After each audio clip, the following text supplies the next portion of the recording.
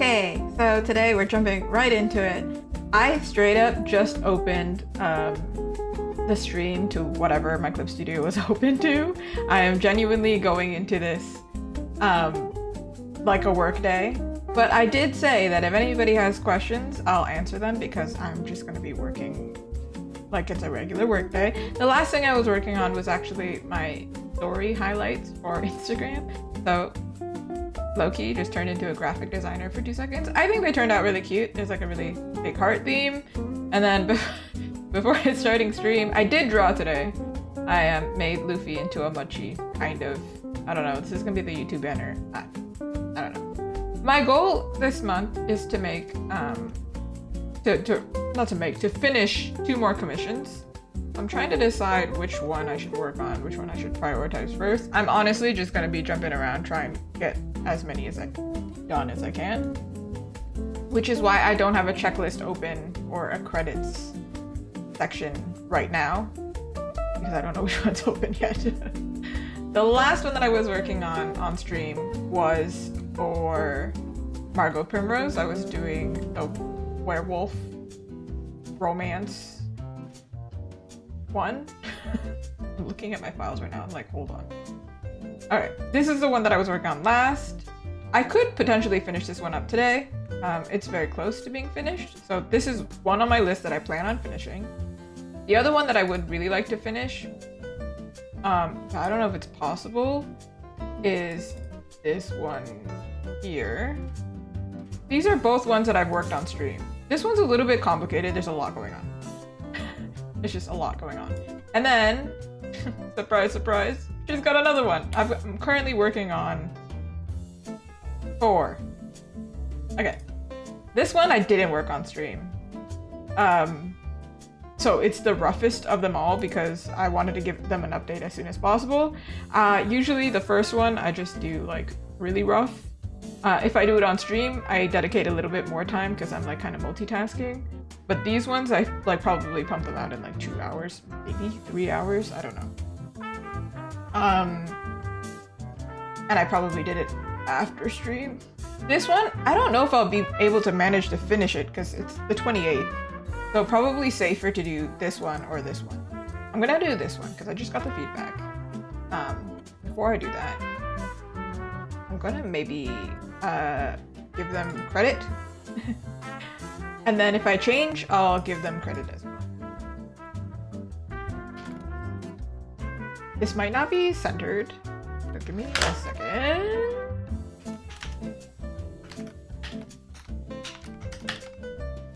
I might not completely finish it, but I want to make it like get closer. Yeah, I actually can't see what I'm doing. I like the checklist that I had last time. It's kind of funny. Start rendering, pray it works, and go as far as I can. This one I've already started rendering, so continue rendering. I can't type. Pray it works again. And I'll go as far as I can. Actually, I can't type? Oh my god. Ew. It's too long. Yeah? Do we like this checklist? It might be like kind of wacky looking, but yeah. Alright, let's lock that in place. That there. Oh, deep breaths. We're at it again. Also, I did ask them how they felt about the background. I think I showed y'all last time. This, yeah. This was my plan for the background. They had no complaints. All they said was to give the masculine characters more muscles. And I was like, chill. They're not done yet, so chill. I can do that. Not chill as in chill out. I mean like, chill, that's cool. And everybody else is cool, so it's mostly like polishy, but I think it'll be quite fast because we're kind of zoomed out. In context like this, full body actually, I don't focus as much on the faces and things like that because it just doesn't work, because you can't see it from afar unless you are looking at it digitally and you zoom in. I'll give them some attention, of course, but the focus is when they're far apart. Also, I got this massive coffee because I didn't realize that I had evolved to work in the farmlands and not sit behind a desk. Therefore, when it got cold and I stopped exercising, my energy levels quickly depleted. So turns out I didn't evolve to be an artist, but here I am. Going against what I was given. Alright, I've got my pen. Let's stop yapping. Today is one of those days where I'm not gonna yap as much at the beginning. We can't. It's been, I don't know when I started streaming, like 5 minutes. It's been 8 minutes, oh my god. So, let's lock in. Lock the freak in. Hands were the thing that I avoided, right? Oh man, I don't want to do hands.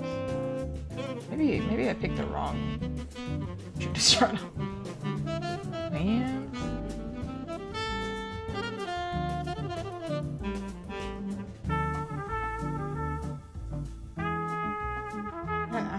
I have to add texture here. She's really locking. She take off her glasses.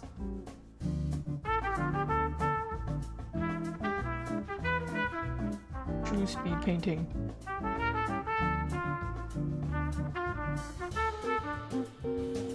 Somebody recently asked me how I get recommended for commissions. So that's why I was like, oh, you know what? People probably have a lot of questions for commissions. So I was like, let me open the floor to y'all. You can ask me. I'll tell you.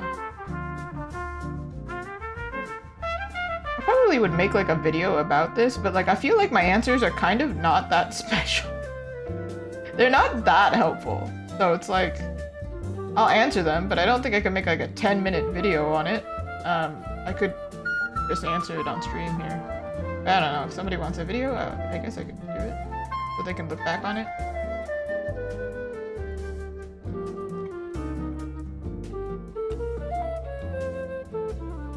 I'm glad my client did say that they, oh my god, I just realized the thing is completely not even in the thing. It bothers me.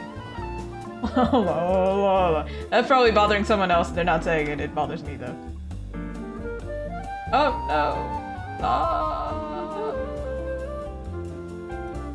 There you go. The text was longer than the original text. I didn't see it. Listen. I was focused on other things, the important things.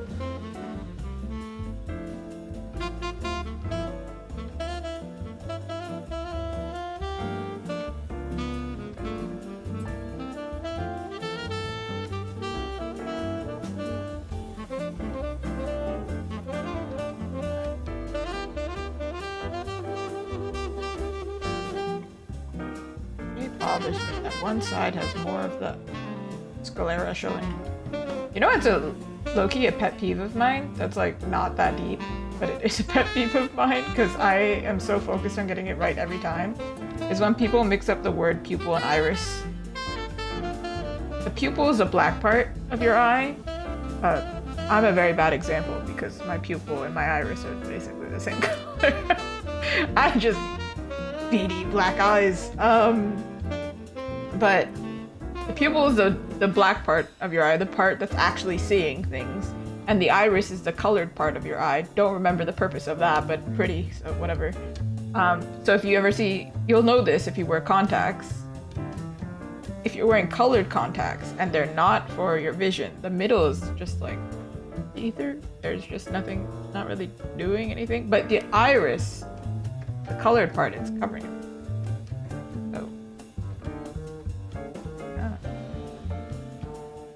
Whoa, hello! Wait, let me zoom out completely so you can see what the heck's happening. Whoa! Oh, right, this is supposed to be a little troll guy. I should probably draw that at some point. I don't know. Today is kind of erratic. I'm gonna jump throughout. Hopefully not polish one person more than the other. Thank you! So, this one, the story is... Hold on. Sorry, it's a commission, so somebody's asked for me to draw the characters of their, like... It's not D&D, but it's tabletop. I always say D&D because it's, like, easy to, like, understand. But it's based on the world of Gotham, so Batman. If you didn't realize, Batman. And they've made their own characters that are in the universe of Batman. I don't know if Batman exists in this universe, but I just know it's Gotham. Okay, so you know. I don't know the full story. It probably is way too complicated for me to know the whole thing without watching the whole thing. And when it comes to commissions, I typically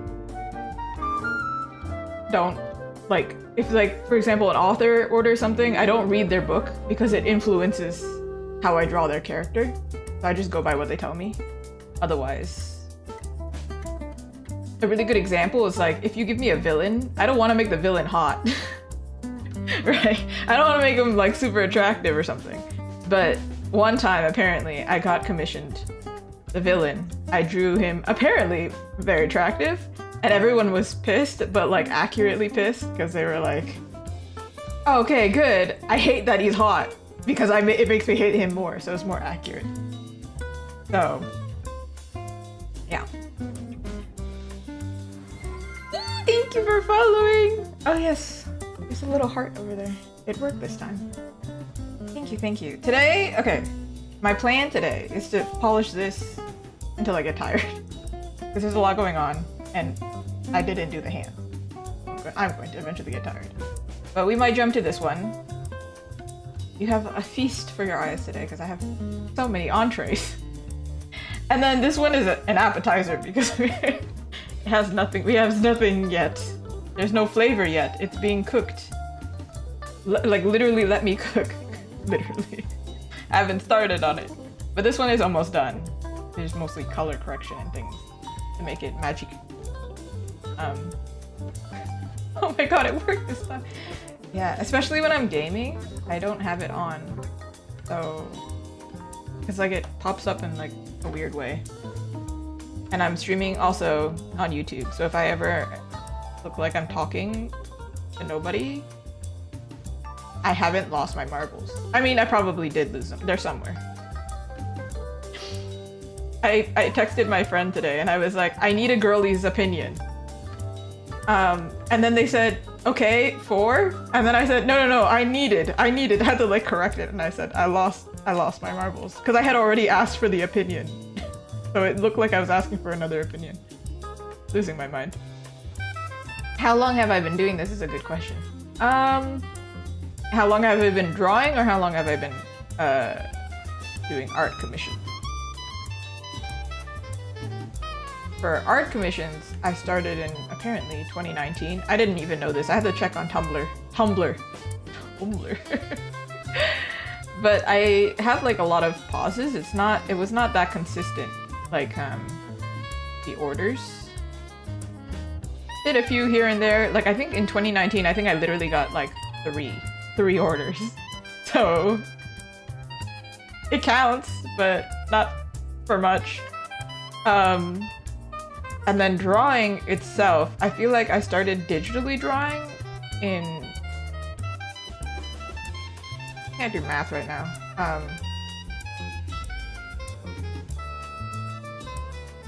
Before 2010. It's just crazy. It's 2025. But when I was like 13, I want to say.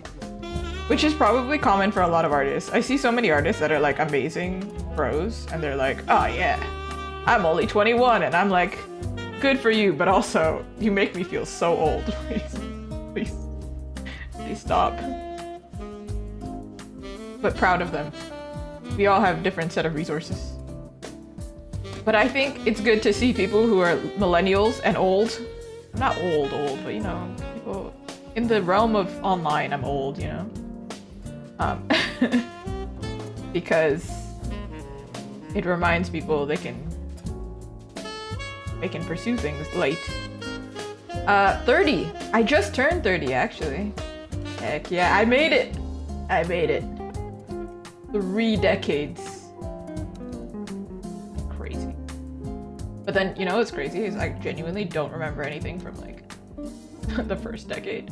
So if anybody's worried about something in the past, let me tell you. Max storage, I had to clear it out.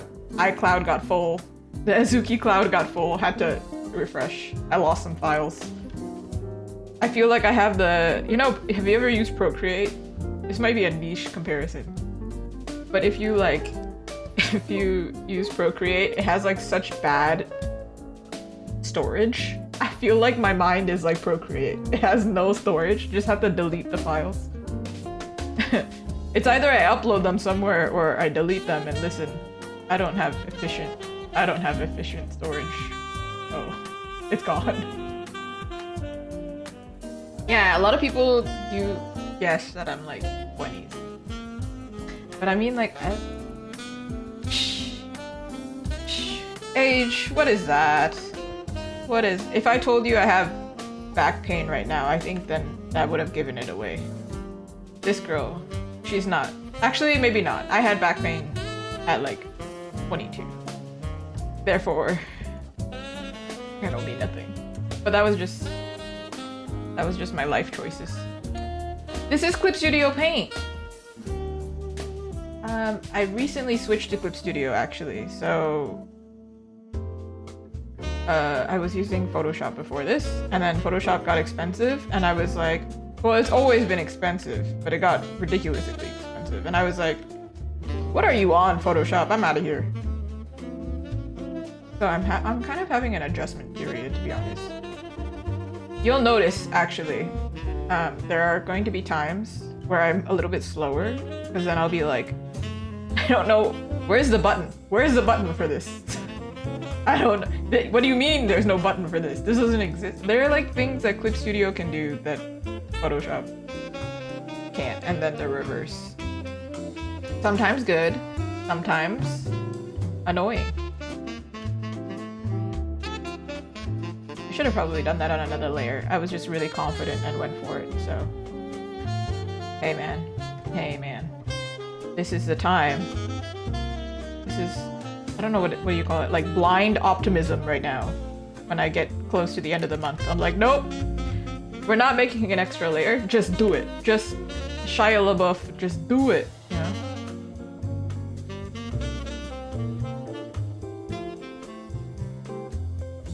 It's a foot. He's wearing stockings, so I think it makes sense. What do I want to do with my life? I'm doing it already. Hey. I reached 30 and I'm already there. Hey. No. I obviously want to do more art stuff. Just gonna continue art stuff. I would like, long term, not to do commissions so much. Like, I know some people who do. There's this one artist I see on Threads, it's crazy. They're like, oh yeah, I did like 100 commissions, and I'm like, that's too many. I think a goal would be maybe like, I don't know, 20 a year. Maybe that's too little. I don't know. I just don't want to do only commissions. I would love to be able to do more merch stuff, so I can like, you know, leave the house. I honestly would love my social media to figure itself out, so then I don't have to stress. But that's asking for too much. So really,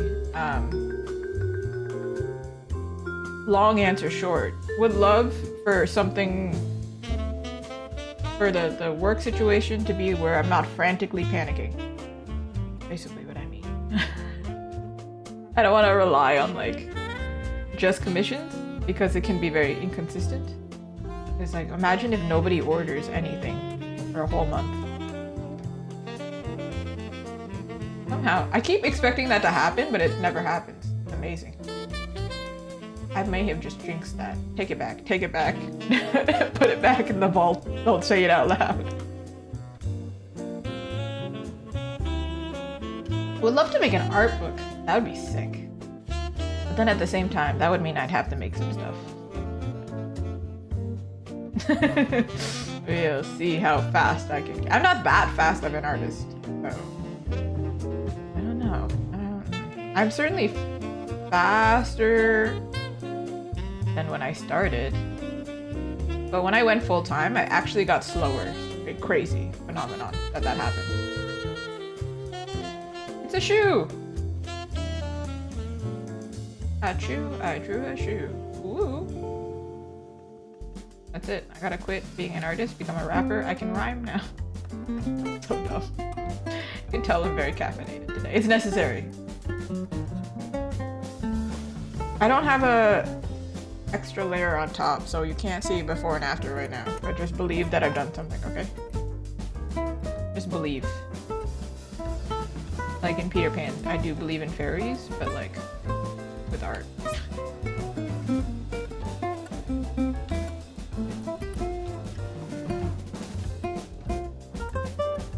think she needs more shine in her face, but don't worry about it. She's wearing super poor matte foundation right now. I'll get there. I'll get there when I get there. Transfer some of this shine, put it on her. Ooh, no!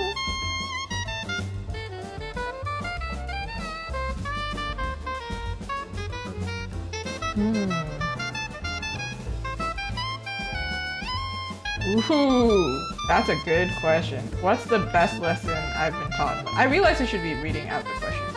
YouTube can't read them.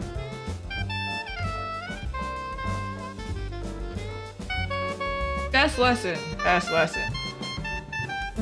Mind your business. In a short way, yeah, mind your business. But I think, yeah, if I extend it, it's like focus on things you can control. Everything you can control, including other people. That's not your business. That ain't your business. You end up in traffic? Not my business. I didn't cause the traffic. What am I gonna be mad about that for? I'm just gonna be like, I guess there's traffic today. I don't know if that makes sense. I think it's really important online though, on social media. You see so many, like, okay, the thing about social media or being online is like everybody has opinions and they feel that they should share their opinions and other people should listen to their opinions. However, you don't have to listen to the opinion. It's not my business. Whatever, man. A lot easier to go through life that way. Yeah, focus on what you can control is the biggest part of that though. My friend is also a really good reminder of that all the time. Something happens, it's like, well, can't control that, so I ain't gonna be worried about that. I think we have a tendency. Control is a big thing that causes a lot of people stress. Artists are really bad at that, actually. Social media is a big stressor for us. Sales, orders, things like that. People saying they don't like your stuff and you should burn it. Yeah, I can't control that. Whatever. A big question. A bigger one than that. Ooh, spicy. Not that kind of spicy. Oh, what's my deepest, darkest secret? I think I have one of those. I'm a pretty open book, I feel like.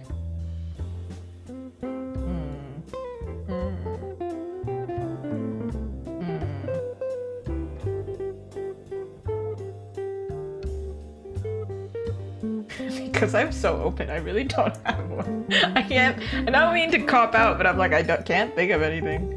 I think one that I share openly is very much like, I don't want I think a lot of people probably would say burnout. Burnout is a common fear if you're doing this full time. For me, it's more like I won't be able to make enough money that I can repay the people who support me. Simple. Everybody has one. Dang. Who are these people? Why do y'all have secrets? I really don't have anything that I'm like, I'm scared the world will find out. My insecurity. Nah, man. You should see me and my friends. They're like, hey man, having a breakdown. Call you back. Very open. So that would be my answer. Not like a fear of failure, but fear of not getting success. So it's fear of failure. The same.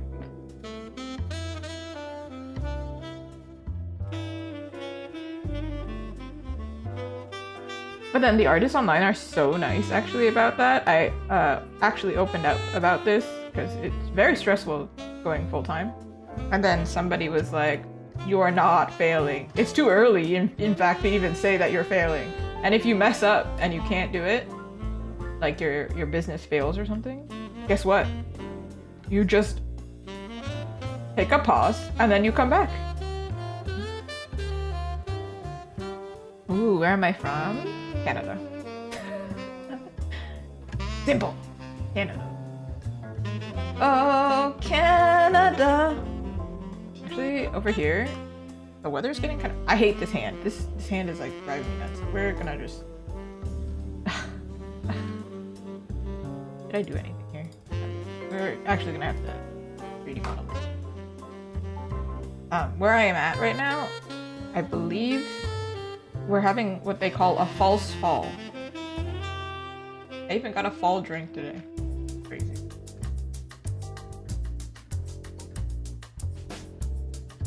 False fall meaning it feels like fall, it ain't fall. But a lot of people think I'm American. And then I've asked people if I have a Canadian accent. And they're like, no, you just sound like you just speak English. And I'm like, yeah, I get that.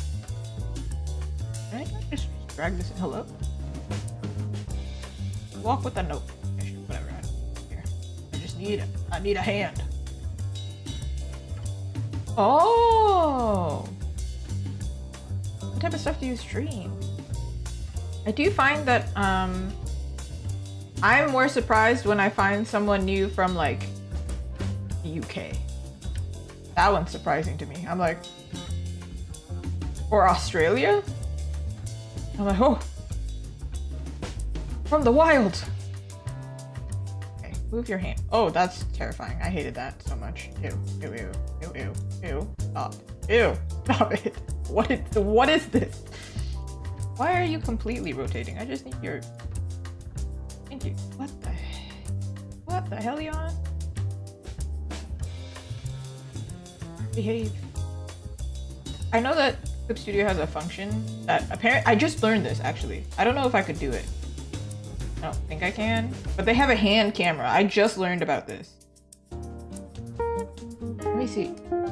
Camera function? Something about camera?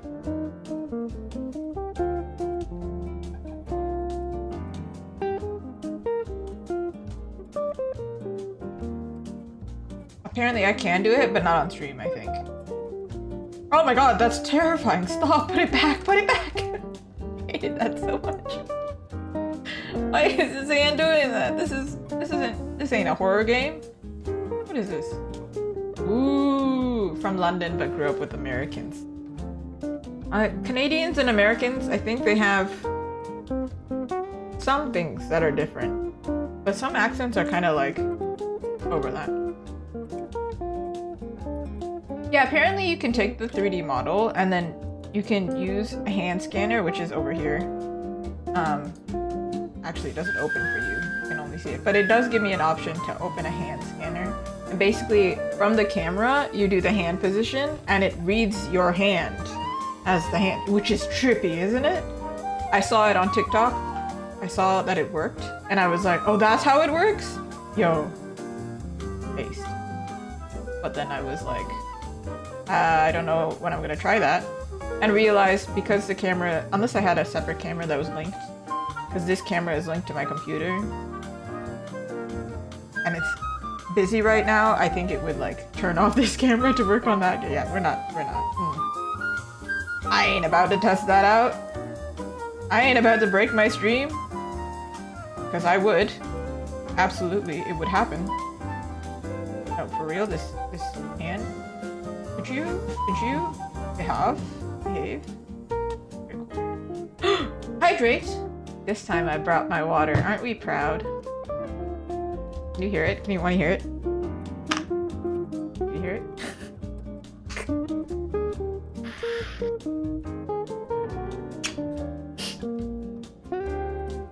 It also makes a squeaky sound. Why does it do that? Why is it squeaky? There you go. That's the sound. ASMR. Ew. I don't mind like some sounds, but like chewing noises.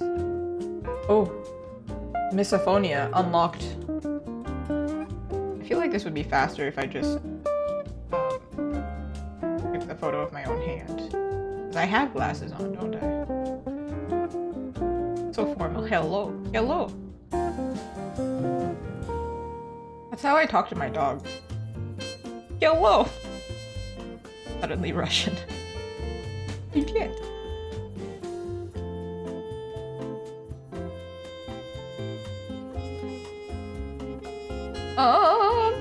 Hey yo, I don't think your finger should. I'm double jointed, but that ain't right. That's wrong. That's incorrect, I think.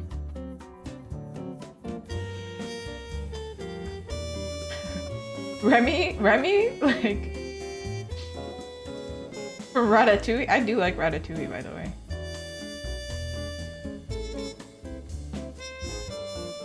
I can tell I'm now getting old because I enjoy soup. But then I know there are people who are young who enjoy soup, but because my taste has changed so much, the fact that I like soup is like a warning sign to me. That's disturbing. Why is this hand creaky? Can you just behave? I feel like you're not.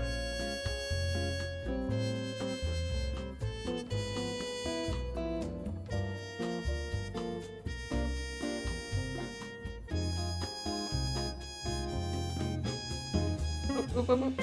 Okay.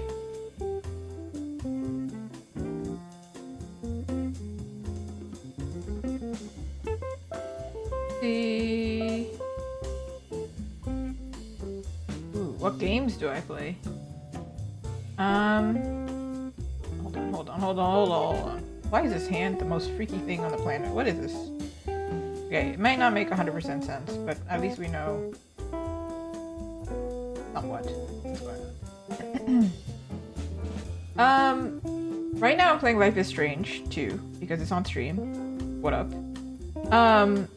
And I've been playing Tears of the Kingdom recently because I finished Breath of the Wild, but I refuse to do it on stream because I just wanna be a little guy and explore things badly. I've gotten lost so many times for no reason. And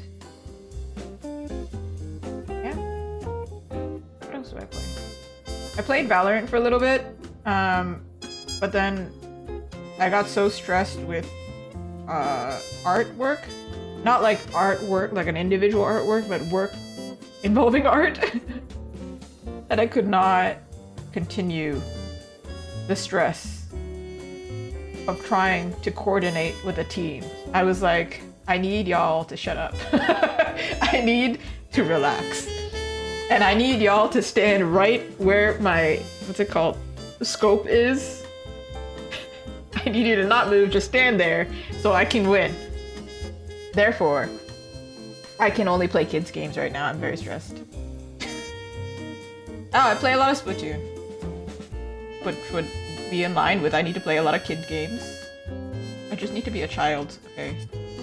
Work is stressful. Give me a coloring book. I don't know. But don't give me a coloring book because I'm already coloring. Ooh, soup. Today I had I didn't finish it because I was full, but it was, I don't know what it's called. It's a coconut soup. That's Thai. Tom Kai, I think. K-H-A? Tom Kai. Or Guy. It's pretty good. It's a little bit sour. So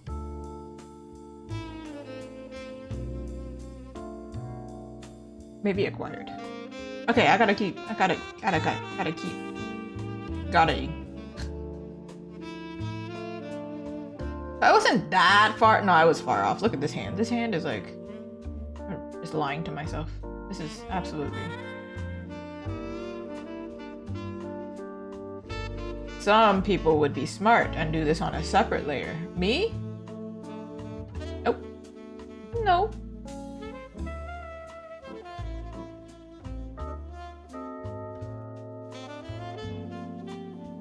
Why would I do that?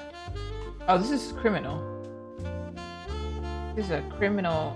Like, you don't touch your glasses like this. Don't do that. That's crime. Pushing up your glasses like this, too? Criminal offense. You should see yourself out. Don't do that. Why would you do that? Before and after, I have, Hold on. We have a lot of before and afters, I feel like. Okay.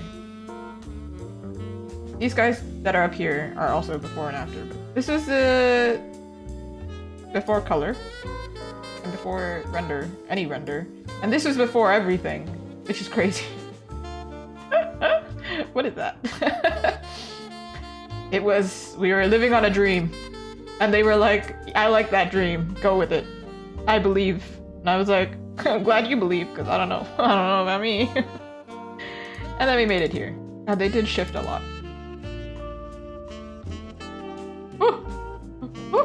Ghosts.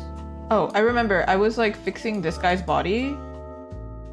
And then this was the character I ended stream on because I remember my hand started hurting. I was actually not my drawing hand, it was my left hand. The one that's always pressing Control undo. Oh, Control Z. Control S. Control me. Please. Yeah. I could have just traced the hand, right? Why would I do that? I just like to live painfully. I believe I did something at some point. Just an airbrush. But no, it's fine. It's... That's what I call spray bottles, by the way. When I need to ask somebody, I just go up to... Where's the... Where's the... That's literally how I talk in my house. We don't use words. That's how you know that you've made it with someone. You don't use words anymore. You just communicate in sounds.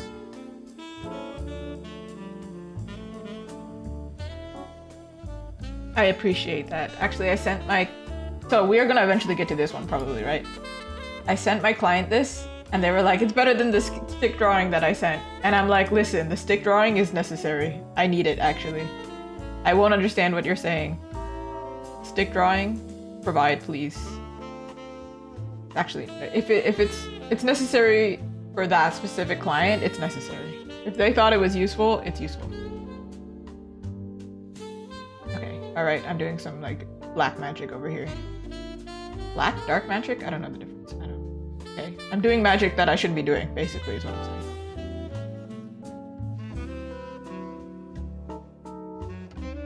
Because we don't call light magic white magic, that just sounds weird, so...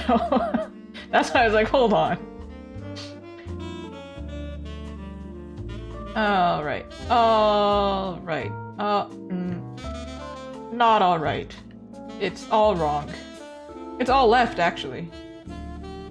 We're doing the left hand, therefore.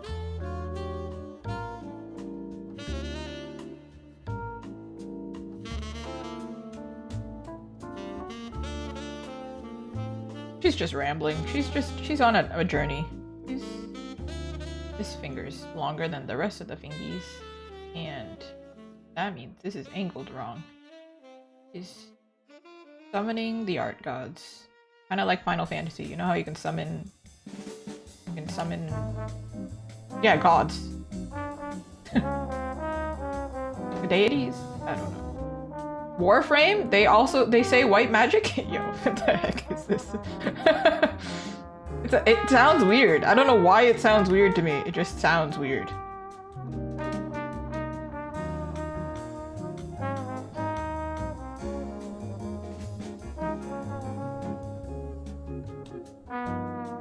I mean, red magic also sounds weird. I'm sure, because like, you know, they have colored mages in certain games. I don't know, it just sounds wrong.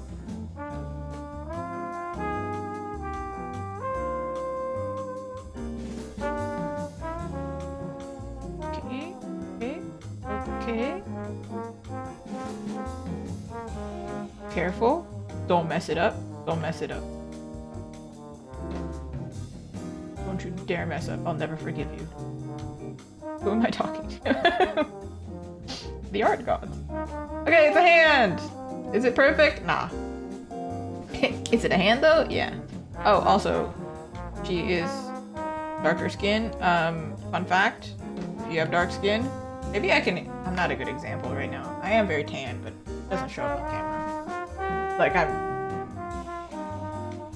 there's some color theory going on in here. But, the back of your hand will be tanned. This part here, right here, there's a line. It starts to turn lighter. And pinkier, so you see more, like, you know, redness. And I have pointed this out drawing diverse characters before. If you mess that up, they're not gonna say anything, but they're gonna know. They're gonna know. You messed up.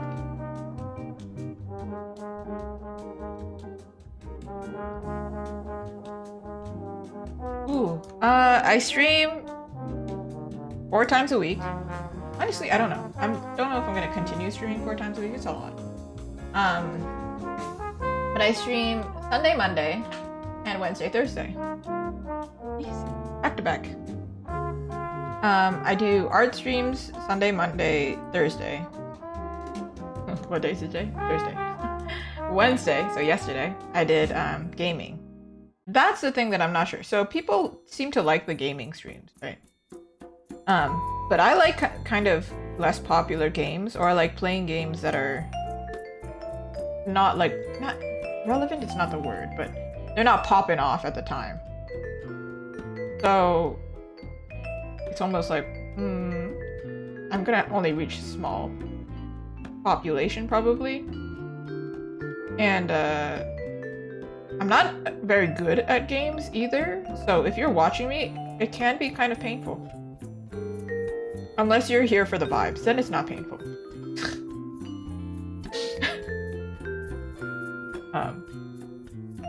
Or if you're here to, I don't know, tell me what to do, but then it's painful for me. It's a different pain. Because I'm reminded how bad I am. Don't remind me how bad I am, okay? So, I don't know. But the more concerning thing is that I think my audience gets confused. I think a lot of artists do game, but because I'm small, I think they're kind of confused. They don't know what to expect. I think it's pretty cut and dry. I mostly draw, and then there's one day a week where I'm like, let's pause. Let's take a chill moment. And just not. Ooh. That's definitely not it. This is like skeleton hand. Okay, we're gonna do it like this, and then I'm gonna add some red back. Girl. My girl. You look like you just stuck your hand in chalk. You have no blood in your veins. That's kind of concerning.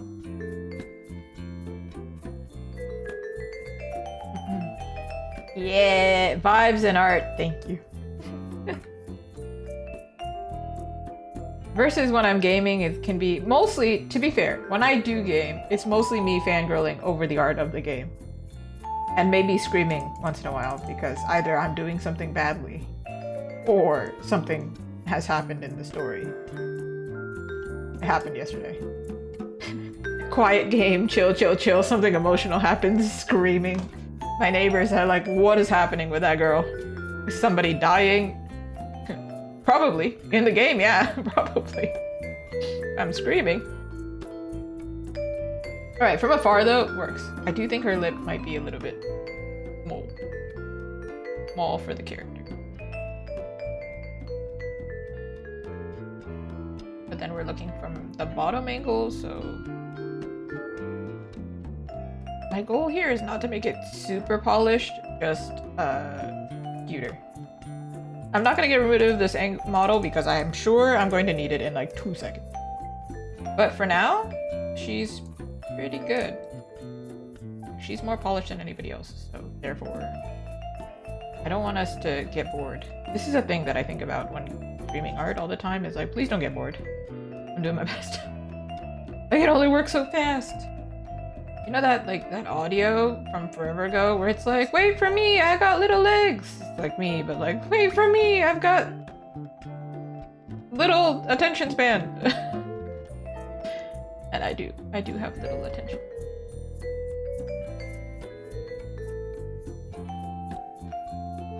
Oh yeah, look at that, woo!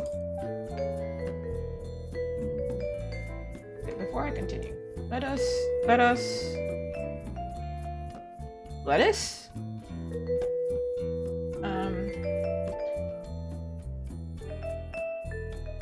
give her shine on her glasses and her eyeballs, because right now she's like possessed anime character.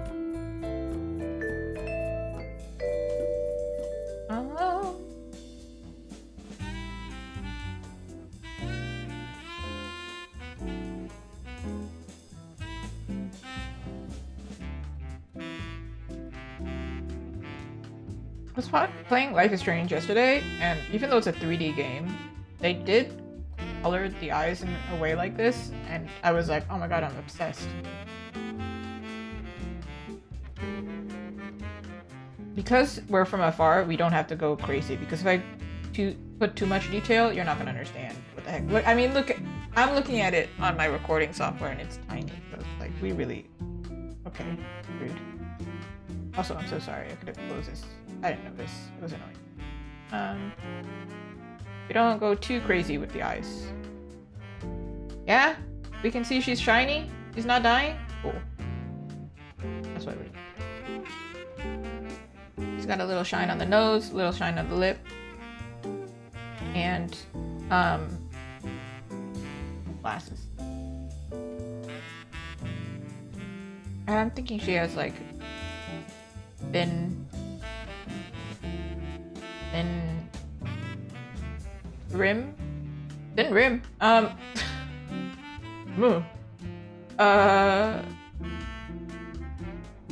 Hopefully it shows through. Yes! Go ahead and ask all the questions. I mean, sometimes art streams can be kind of chill. So. Always open to. Also, somebody, because this is going to be saved on YouTube, essentially, me answering a bunch of questions. People can go ahead and load this up. Also, if they load this up, apologies, you're gonna hear so many puns. And if you're rewatching this, that's crazy. You like my voice that much? Dang. A compliment, I guess. Okay.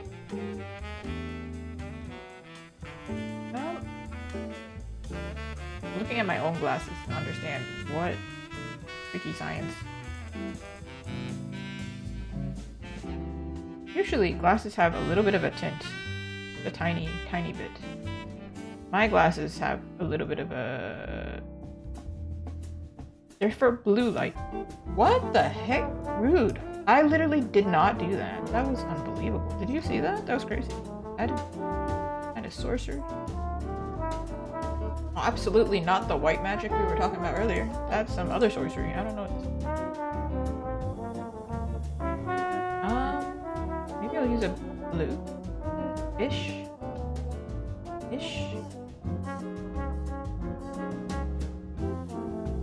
Or wait. I think the character itself, the file that they gave me, they might have had colored. No, they didn't. Okay. Hello, Tim! How are you? Ooh, good night! Even though we're in different time zones? Probably, but good night. I will do my best. How are you, Tim? Oh my god, what's happening? Maybe... make any difference? Like, nothing. Minuscule. Is anything happening? Ew. I think that's enough. I think it's fine. It's like super subtle, but like it's fine. Ooh, hello! Well, if you're dropping by to say hi, hi! Things are okay. They're okay. Actually today a client was like, how are things? I'm like, I'm great! And then I feel like that seemed like a little bit, I was overselling it. I'm okay, a little bit tired. But I went on vacation and then I stopped exercising. That was my biggest mistake I've ever made in my life. I didn't realize how much that would mess me up. So today I'm drinking a massive coffee and tomorrow I'll be back on my exercising routine. So then I don't die on stream. Okay, I think we can move on to the next character. Not like polished, but it's like more than it was. Therefore, I think we've won something. I don't know what we've won. We've won life. Well, we won at life. We are basically for potatoes, but no, I was saying earlier that like I do believe that I have been evolved to work in the fields. Like I've been evolved to work as a farmer. I feel like if we look in my family history, probably that's what happened. I should be working with potatoes, not be a potato. However, here I am, sitting in front of a desk. I've developed quite a few life issues going full time. Like my left eye for this whole month has been twitching, and I think it's like, okay, maybe I have to get better blue light glasses or something. Something. Gotta do something. This girl is less polished than the other one.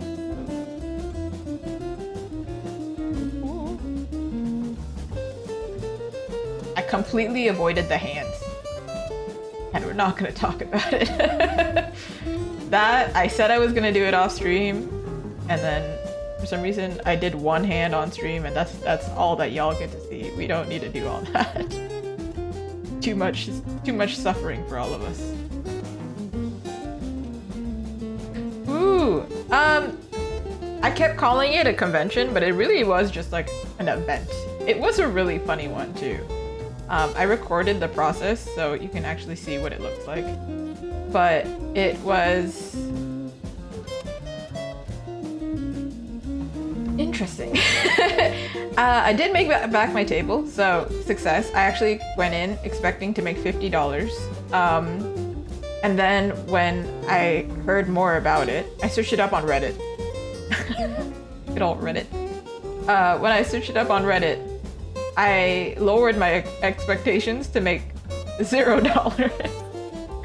I fully expected nobody to buy from me, and in the first hour, nobody did, because it's kind of slow. It's not like a big event, it was very tiny, with not a lot of marketing. And it was held in a mall, a very dead mall. So, the expectations on the floor. And then the first hour passed, and I recorded it, so you can literally see me panicking, going like, oh my god, what did we sign up for? Because it was also 2 hours away, and we got a hotel. Yes, we bought an entire hotel. We booked a hotel for 2 nights because it was 2 hours away, and neither of us, me and my partner, didn't want to drive for that extreme of a time. Turns out we should have, at the end of the event, it ended at 5 p.m. and we were like, why are we here? We could have just went home. Like, we could have like fully just rested and then just left. But we did make back the table, and we learned what prices were too high, what prices were too low, or not even, what, actually all of my prices were too high. What things I shouldn't produce again, And interestingly, this event was called Anime Fest, specifically, you know, catering to anime fans. So we realized, like, a lot of my stuff isn't for anime fans in general. Like, I like anime, but I don't make fan art of things I'm not interested in. So I don't have a lot of anime stuff. So it was interesting to figure out what would do well. And of course, if you didn't realize, K-pop Demon Hunters does very well. It's still really, really big right now. So that was my biggest seller. Even the products that I thought like would sell like one did very, very well. Yeah. So I think like event specific stuff, it matters. The type of event you're going to matters. But I do have another event coming up in literally 2 weeks, I think. I'm trying to think of how many days, but it's like 2 weeks. Yeah. That one's gonna be more of a local one, a smaller one. So I don't have to travel so far. And it's actually, this event is specifically for illustrators. And I was like, oh, that's me. I'm one of those. me. And apparently I was picked as one of the first, I didn't know this. It was my partner who pointed this out. But like, there were 2 rounds of people who got accepted into the event. And I got into the first round. And I was like, oh, heck yeah, special. And I think it was my Instagram. My Instagram sold it. Because I think the person who's organizing it already followed me. So I was like, yes. And then I have another event. This is messed up, let me tell you. Okay, so I have my event September 13th. I've announced it. And then I have another event on the 15th. And then I have another event at the same market on the 17th. So it's like, event, go home, event, go home, event, recuperate, and hopefully don't die. But they're close by, so it's not like I'm gonna die. Don't have to drive so far. But the fact that I think I can't leave my setup overnight is that's a little bit brutal. I'm like, oh, I'm gonna get really good at building my setup. But 2 of them are university markets. So again, I can compare and see which one is like how the events are like. They're very different. It'll be very interesting. I'm excited to see. I do think not sure if this one will do the best. But I don't know which one will do better. So my thinking is a little bit devious for the university event one, right? We were like, okay, but university students are really bad with their money because I was really bad with my money. So surely this will work out for us. But I actually heard there was a YouTuber who what is the resolution on this? What is going on? There was a YouTuber who was talking about how they started with art markets and they started with university markets, and I had never considered it. So I was like, oh, so that might be a good place for us. Yeah, I feel like students would be good customers, but also my friend recently graduated, and I hear about her purchases and they remind me eerily of my purchases when I was younger, and I'm like, okay, all right, they're living on that I'm just trying to survive this year mentality, so anything that gives them a little bit of joy, it matters. So there's like I think it's a Korean book where it's like talking about how things are so dire and they can't really afford anything anyway, and if I don't die, basically I'm gonna buy what makes me happy. Can't remember what the title is, but it's essentially just like man, life's too short, just buy it. Just buy it, life's hard. And I'm like, you know what, yeah. Or the girlies would say, it's just a little treat. Actually, I told my friend, I was like, girl, I can't be affording any like coffees. And then she's like, I'm so sorry, I'm 100% your supporter, but that will also mean that I completely support your poor financial decisions. You get that little treat. And I was like, girl, these vendor markets are really expensive. I can't be affording this coffee right now. It's really funny. Exactly! If you're gonna go into a lifetime of debt, what's a little bit of like a $15 thing? Ayo. Honestly, some of my products are essentially just like buying a coffee, so they're kind of crazy. Especially if you're like at a local cafe. I think I bought one and it was like a 12-ounce coffee and I think it was like $6, $7. And I was like, I did the thing of going into a cafe to look at their menu because I'd never been there before. And then because I went in, I was convinced to buy something because I'm awkward and I don't know how to leave an establishment without buying something. So I need to get good at that. Not always, but that particular day, I was really thirsty because lo and behold, I did work out that day. I was very thirsty, it was crazy hot outside, I had went into the building, and then I was like, oh, well now. I was weak. But this event, the next event that I'm going to, there's another thing to compare, is it's outdoor, which is interesting. It's gonna be fall though, so fall in Canada can go multiple ways. We don't know if it's gonna be boiling hot or if it's gonna be freezing. But because it's outdoor, and they gave me a container, I felt very special. I think only a few people got containers. Containers meaning like it's like a shipping container, basically, right? Right. I really hope that the weather is good, but I think because I'm in a container, the wind won't be so bad. But also, one thing I was thinking about is, you know how I was convinced to buy something just because I went in? People are really intimidated to go inside a shop. So I was doing it earlier on stream, making a welcome sign.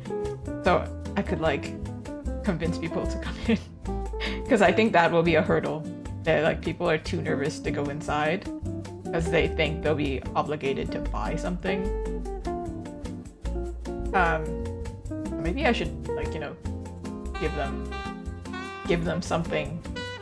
Or a trick I've heard with outdoor stuff, if you have a tent and it's not windy, is to like actually extend stuff past the tent just a little bit. So people are already inside. They already feel like they're inside, essentially. I'm gonna make like a little welcome sign and like something to make them feel like they don't have to buy something just to come in. Maybe I'll like make a little table on the not the outside, but like the edge that says like take one, it's free, like the business card or something. So they can not be intimidated. I don't know, I have to think so much just to make a new setup for this event. They also, because it's in a container, it has no lighting because it's covered, right? It's dark. So I was like, oh my god, I have to buy lights? Oh my god. We have 2 weeks. I don't have a plan yet, but I'm gonna make it happen and it's gonna be beautiful. Did I do anything with this face while I was talking? I don't know.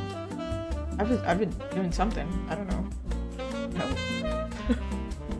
Just lined it a little bit too much. Yeah. Oh. I went to, I don't remember if we talked since, but I did go to London, when did I go to London? It was last year, right? I think in the fall? So it was kind of cold, but it wasn't that bad. It's basically the same weather here. It might have been the fall, but it might have also been earlier. You know what? What is time? Time isn't real. But I went over there, and I thought the accents would throw me more, but really I was just glad that I could be speaking English. I did. notice it at all. Because I did a trip through London, Paris, and Spain. I should have said something, but I think maybe I did, but said that I was only going to be there for a day or something. I don't really remember, but I did meet up with an artist friend who showed me around. We became friends in Canada, and then she moved to London, so it's different. But I'm glad that we had a guide. I think our favorite place was actually London because, one, the language barrier was difficult in France, and because we had a guide to show us around, because everywhere else we were just aimlessly walking around. But we were only there for like, I don't know, 2 days. So it was a very quick trip. And I think actually it was a bit too much to pack it up in like 1 week essentially. Oh, it was too much. How did they find UK? I think they like it there.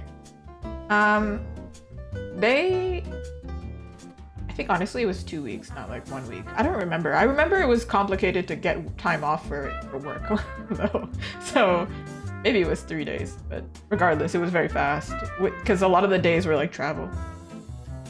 But it seems like she really likes it over there because she gets to travel. Like whenever I see her online, she's traveling. But I think she does some conventions as well. So MCM. So maybe you will bump into each other. Who knows? I would totally apply to like international events. But let's get into some Canadian ones first. Kind of complicated. Yeah, you might have seen them. I think they said that it's one person, but like they also tend to table with their friends. They said they couldn't get in this year. I think it was really difficult to get in this year. It's the same here, actually. We have really big events as well, but I think there's just more artists competing for spaces.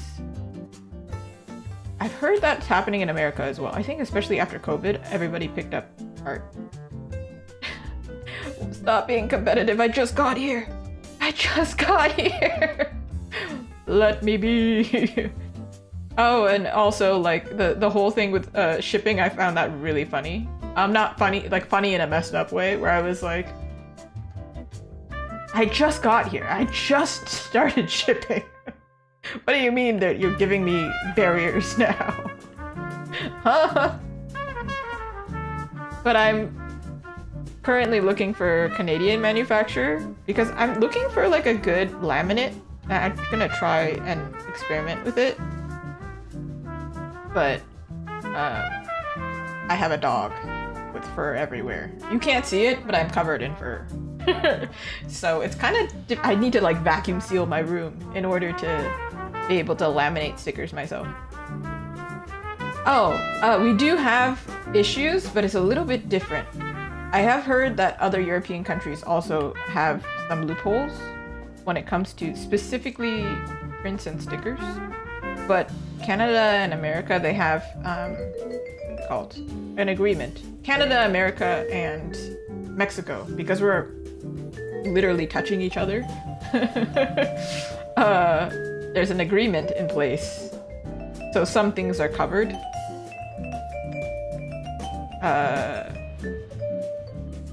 What is this line? So I think paper products, at least, they don't accumulate tariffs, I believe. However, we still need to get everything checked, so we still have to pay something. But we have services in place that you can pay, and it's not that insane, like $2 maybe. But that doesn't count for products made outside of Canada, US, and Mexico. That's where they get you. Luckily, I haven't really manufactured that much. I manufactured like 2 things. Charms. I think the thing is, I don't know how it would work, because obviously this is not something that I'm gonna make by myself. But paper, if you print it at home, if you make your prints at home, you make your stickers at home, it's allowed. Charms, keychains, things that you make like in China, most of us do, right? Those will accumulate a tariff because the country of origin. So now there's a thing where they're literally opening packages, checking the country of origin, and then sending it basically. And so everything that I send, I have to put like a sticker that says made in Canada. Just trippy. I think that's not the case with Canada Post, but Canada Post has so many problems that like people are literally like, don't use it. I think it's the same with certain, I think I heard it online, some UK postal services. They're like, just don't. Don't do it. I thought that was really funny. In a messed up way. I was like, both of us. Don't trust your own, whatever. Yeah, I think honestly all postal services kind of just, I don't know. Ours keep, oh, this is a recent thing. I never watch the news. I get stressed. I can't. If I want to be able to move on with my life, I'm not gonna watch the news. But I did see some of it on my vacation of all times. And Air Canada, the flight attendants for Air Canada went on strike.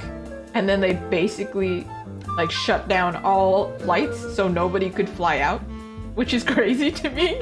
Like people couldn't go home. They had nowhere to stay because they just shut down everything. And I was like, that's crazy. I bring it up because Canada Post has also, I don't even know if they're still on strike. They keep going on and off strike. And it's like pretty intense where like we just can't ship anything. I don't think they're on it right now. But like, give it a month, I don't know. It keeps happening.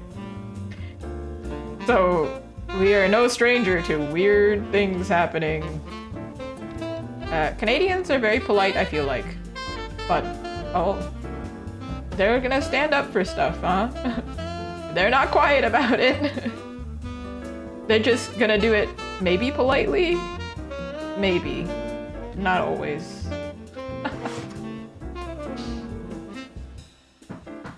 But yeah, I think a lot of small businesses in Canada, they're like, first we had the strike and now we have this. Give me a break. Give me a break. It's ridiculous. I'm gonna just get in my own car and start delivering things.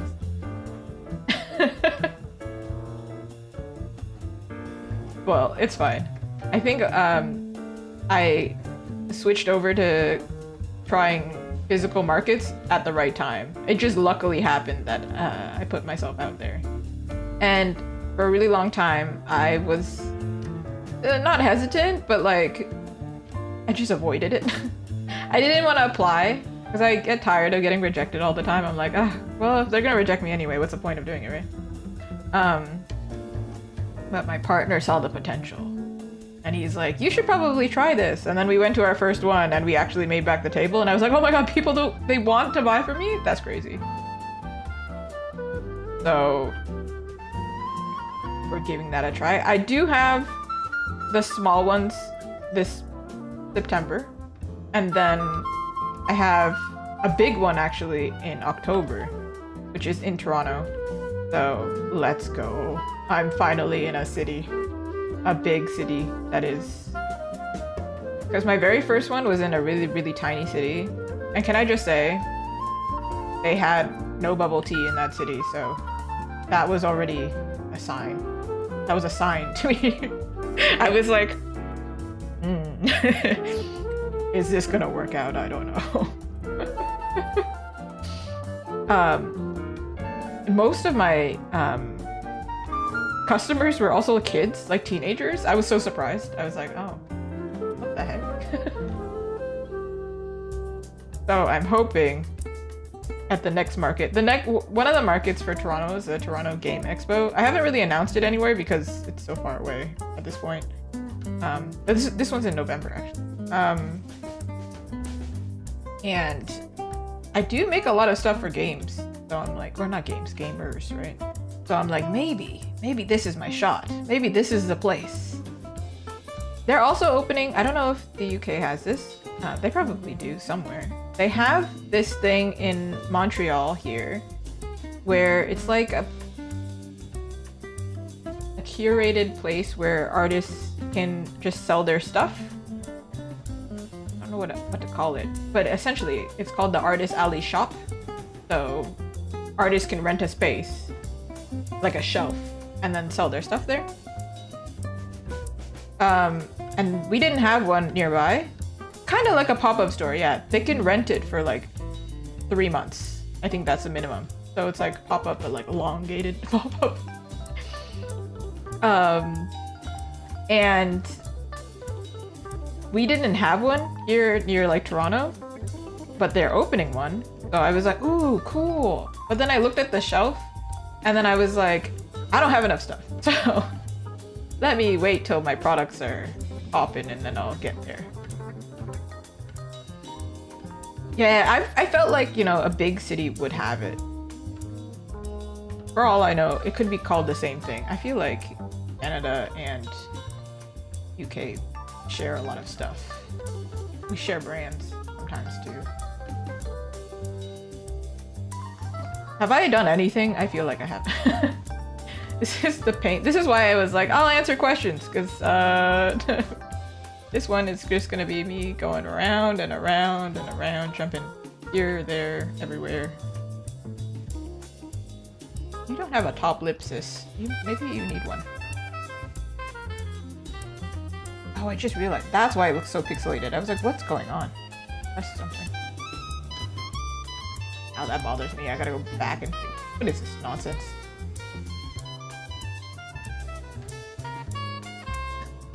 Noodling? Ooh, how late is it for you? I always forget the time zone difference.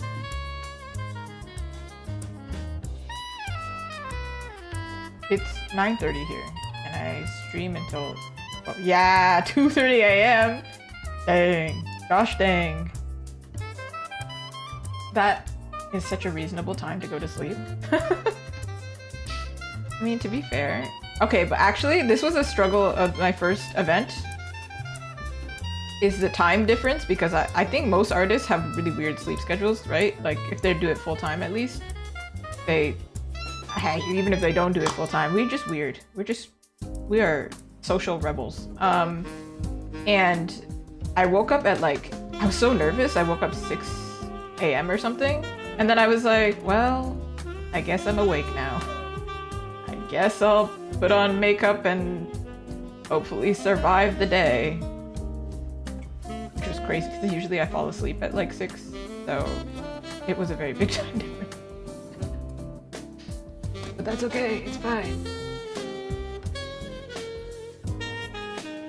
Right, I feel like you gotta wake up early for a convention. I think that's just it. That's how it should be. But my partner was so cool and collected.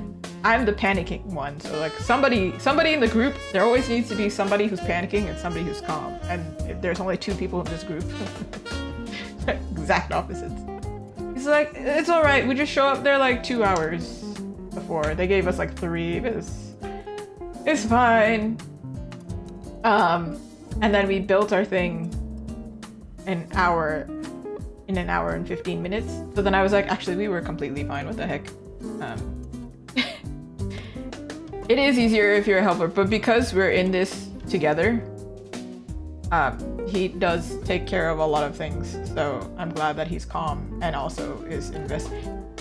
Whenever I freak out about costs for things, because when I have like, we're like business partners, but life partners, you know? We're together. Whenever I freak out about costs, he's just like, it's an investment. And then I'm like, this is a hell of an investment, man. No, we sure hope that this is going well. But he's still calm, which trips me out. There are moments where definitely I can sense that he's stressed, but in those situations, I'm the one who's calm. So we just flip. So he does care, but it is easier for him. especially because I'm the one who's panicky. Cake Rust, we're still working on the same thing. I'm just working on a shoot.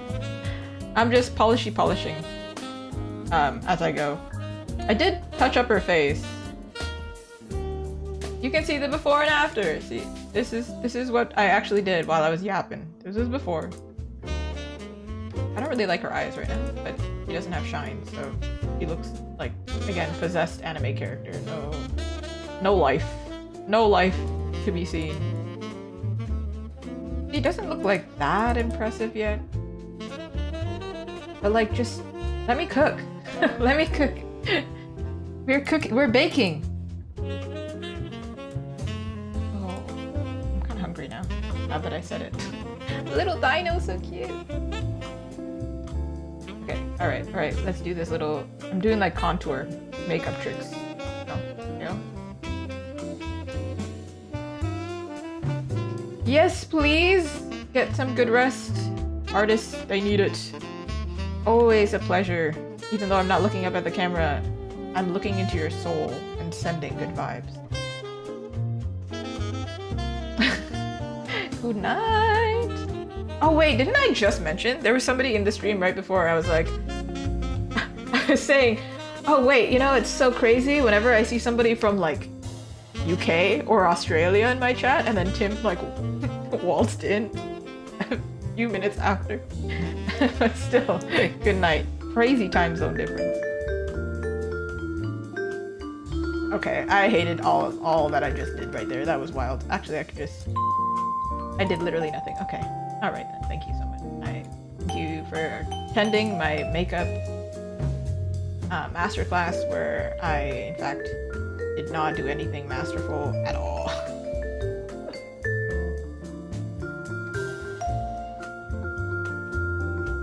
Okay, I won't work on all of the characters because this is clearly a very strenuous process for stream.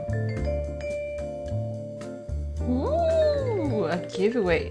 When you promise people things, you're like, it's time. I am wishing you many lucks. Not even a singular luck, many lucks on the progress of your drawing. I did all that cleaning up, but like when you zoom out, you don't even see it, so does that matter? Did it matter?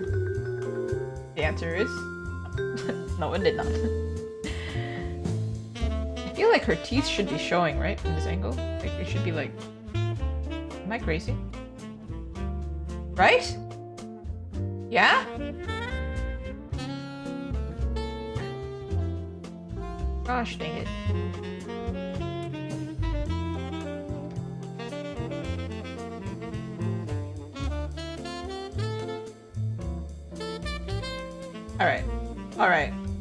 Alright. Shoes, cool. Hand, we're not doing that. Hair, we'll do her hair. And her hand?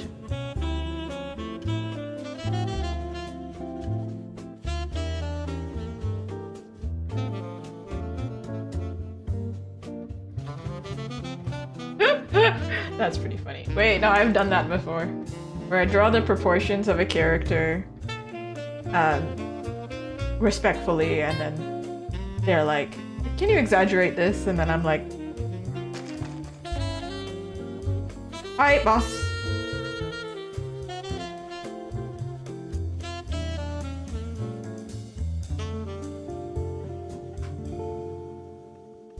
I always give actually a disclaimer, and I've heard some of my clients really appreciate this, where I draw diverse characters, obviously, and then I also am very open to drawing diverse body types. I just can't remember the word right now. And then I always give a reminder. I'm like, if you need me to change anything, you need me to make their hips wider, their chest smaller, their hair different, their skin color darker, tell me. I'm not going to be offended. I know it's uncomfortable sometimes. Just tell me. And I started this because one client that I worked with legit was like, I'm glad I didn't have to tell you not to make me darker. you didn't automatically make me pale. And I was like, that's crazy. People are just automatically making you pale? That's...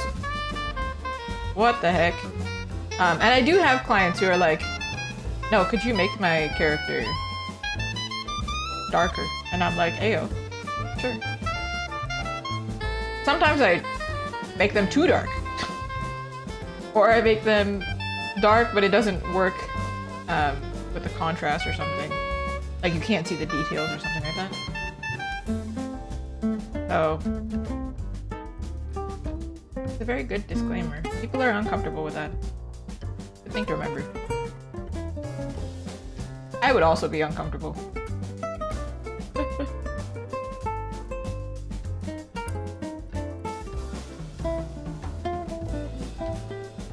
Alright, I'm gonna do her hair, and then I think I'm gonna move on to the other commission, because I have a feeling that this is just like gonna be me spending 2 hours doing nothing. And I still want to be an entertaining streamer to some regard, you know? But also, what am I supposed to do? I'm trying to finish this commission this month. So if anybody has questions, please keep yourselves entertained and also keep me entertaining.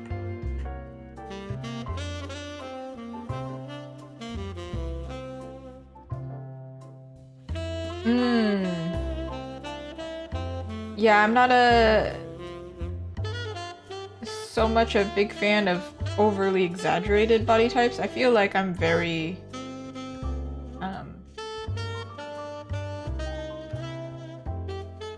what do I say? I always say it during stream, right? Where I'm like, she has organs. So I do try to keep some realism.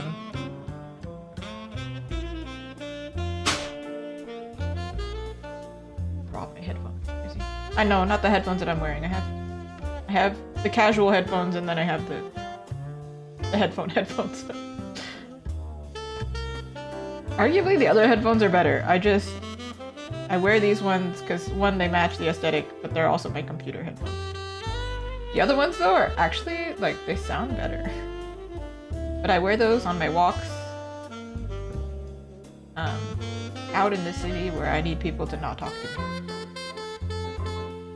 Those ones need to match my fit. These need to match the stream. They match my keyboard that you can't see, but it's very kawaii, okay?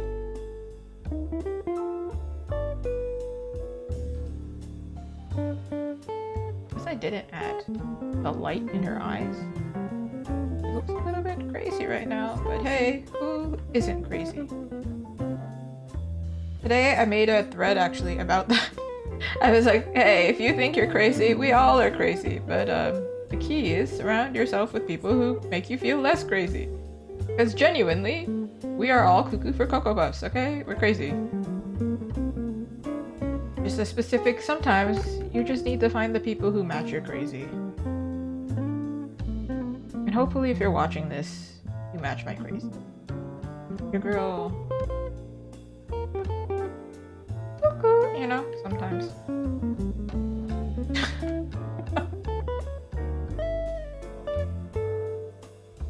What type of brand of crazy is that? It's the type where you like, you draw on the wrong layer for 30 minutes and then you go, That's my brand. I think because I shortened this, I made this less thick, it looks so much weirder now.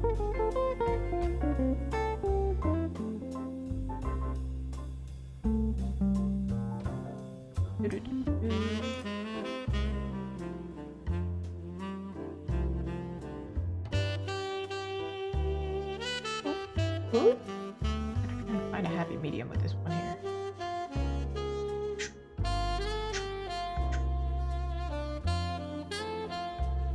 Picking sound effects as if that'll help. No, I mean, that's what's happening right now. When you draw on the wrong layer, you just merge it, but then I'm not even drawing on another layer right now because I know that that's what's gonna happen anyway. When I was in school though, like studying concept art, they were like, do not merge because if you merge and the client wants you to change something, oh.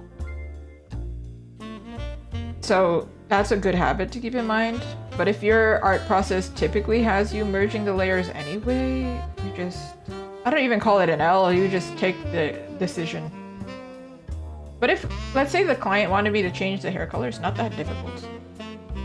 So, this one hair is like driving me up a wall.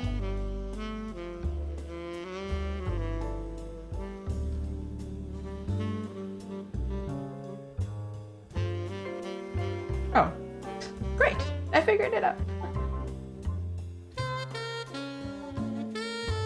I often see, this is not a question that somebody asked, but I just remembered it.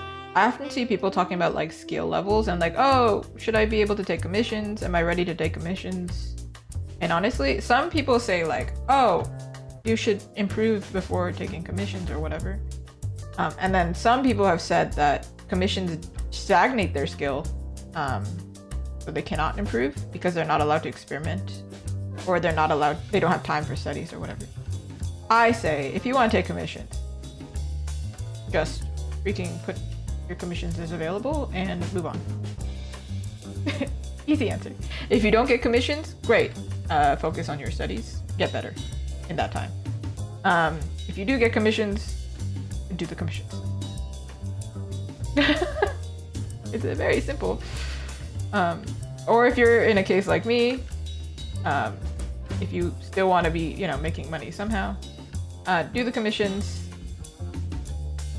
You get them. If you don't get the commissions, great, take that time. If you don't want to do studies, you will improve regardless if you are making merchandise or if you're doing, I don't know, streaming. I don't know, something that makes money. You don't have to take one route, and you don't have to be super good to take commissions. But if you don't get any orders, then also just be like, okay. Because sometimes it's not a skill thing. Sometimes it's genuinely like visibility thing. Pricing is a tricky one. When it comes to pricing, my go-to answer is don't pay attention to yes, pay attention to other people's pricing for like a reference, but don't feel obligated to price based on what somebody else is doing. Because I will hear people say, I actually had this happen where people were saying that I overpriced my commissions. And I think they were actually livable wage back then. So people were saying, oh, they are too much because I paid this other artist and it was for more stuff at a better quality and you're charging like double that. There's an argument there where the other artist is probably not charging enough. They actually should have been charging triple what I was charging. So it wasn't that they weren't charging enough, it wasn't that I was charging too much, it was that they weren't charging enough. So we should not be referencing each other then. Some artists go by, I'm going to price myself low so I can get clients first and then raise them. Other artists go by, this is my skill level, other people are in a similar skill level, this is how much I need to make it rational.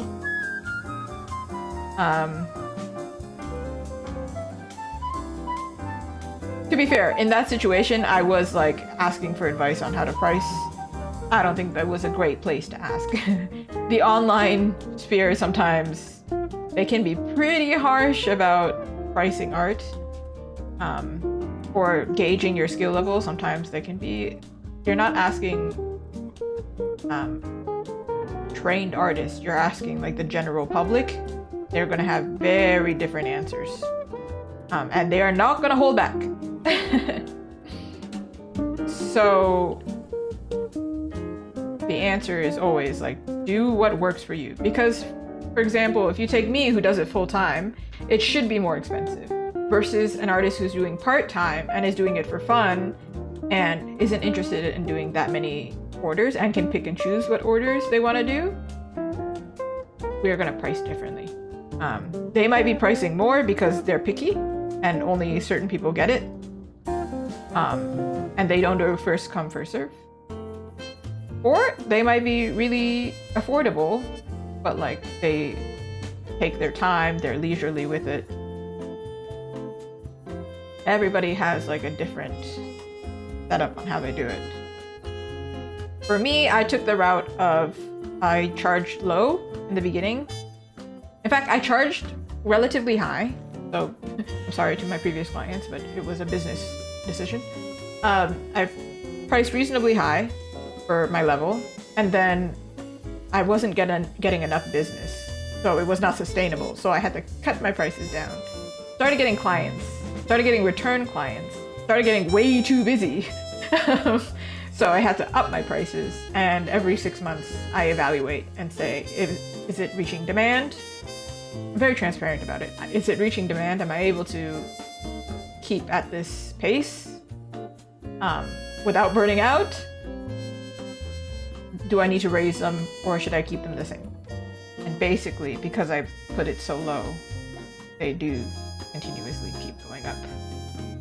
I do see artists around my skill level, past my skill level. Again, skill is not really a determining factor always, but in my case, professional standard, like they're industry professionals, they charge either 3 times my price, 5 times my price. And then you think of the conversion rate, sometimes it's like way more, especially when it comes to commercial projects, because I charge double for commercial projects. Some artists will charge way more, and they have different legal processes. They have different contracts. Arguably, I have been told that some of my stuff should be more expensive because of legal reasons, copyright and things like that. But I'm kind of like chill about it. I'm like, dude, I don't care. If it makes it more affordable to certain people and that's my market right now, that's fine. Whatever. They're not taking advantage of me. I'm aware of the price and that I'm very affordable. It would be different if they were taking advantage and I wasn't aware. Then it would be like, yeah, I should charge differently. Right now, I do know. VGen also helps with that, I think. They have some policies in place. They have a difference between commercial and merchandising rights. They help you set that up. But right now, I only offer commercial rights. One thing, for example, I think a lot of artists do this differently. One thing is like, I don't charge for online promotion.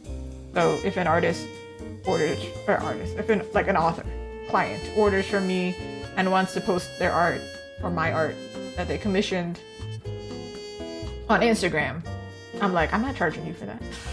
I don't care. You want to use it on your website? Go ahead. I don't care. If they want to use it for stream, or if they want to use it to print, if they want to sell it themselves, yeah, that's different. That's different. But if they're like just posting it on their website, I'm like, I don't, whatever, man. Because the way I think about it is, you could easily just drop it and take it. You shouldn't, but you could. So like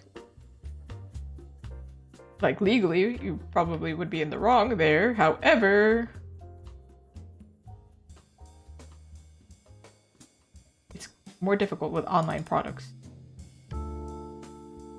Okay, I think I polished her hair relatively. I don't have the before and after. I do have the sketch, I think. But that was her hair. That's after. It's pretty much the same. I added some like shape differences in here and there, but yeah. This side I could do more. I still want her hair to look wavy, but like we'll get back to that. I'm gonna save this. We're going to, I don't know which one should I go to. This one or should I go to this one? What's more entertaining? But also, what am I up for?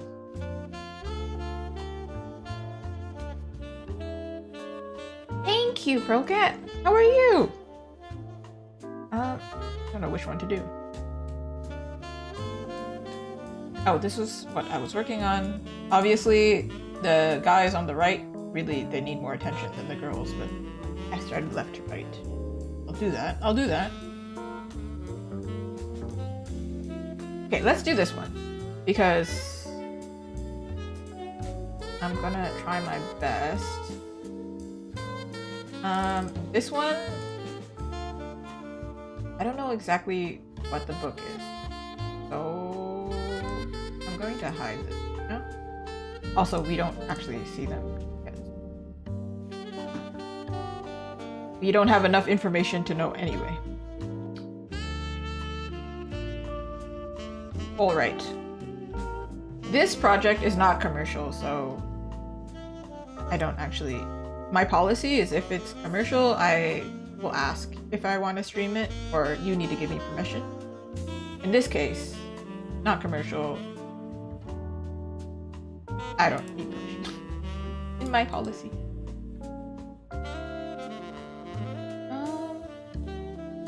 This is the one that we're going with. I do like to give them credit, but in this case I actually don't know right now, but I would like to make some progress. So it's in our best effort to, or best interest to at least start it. Obviously, really, really rough. Not perfect.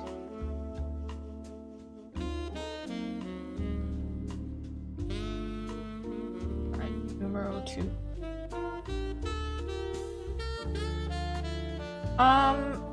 One request that they had was to have his hand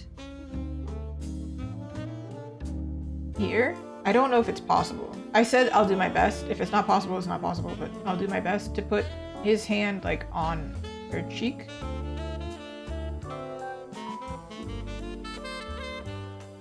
I think if I turn him a little bit this way, it'll work. Actually, I do need a 3D model for this one, because I already was kind of struggling with the angle a little bit.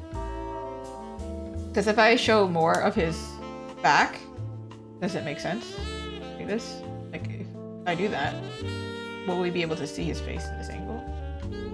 No! So we're gonna pull 3D model random one. I wish they just gave me a static one as the first one, but for some reason.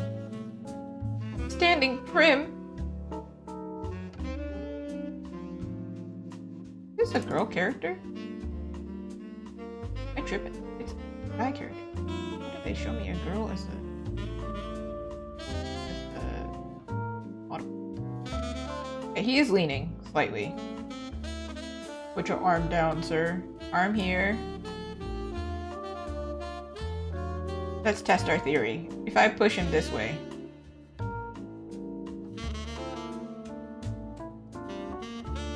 can I turn his head and have it still look like he's looking at her?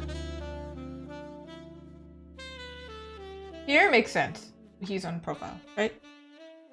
We can see a little bit of his back. If you see, I highlight it. See a little bit. This hand here, though. Oh, where are we going? We don't actually need to see much of the hand. We just really need the thumb.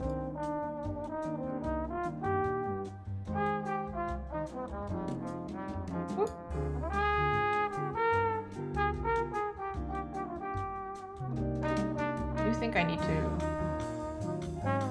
Loki looks like he's waltzing by himself. I was kind of inspired by... I don't know if anybody's watched Lisa Frankenstein, but it's like an inspiration within an inspiration. There's a moment in the movie where they're holding each other in this like super dramatic way that's like super dramatized.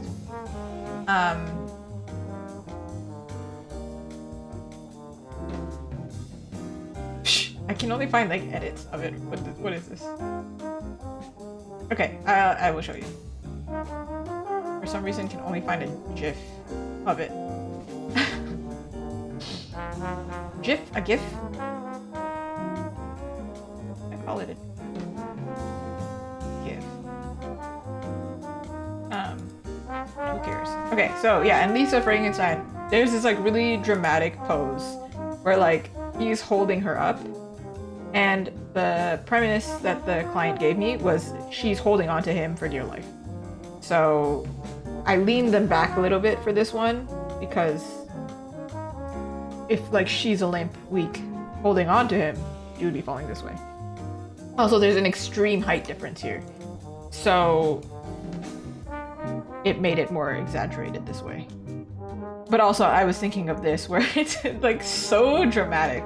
Like, she goes up to him and then falls over. So she's not like weak at the knees and then he happens to be there.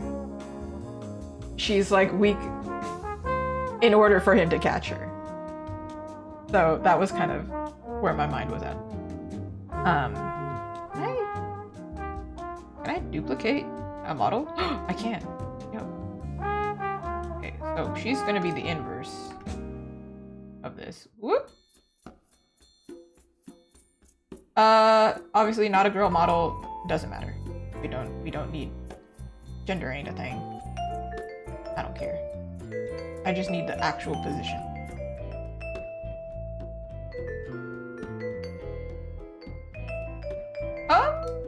Is there a way? There is a way to do this. I just don't know. Okay.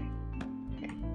There's no thing to be like one on top of the other because they're not on the same plane. So we're just gonna do it like this.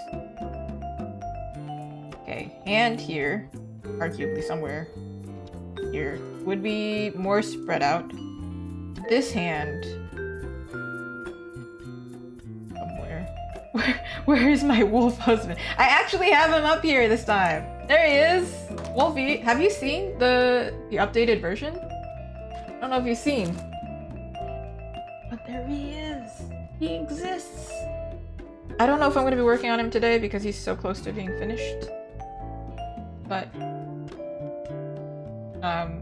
there was a lot of progress done the last time. I think within 4 hours. Oh, it was crazy though. Like this was the beginning and then this is 4 hours. I need a badge of honor. I pushed through, man. What is this? What is this? What is this? And then he gets grr. And then this one is meow. Grr. That's why when I was doing it, I was like, let me cook. Just believe in me, guys. I got this. Believe in me, Beans. I can do it. Just have faith. And then off stream, honestly, I don't think I touched it. I don't think I touched it off stream. I think I was gonna play with the colors. I sent it to my client, and then, Margot, because Margot was here, and she was already here for the stream, so she could give me feedback on the fly. But she was like, hey, okay, don't really have much to say. Just a little bit of color adjustment, and then we're good. And I was like, yes! I finished the first one that I did for her as well, so I won't show you that one because I think I did pretty much show you the finished product, but it's hers now, so she'll show us when it's ready to be posted anywhere. But this has a little bit of coloring to do. That's why I'm like, you don't have to do it right now. Maybe at the end. This is what I was working on before Miko got here. But then this one is so complicated that I think I just need to lock in for like a 4-hour movie marathon and just like sit here and do it. So usually Friday, Saturday are my commission days actually because I'm not streaming and I can just like show up here with no makeup, no glasses, no vision for life and just like sit and just do it. So that will be my plan. That's why I was like, you know what? I did a little bit so you can see a preview of what's gonna happen. But there's like so much to do that I just need to lock in with like that dramatic classical music playlist, you know? So we're gonna do this one. This one, it looks like 2 dudes kissing right now, which is cool, but that's not what's happening. We're just figuring out the posing. Because I don't understand what's crack-lacking. In this case, no wolves to be seen here. We've just got elves. No, not elves, sorry, fairies. Or fae. Fae should be. I don't think fairy is the exact same. From fantasy world to fantasy world. But if you know me, I love elf ears, and these characters do have elf ears. Okay. Put your right hand in, put your right hand out. Okay. I don't really need this arm to be like perfect, but I do want to figure out the fingies, so I don't have to figure it out later. I'm hoping that this one cranks out faster than the other ones. Because one, they're not full body, so I don't have to put so much detail. Two, that's pretty much it actually. I didn't have anything to follow up. That's pretty much why. Alright, hand. Armed. You can't see that I'm looking through hands, but I am. Hold a plastic bag. Okay sign. Grab a can. Thank you. Hold a pen. Hold a light bag. Okay. Hold an eraser. Hold a can again. Peace sign. Ew. Handle. Close fingers. Pick tissue. These are such specific hand positions. Hold chopsticks. I don't know. Actually, that would be a really difficult thing to do. I'm gonna go for hold a plastic bag because I don't know. That just seemed right. I don't know how to listen. I've mentioned this quite a few times, and I don't know how to say this like in a less awkward way, but like I am in a couple. I'm married, right? So you would think I know how couples pose. No, I swear I just show up to photos like just stand singularly, lean to the left a little bit, and that's it. These romantic, dramatic poses, I don't see them outside. Like, you don't see it, right? You don't know how, you don't think about these things. You're not like, when you hold your backpack, you're not thinking, oh, I hold my backpack like this, right? So, even more so for poses when you're with another person. In fact, if anything, it's even more uncomfortable. Like, you ever hug somebody and go, I don't remember how to hug somebody. This is like, am I hugging right? Are they uncomfortable? Am I uncomfortable? Discomfort. Is it just me? Somebody please say it's not just me. But I know for a fact it's not just me. Socially anxious people around the world right now are just going, yep, yeah. Hugs are weird. Any physical contact with anybody. Okay, basically though, we did understand that kind of the positioning is a little bit wrong.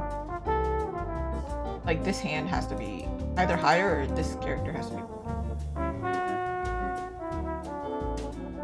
Bro, could you just not? It would be real sick. Okay, they have a really dramatic height difference. So does the other characters. So, surprise, surprise. Author trope.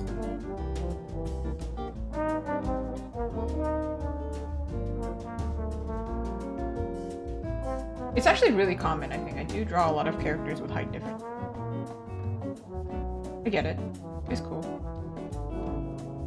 Alright, now this character. This is the part where I was confused. This character is leaning this way a little bit. This character actually, if they're looking at each other, he should be leaning a little bit too, no? Okay, where I'm not gonna move his whole... I'm gonna figure that out. Actually, hold on. I like this. Do you see how complicated it was?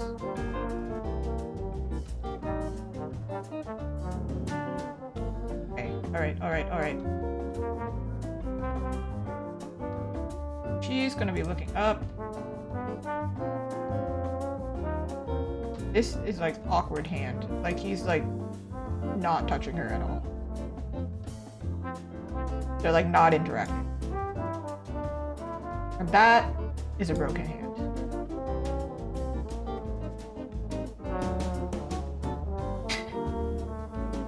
Because I haven't fixed the hand except for the thumb, it just looks like he's going up to her and just going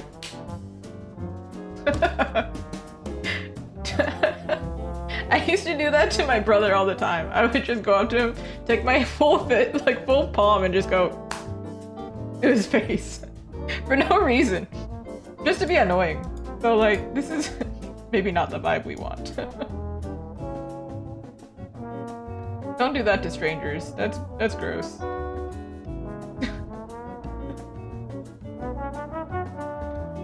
Beginning to feel like a pose where you cannot actually see this happening.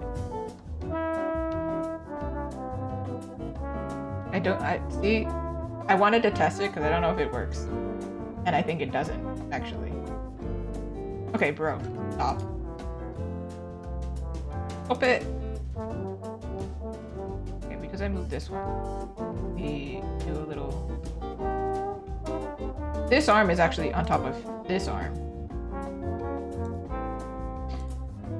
I swear to God. Stop it. I'm gonna call in the reinforcements. Reinforcements called coffee.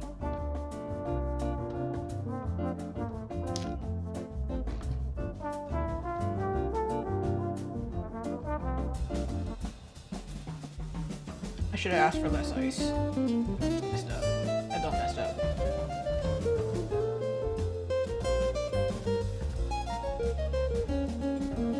I feel like I'm miming right now. This is... Alright. That's my plan. Everything else, I figure it out. I'll probably have to do some crazy sorcery to make it work. Meaning I'm gonna have to do a couple poses by myself. I'm the man in this relationship. And the woman. I am everybody. They, them too. Everybody. Okay. We're gonna make her this crazy pink, purple, magenta. I'm gonna stylize it because it's me. Come on. I don't know what stream you thought you were in, but this is my stream. People are human, but they're not really.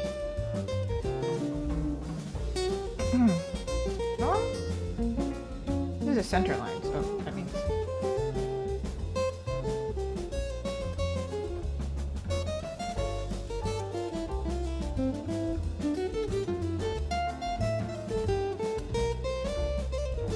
This part is not visible. I don't think. Part of this won't be visible.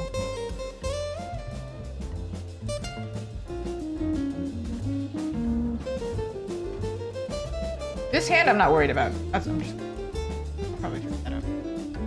Watch me worry about it later. I worry about a lot of things, but that one,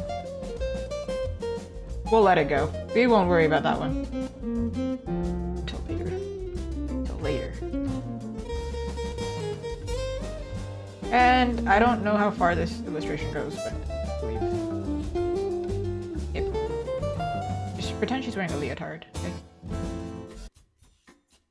Honestly, I probably will exaggerate. Our wolf man earlier, I also exaggerated. Humans don't look like that at all. That's okay.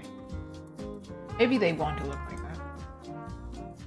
Okay, this is gonna be difficult. His face is not looking straight on, but we might break it and make it look like he's like profile versus looking like this far, which is quite far. You can't see his eyes.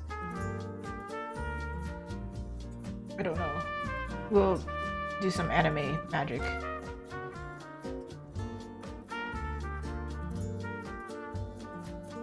This is the part that was confusing me.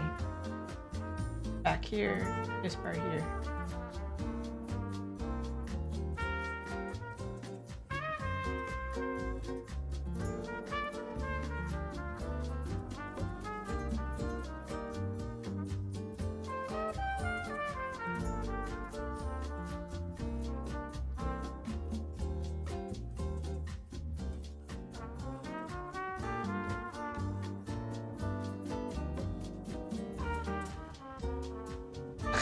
Whoa.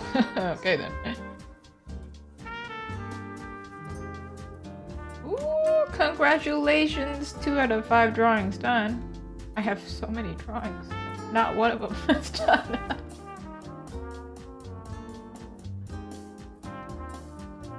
Okay! Woo! Things are happening. And then maybe it'll make sense to us.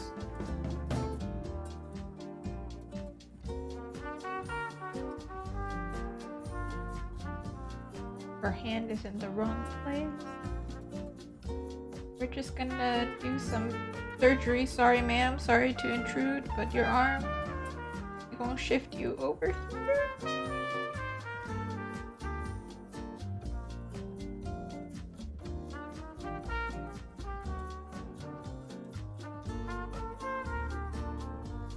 Something like that. Something. Or I just completely broke her arm, but shh. You don't need it. Don't need it. Also, she's probably gonna be smaller, so it'll work. I'll figure it out. Arm is fine. This part, let's go. Actually, I should probably draw that out. This hand, I'm fine. This one.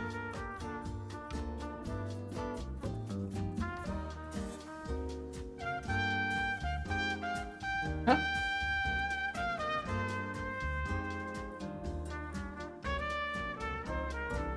You ever think about how fingers look like hot dogs? No, just me. Not edible hot dogs, mind you.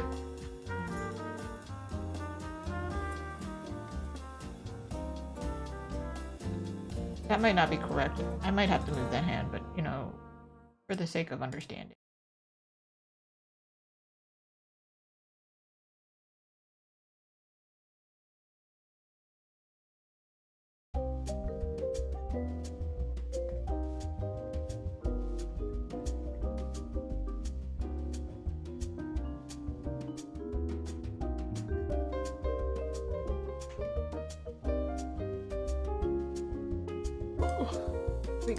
Here we go. My fingers are just double jointed, so they look like hot dogs with scoliosis. I actually went to a chiropractor a good while ago, years ago. They would be shocked that I'm still standing up right now. But they said that I have a slight curve in my back, so maybe I gotta get that checked out. Actually, I messed up my back pretty recently. You want to know how I did that? It was not by sitting. It was by working out wrong. It's been a theme today's stream that I need to go exercise for health reasons. Rough time. I picked up weights, and they're not heavy weights, but I think I did something wrong because only one side of my back hurts. So I'm like, I'm past the age of 25. Speaking of, if you're past the age of 25 and you're watching right now, it is mandatory that you do some stretches. Honestly, if you feel like you should and you're below 25, you should also do them. But I'm saying you must do them if you're older, because I know you're not. I know. I can see you. Okay. Alrighty. I believe I'm not even drawing their hips all that much. I believe it's like literally up to their waist, so I can focus more on their I am drawing their hips. I lied so hard. Oh my god. My bad. We're gonna exaggerate this because who am I if I don't exaggerate, right?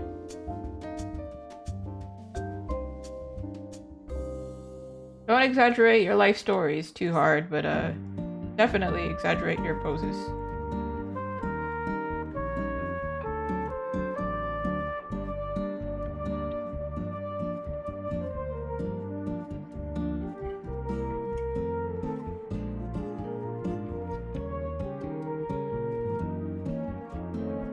It's not perfect, but you know, whatever.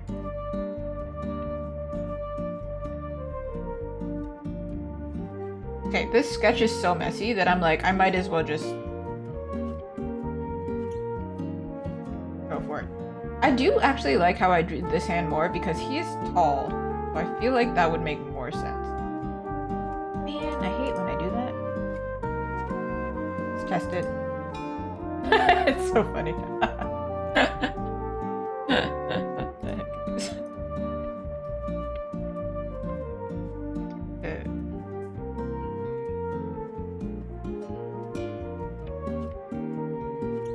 How do I... Kind of like almost like a waltz hand. Which means I could reference a waltz instead.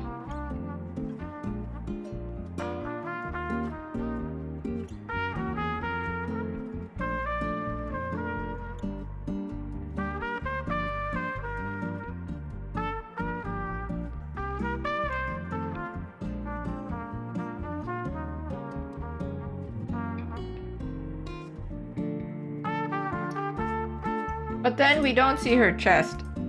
And sometimes that adds like a nice touch of like what's it called?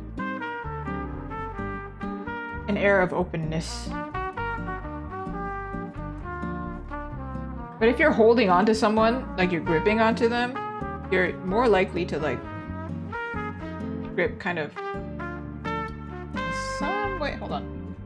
Let me figure this out. Let me figure this out.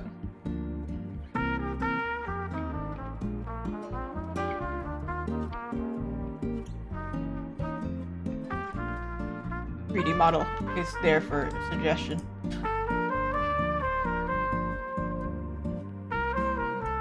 But then this arm wasn't really holding on. This was more like gently. Alright, I guess I'm following my previous sketch here. Spends all the time doing 3D model, decides doesn't like 3D model, draws anyway.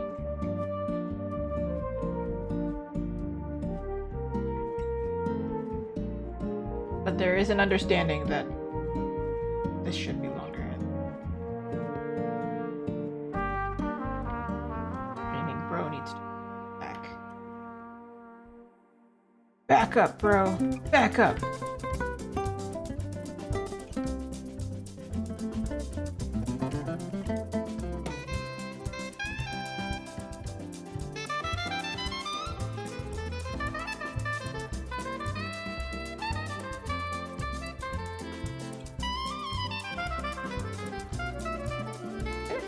Just me, or does this look like really short? It's actually like traced on the character, so it's like not even that short. It just like it looks. He's tall, so he's going to have longer arms, longer limbs. Okay, that's my plan. All right, go back.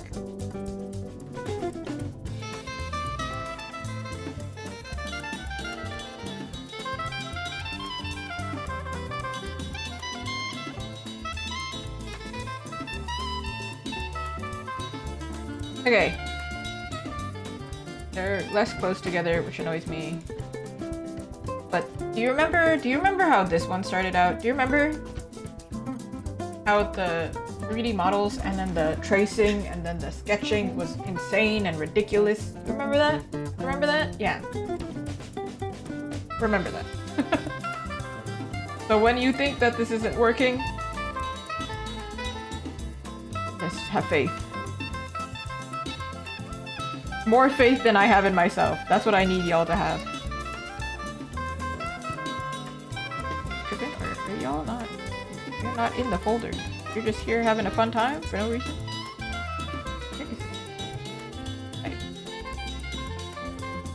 Right. This is not black. It's purple. Because purple. Who doesn't like purple, right?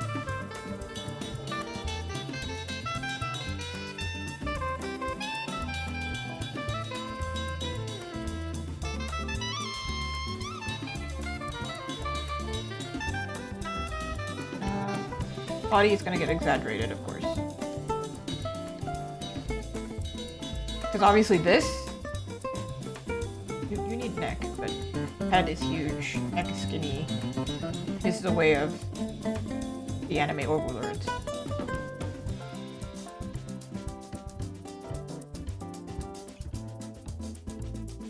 And the back also gonna be exaggerated.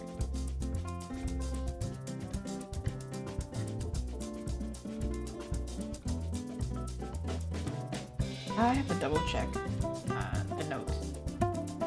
This one I remember, it was literally, so for our wolf client, Marco Primrose, for the wolf artwork, it was a lot more in-depth. And I give my clients the freedom to give me, you know, their references in the way that they want. So she is 5'1", shoulder length silver hair, pale, curvy athletic build, so that's kind of important. We should probably make her more athletic. Smaller chest, larger hips, just pear shape. And she has a necklace, so actually it's probably better to show off her chest. I feel like I gave her the same size chest as before, but looking at the 3D model, maybe I can go smaller. And if her hip is wider in this angle, maybe not that obvious, but with lighting, we can make it obvious.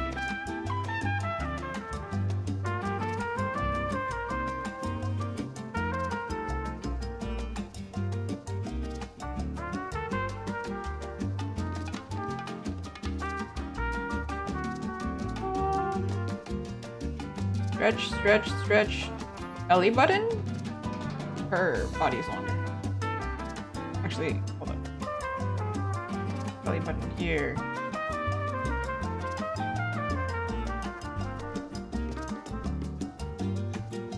I don't know, I always place the belly button in the wrong place and then that messes me up. Organs? You have a rib cage.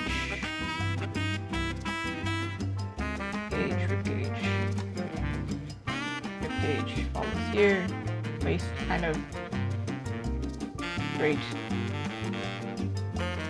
And you are bulkier, so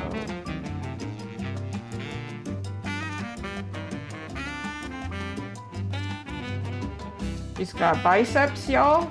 Hey yo. She's got shoulder muscles here. And she's got triceps. Yeah, maybe that's too much, actually. That's a little bit wild. They said slightly.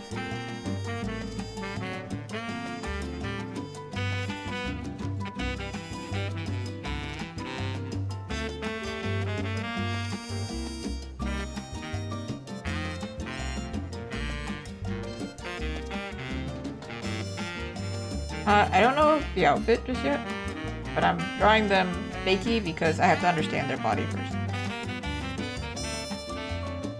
She looks like she's doing the limbo low-key. But hey, if she's athletic, she should be able to do the limbo. She's got flexibility that I don't have because I have back pain.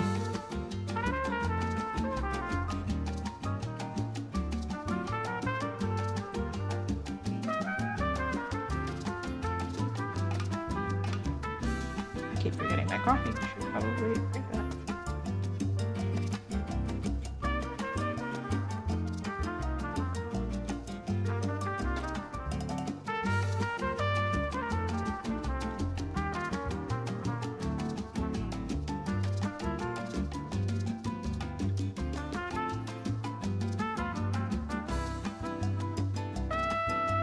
Alright. Woman done. I mean, at least her outline. I lied. I said that and then I was like, wait, she has a hand. I'm fully like looking at it as I said that.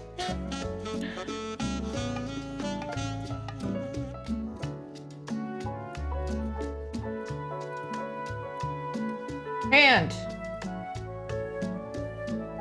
And thumb, something. That's a thumb. What do thumbs look like? Oh my god. Oh my god. Oh my god, I'm having a crisis. Okay, yeah, sure, whatever. She's got ears to direct the shape actually a lot. So before I continue. I think different artists do ear lengths different. But for this one, I'm giving pretty big ears. Alright!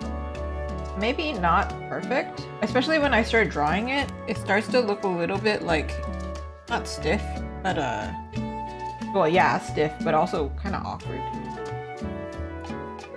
But for now, we know she's looking this way. Looking at Mr. Handsome over here. Did I forget to draw his other hand? Or did it just not work? I don't remember.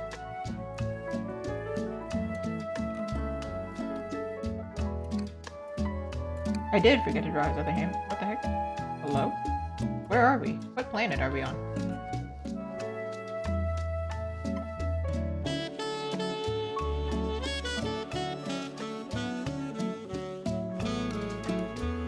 In fact, in this case, I'm gonna... surgery. This is the pectoral.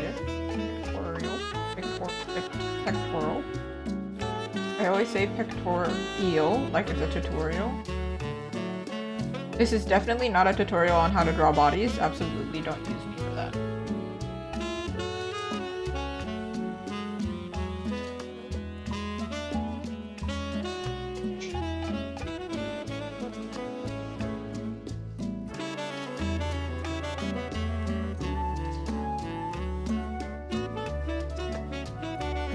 I think we're gonna have to make it up a little bit.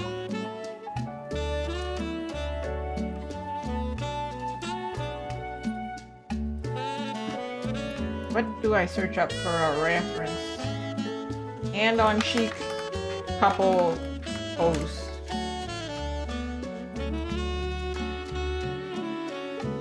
Y'all are not helping me. I have referenced that specific photo, meaning I've done this. They specifically asked for the opposite hand. This hand, the blue one here. Not the blue-green one. You're colorblind. The one that's furthest away from it.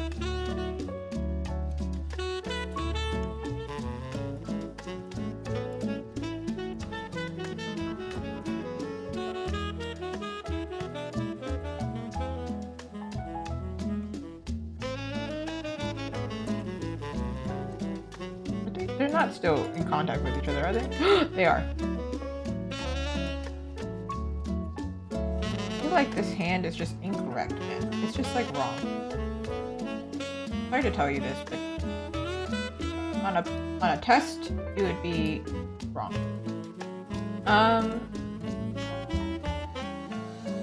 I think the problem is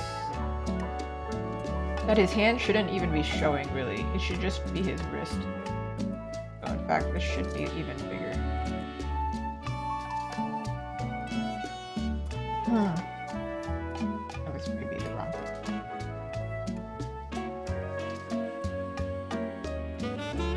Kind of making it up as we go, but hey. She turned out kind of alright, so we're banking on the fact that he will also turn out alright.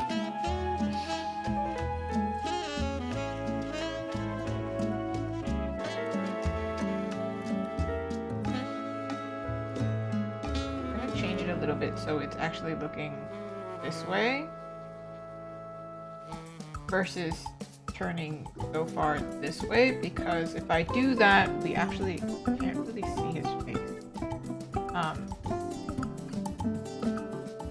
Which is kind of a struggle, because it probably looks more accurate and dynamic if we don't see part of his face. But then this is a commission, so I feel like we want to see more of his face. If we can. Pretend he's like super buff.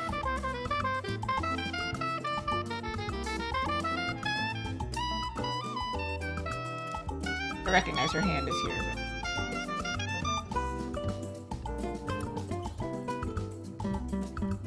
That's why I don't trace the model so directly, because I exaggerate anyway. And if I do it loosely, then I can just, you know, figure it out. I don't know where I learned this, or if it was just my own stubbornness that refuses to trace directly. I don't know. But I do have a, not pitfall, like a habit, a problem with my work where it gets too stiff. So, and I recognize that. I'm working on it. We hold ourselves accountable over here. So I would like to improve that, and one of my ways to do that is to exaggerate in any way I can. One of those ways is just not tracing the model, because the model ain't alive. Very stiff. And a photograph is also not alive.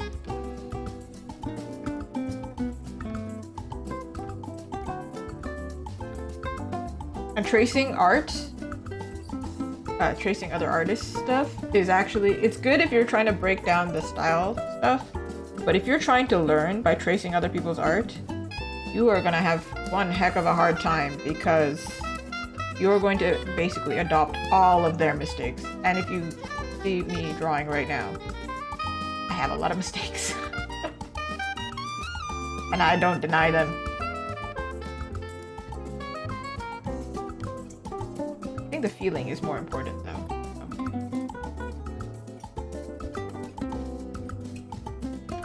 It may not be perfect.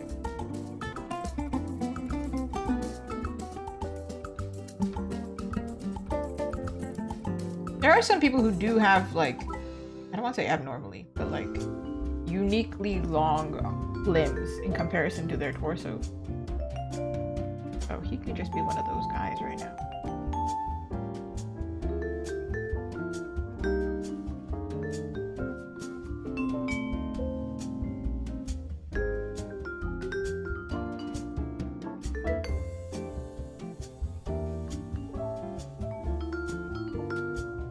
A bit of this maybe? I can tell that this face is going to be difficult already.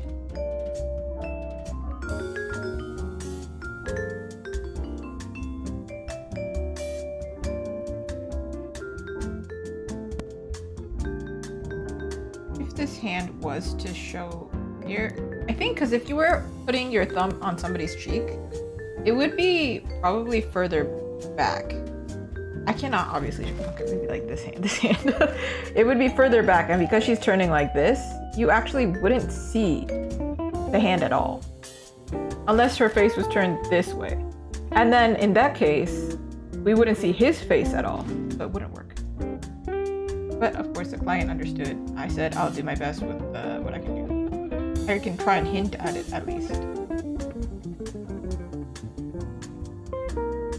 Sometimes there are things that we think will work, and then you try it with a model and you're like, nope, nope, it don't work. We don't bend that way. How do they look? Which hand is on top of which?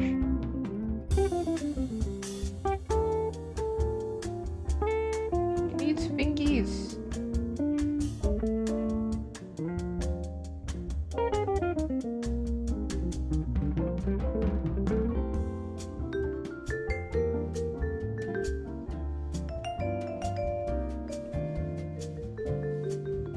This hand feels so small.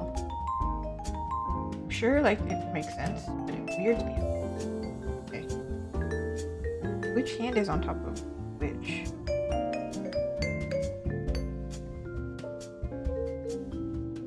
Let's test something. I don't know if this actually makes sense. For her, I don't know how far her elbow is out, because if her elbow is really far out, obviously his arm cannot be. It dictates how they interact. Rotate. It's kind of far out. Far out, dude. Meaning his arm is the one inside. We figured out. We broke the code. Like this. Oh my god. Ooh, fancy. Things are happening. We're making progress. feel like they could be squished together more. But I'll probably figure that out. I want to make it feel like she's so small that his hand can wrap around her that way. So it extends so far. Like, it's only showing this part, not this part so much, or this part, back of the hand. Okay, I actually, did you see that 1 second where I like drank like half my coffee in one go? Yeah, that means I need to use the washroom. I'll be right back. And you know, my camera actually has a little eyeball. Oh, I'm trying a new thing. You won't be able to see my chair, but you'll know I'll be back. Give me a second.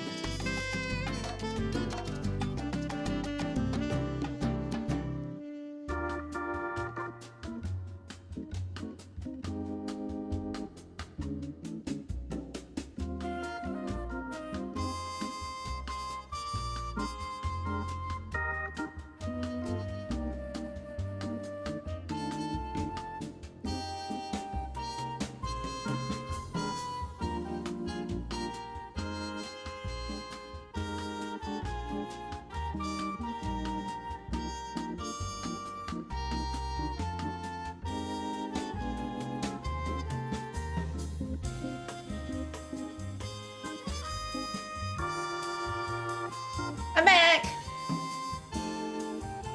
Fancy, huh? It has an eyeball this whole time. I can even make it like... That's how you know. This whole time I've just been walking away and like letting you look at my chair. But like, I don't know. It gives me a weird vibe. And then I realized, like, you can still tell if there's a camera if I just close the camera. I might make something cute at some point and put like a little BRB thing here. I don't know. But there's so many things that I want to do to make this stream cute. So if you're here now, do the MVP. Very sick. Because there used to be so many things that made it cute, but the quality wasn't right. But I'm going to re-add it at some point, maybe September, October, when I have time.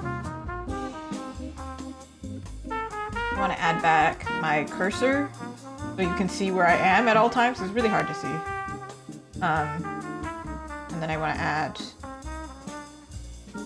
little cute effects to the camera where it says I'm talking, and then if my mic is off, you can tell me because the mic will be, like, the thing will be moving. And what else? Doggy on stream alert. Because my dog likes to show up on stream.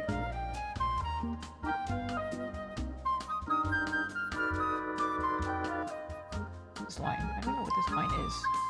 Gotta go.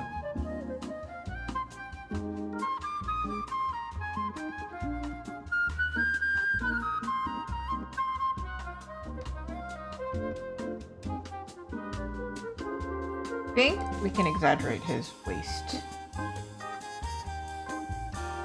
Because that's the one thing that's bothering me. Not that I'm making it super skinny. I mean, exaggerate the angle of it.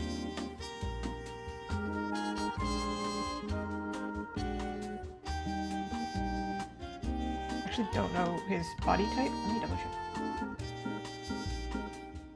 Muscular. Well, that was a quick answer. He's got muscles, guys. I say guys, but I literally nicknamed y'all Beans, but I don't know, like, I feel like I'm still so small that when I say beans, people don't know what beans. But like Azuki beans, you get it? There's a whole, this whole brand was built on a pun, I swear. I don't know, not pun, but a theme, I guess. I would build my whole livelihood on a pun, though. Let's give him some muscles now. Muscles is not the only thing I mispronounce. I also pronounce chicken chimkin for my dogs.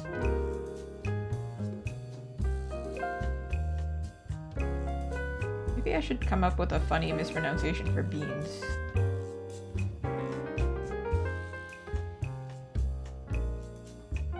Beans? Beans? Hey, beans.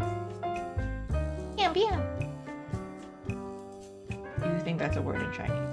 I don't know if it is. Giving him muscle, add muscle. His hand, if he's 6'2", around 6'2", he would have bigger hands, bigger everything. Larger than life guy, huh?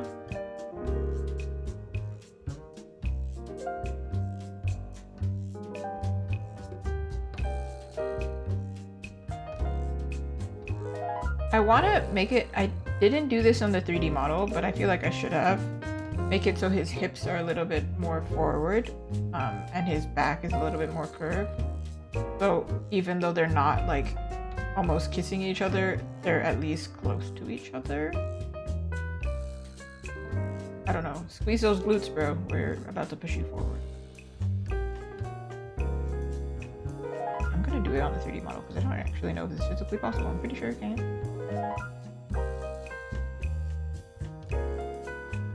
If this part is more... Okay, I have to do it. For this part and this part right here, this tiny little part here. Because if I move from the pelvis, he actually moves completely. Okay, what we're missing here is his abs, essentially, right here.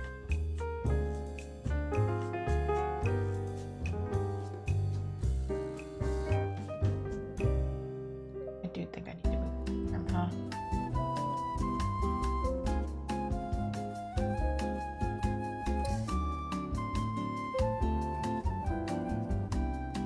A little lower.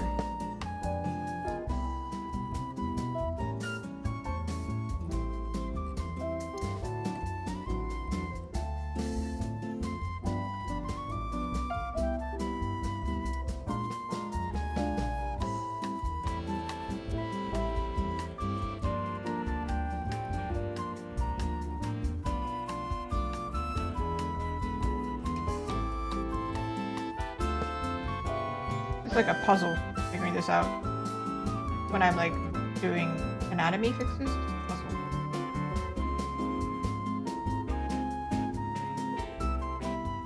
His pelvic bone.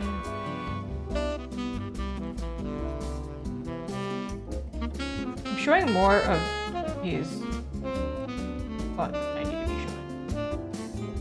Gluteus maximus, move over, please.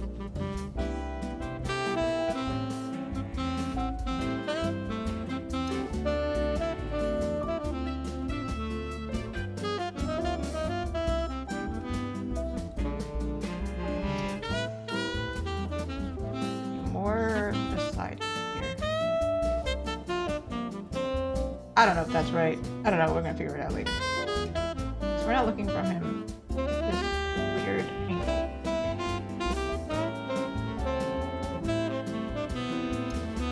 I have too many like scratchy lines like this.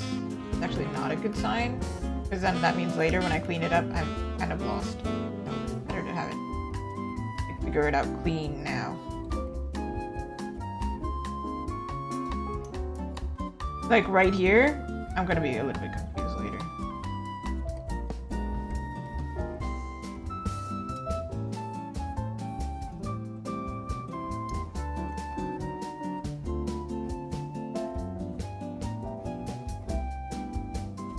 lower body's here.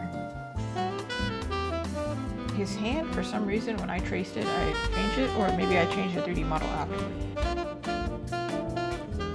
An arm longer.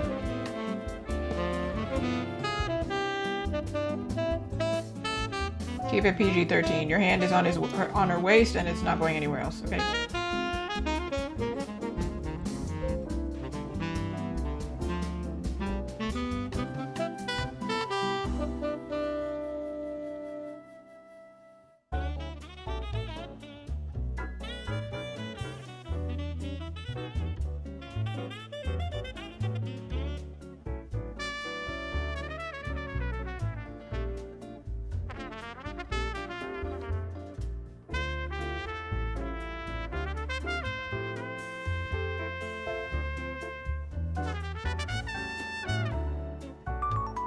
Seems like this arm should be further back in order to make, or it should be higher on the base.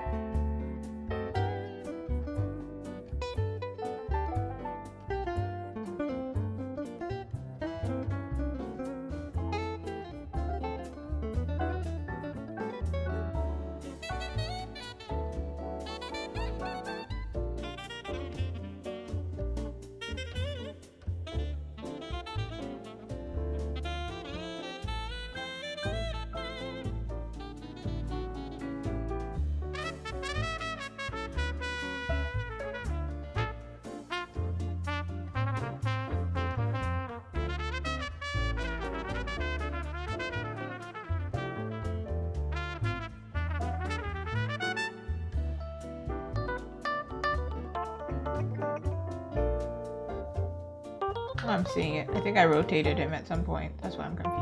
What? Actually be like this.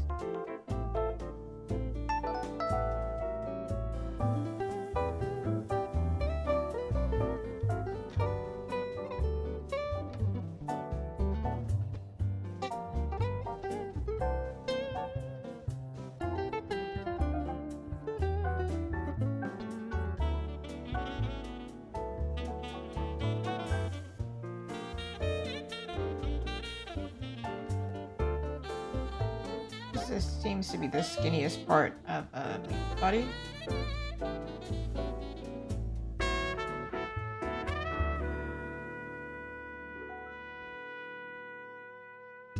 Keep going here. This part is connected. I'm kind of like talking out loud, not saying like I know what I'm doing. I'm saying I'm like figuring it out loud. He's got, I think, too much fat in his pectoral. Thick, we got it. All right, wonderful. Ear placement, because we're almost looking at him from, we are looking at him side profile, but a little bit tilted. Not really sure yet.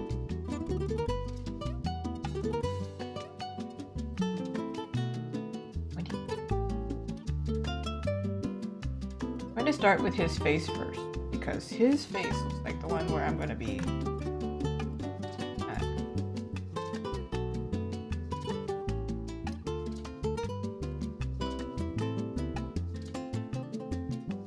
If he's looking down at her like this, his ears too.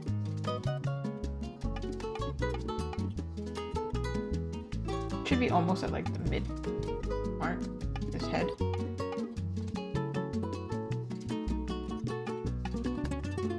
He's got relatively bushy brows.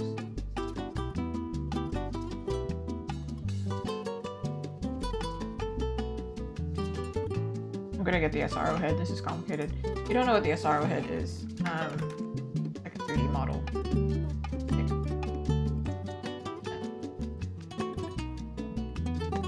You should really just buy head.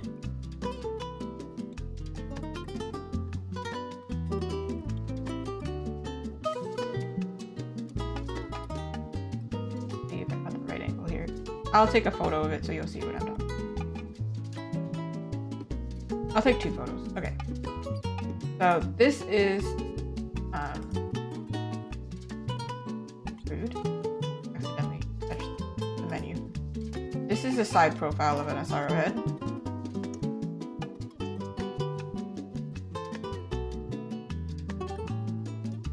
Right here. See? Side profile.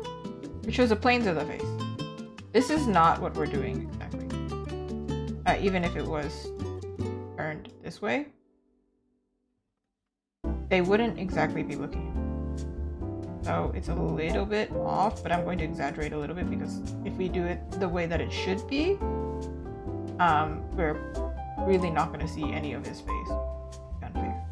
This is probably the angle that it should be, which is like we're seeing more of his head, like the back of his head than anything, and that's like really cool. So I'm going to find a happy medium between the two.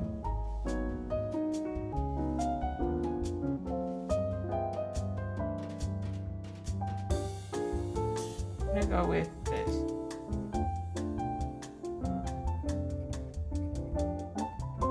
Right here. A happy medium, I think. It's not fully to the side, actually. And it's also tilted a little bit because that was going to be complicated. That was tilted. Also, I don't know how I would search this up as a reference. How am I going to figure that out? Get rid of these 2. And this one, this one I'm not going to trace. It wouldn't help me that much.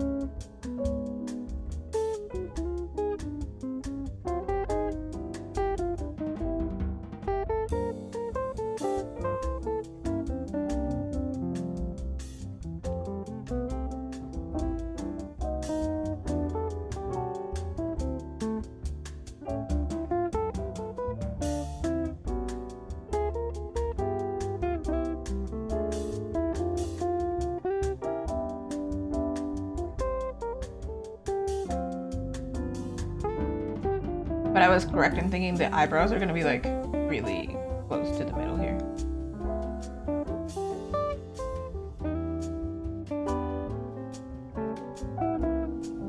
Oh, side profiles are rough, man. I'm not great at them. Figure them out with a reference. I'm still not great at them. But then again, wasn't good at drawing werewolves because I've never done it before, so that means I'll figure this out with faith.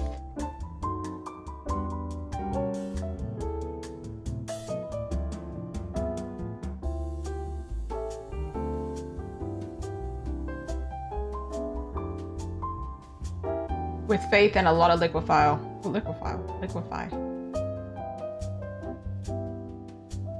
believe I need to look at it. He used to have like a straight nose.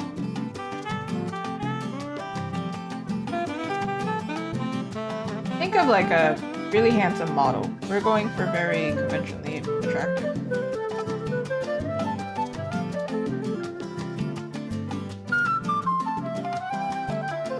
Nothing wrong with being conventionally attractive. We like conventionally attractive.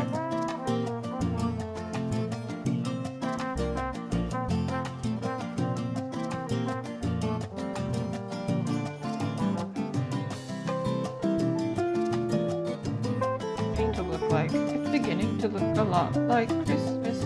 It's going to look like this should be further back.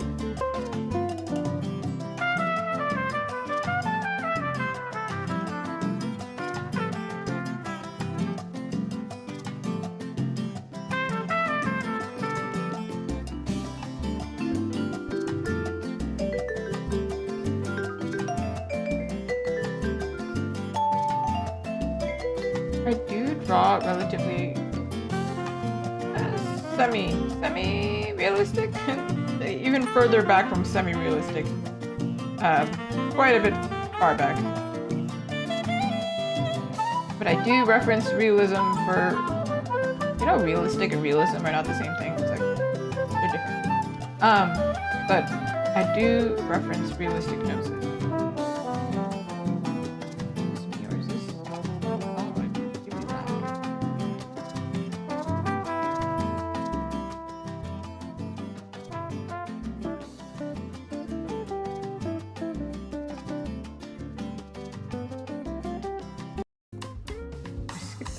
Really loud.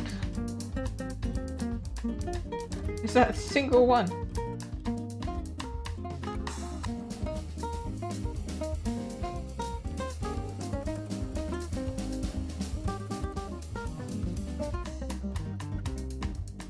Obviously,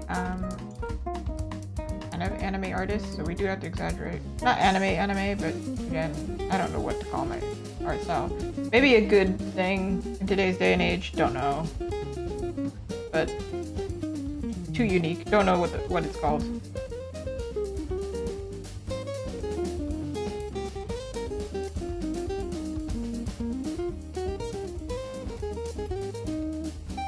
Even though I did lower the eyebrow, because masculine faces tend to have this part a little bit lower. Less space in between the eyebrow and top eyelid. Just think of manicured, not manicured. Styled brows, right? They're not laminated, they're not plucked. Less space.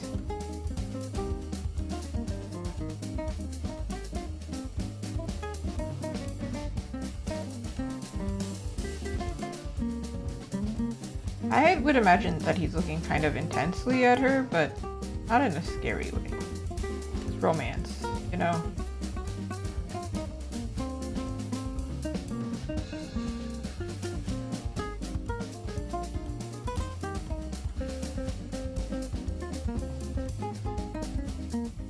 I feel like this is too close. Eyebrow should be that placement.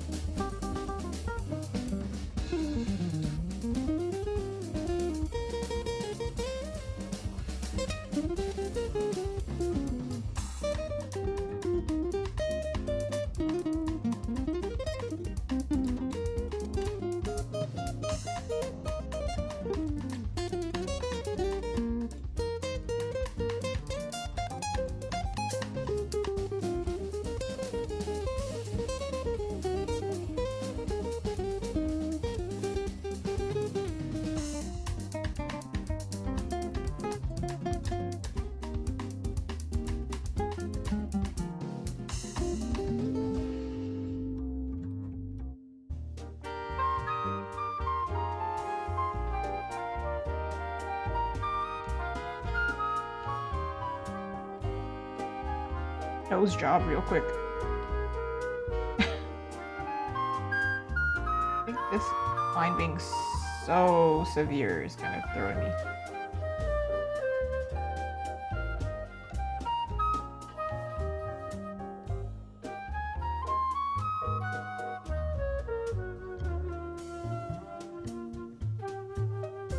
Once I settled on a angle, I have to correct this ear a little bit so it's not perfectly in profile. Oh my gosh, Kowalski, hello, you made it. Hi. I can't remember, do we have a crazy time difference? I have this feeling that we're in different times because of the time you come in. I think we've talked about this. I just have a really bad memory when it comes to literally anything. The other day, somebody came into chat and was like, I told you this already, and I'm like, I'm sorry, there's too many. I can't remember everything, I'm sorry.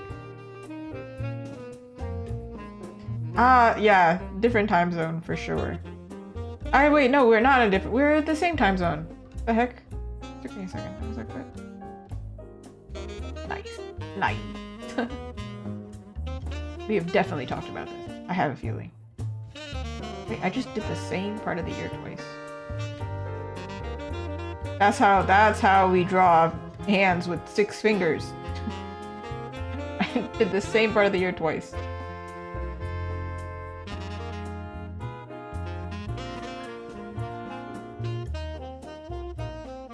whatever. The year I can that painting. Bro has the biggest cranium on the planet, and he doesn't need that.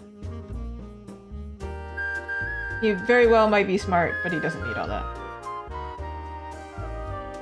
Ooh! Subscribe and press the notification bell so some stupid nonsense. It's pretty... The easiest way to remember is there's a schedule for sure. I stream Sunday, Monday, and Wednesday, Thursday. Always 8 p.m. And if you're in the same time zone, 8 p.m. I'm not gonna lie, I try and like say it on Instagram, but I do have like I try to limit my time on Instagram and then I forget. How did I go into art full time? Oh, it's a long story, isn't it? I think the easiest, most digestible way to say it is I started taking commissions and then like slowly they ramped up. Like 2023 to 2024 I started seeing an increase. And then it was to the point where I was almost making the same amount working part-time as I was doing art. So then I was like, okay, well, in that case, I don't need to be working part-time anymore. So I quit in December 2024. I was intending to quit spring 2025. But my job got so ridiculous and I could see it on the horizon. I was like, oh, I'm about to quit. And somehow my tolerance just disappeared and I was going to work and like just in tears because the situation wasn't great. Cried to my manager a few times. And then I was like, that's enough. I need to work for myself. So it came out of like a stressful situation. But mainly commissions. My art shop wasn't, so Etsy, wasn't doing that well, but I didn't need it to do that well. I just needed one source of income to be, you know, sustainable. Now that I'm working full-time as an artist, obviously I'm not making that much money in comparison to what I was before, because I was essentially working 2 jobs, right? It was really funny, actually. A lot of my coworkers would be like, wait, you have another job? And I was like, bro, you think this is all I do? You think I just work part-time and I work part-time here? At this hard labor job? Ugh, kidding me? Of course not. I'm looking for a way out.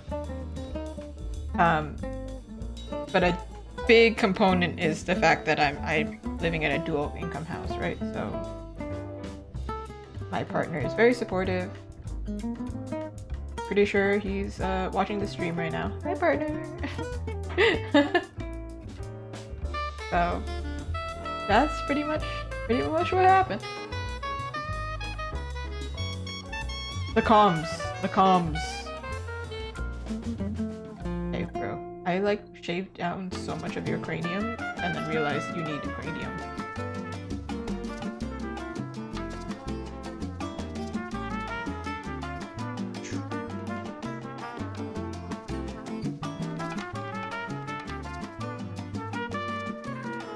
Heck yeah.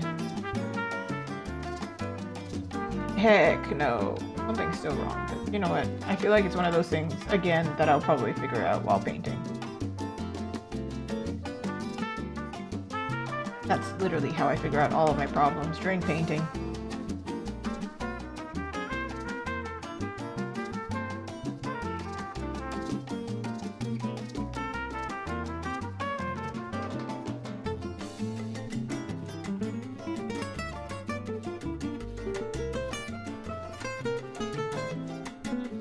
Seeing it on another screen, I'm like, that's wrong. It's incorrect. But that's okay. We'll figure it out. Slowly but surely. Sir with the very nice jawline, we'll figure out your face later. There's especially with no shading. I'm like, what? Huh? Bro, what are you doing here? Okay. I figure it out. There's Megamind back here, oh my god.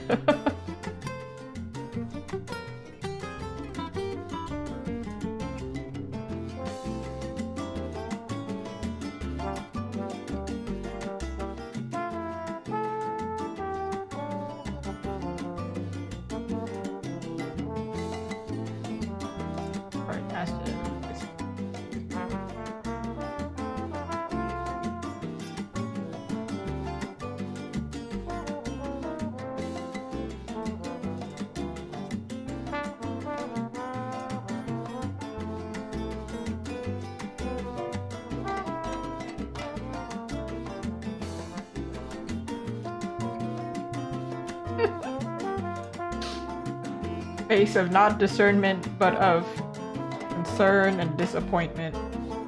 That's my face when I can't figure out a face angle. Alright, I'm gonna flip it after I fix her face, because but he's like not fully wrong, he's just not fully right, you know? Did I say that I was gonna move on to her face and then proceed not to? Yeah, I did. Did I just lie to everyone? Yeah, I did.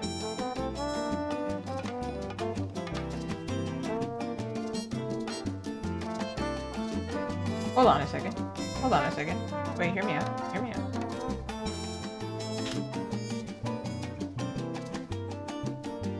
It's his nose. I can see it right now.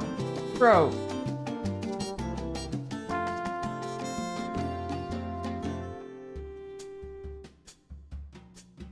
I don't know. I did this earlier too. The previous commission also had this problem. It's a thing. It's a thing. I'm going through a crisis. We're just I'll come back. I'll flip it, I'll paint it, and then I'll be like, oh, I get it now. Nobody told me, I'll get it.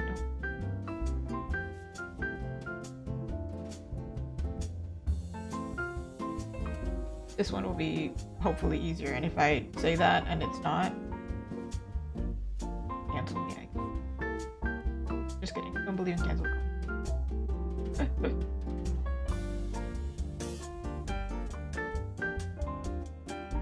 You know that scene in Bridgerton where like season 2, he has like such an expressive face.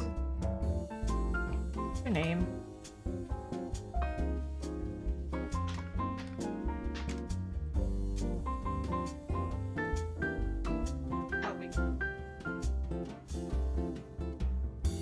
Why can I only remember the last name? Sharma.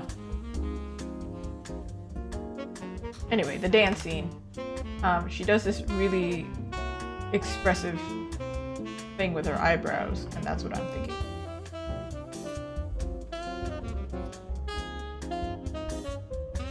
Ah, right here, right here.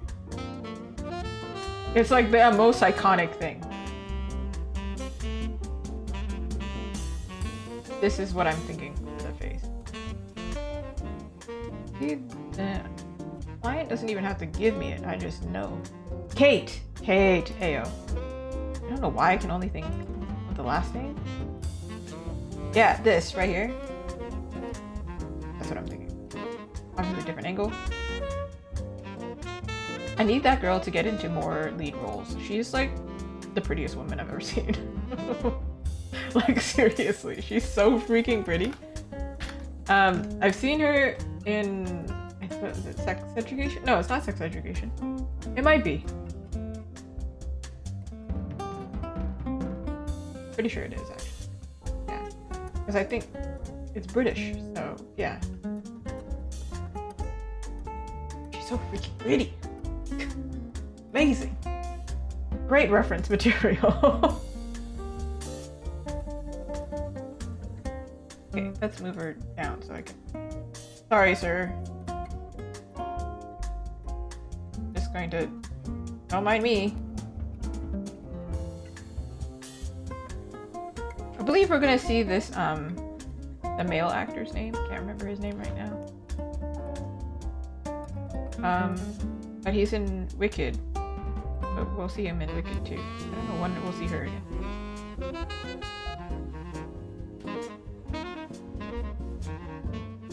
I know, right? Bridgerton season 2 was the best. Her and Anthony was like, oh, so good. But I did really like seeing Penelope, and I loved Nicola's stance on everybody commenting on her body. I was like, yeah, you go, girl. She was like, she's icon behavior. She was so unbothered.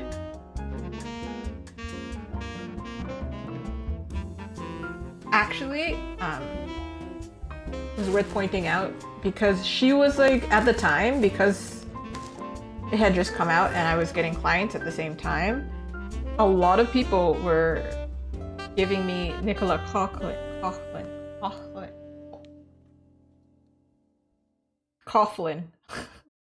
A lot of people were giving me her as a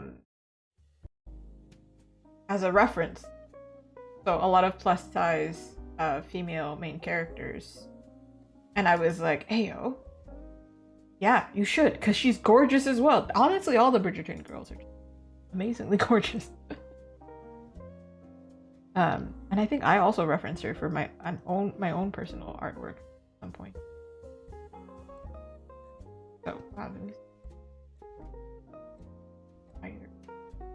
Hear me out. Oh, yeah. I'm so excited for.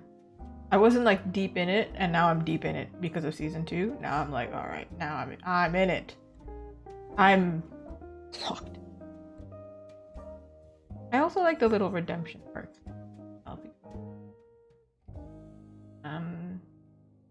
Actually, no spoilers. I don't know if you'll come across this, but all we need to know is this scene amazing. I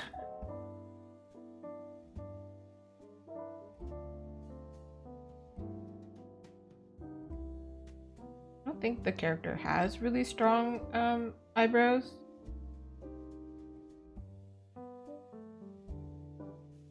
We're gonna make it work.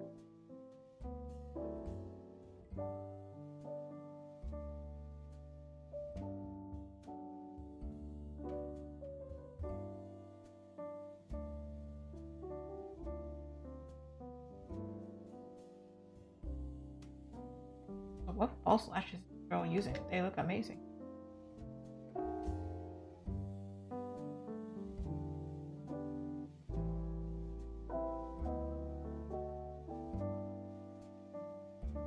Had a reference.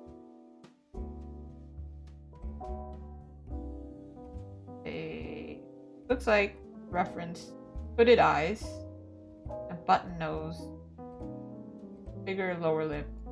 Have a flatter chin. So she got too pointy of a chin, basically, right now.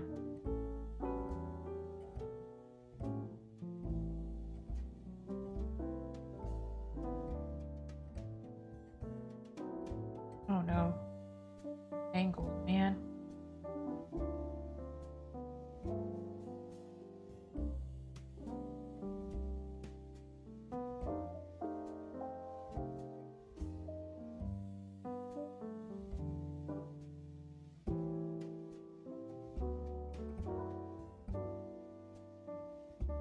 I do really figure out everything during painting. Goodness.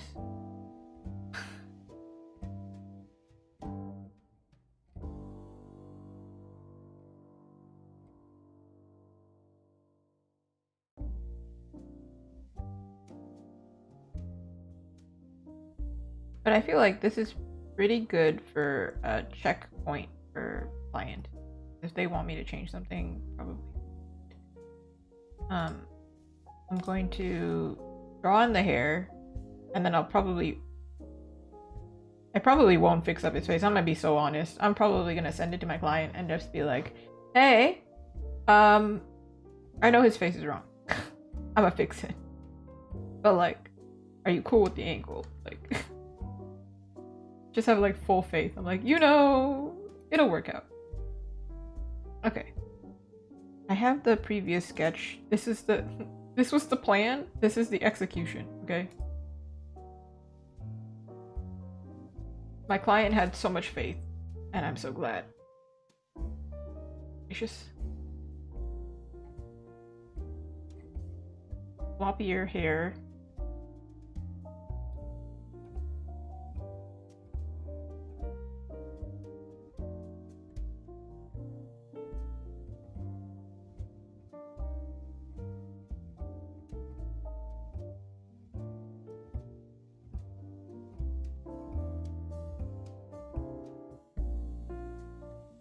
Flop. If he's pointing this way, I feel like I could do a little.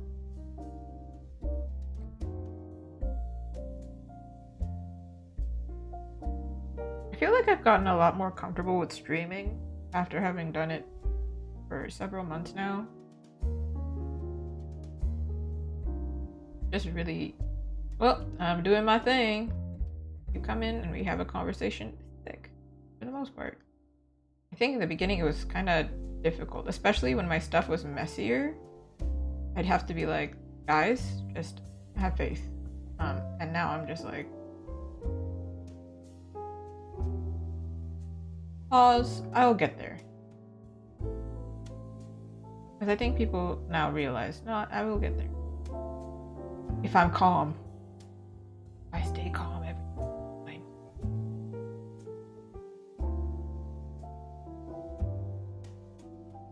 There was one stream though that I was on YouTube, and for some reason I was having a really bad drawing day. Oh my god.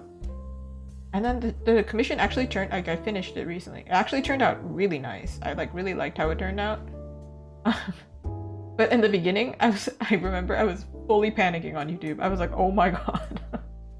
I don't know what I'm doing, and I think everybody thinks I don't know what I'm doing. And that turned out fine. Whatever. I might have given him anime hair, but hey. Hey. What's wrong with that? Now we give her her hair. She's currently bald. Ain't nothing wrong with that, however, not the prompt.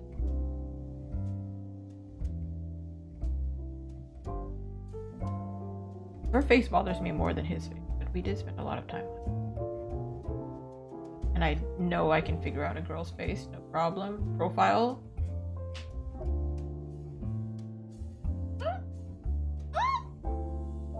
You feel me? Why are profiles so difficult? I think profiles and feet, they together will be my downfall. I don't know how they're gonna get together like that, but they're going to get together. They're gonna be. On my gravestone, it will read like fought against feet and profiles somehow got this far.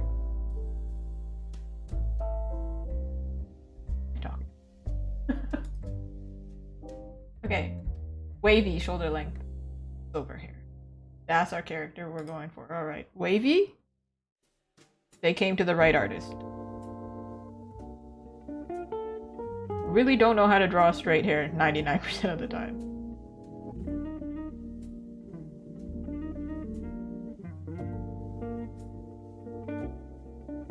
I feel like I give everybody like that Hollywood blowout thing.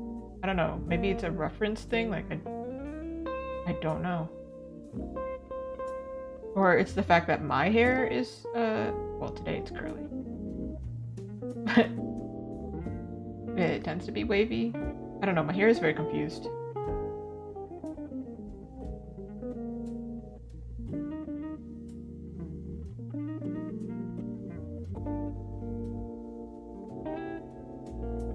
Thinking because she's like this is bothering me. I feel like it should be. Like, that might not make sense.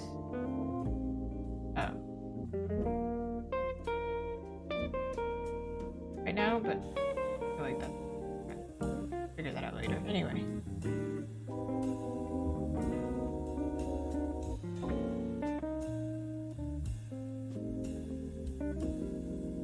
She does have a necklace, but I don't have any other context for her clothes just yet, so I'll probably ask. You don't know, probably should ask.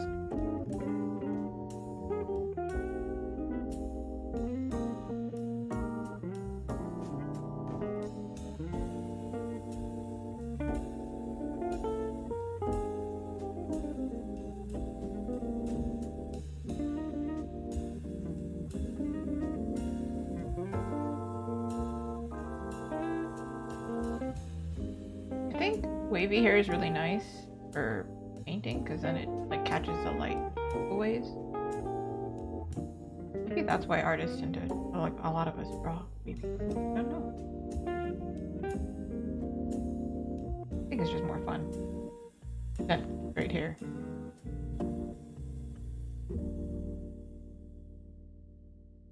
Love having straight hair though. I keep touching it when it's straight. And I'm going, woo! Silky. Gave her like the thickest hair on this planet. Okay, Rapunzel, sorry. Dang, this is not shoulder length. This is like mid-back length. So crank it up a little.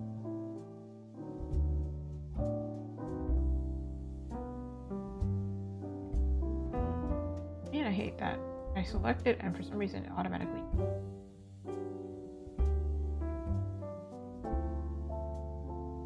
Looks better actually. Perfect. My plan all along. Bellissimo.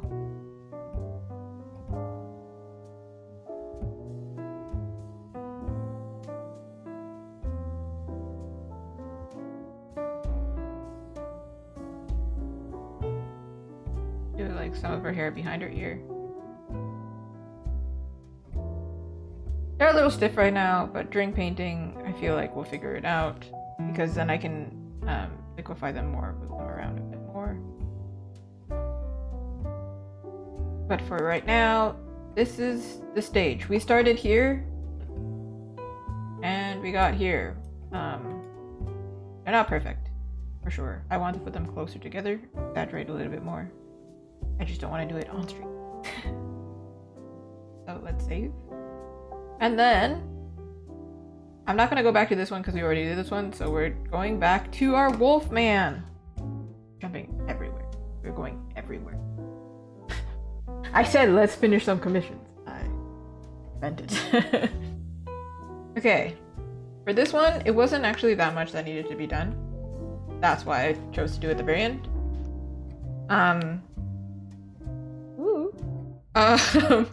Plan to do some color adjustment, and I wanted to make the scene actually darker but have them lighter.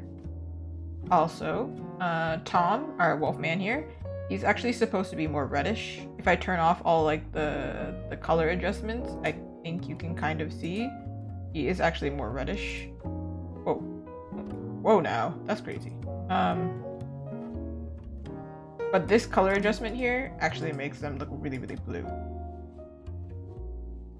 So I'm wondering, I either am going to exaggerate his redness before I turn on the blue, or I'm going to change this bluish hue.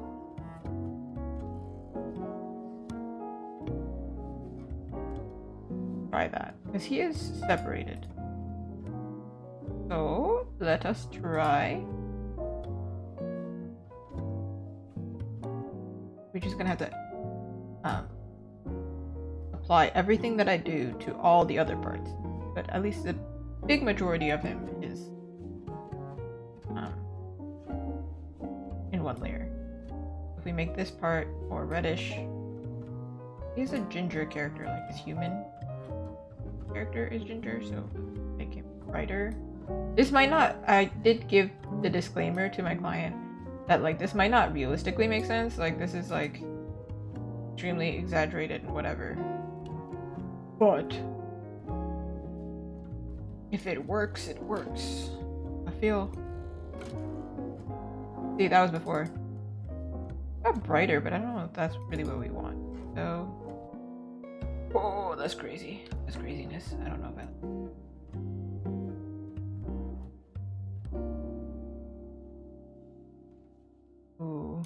Werewolf, hello!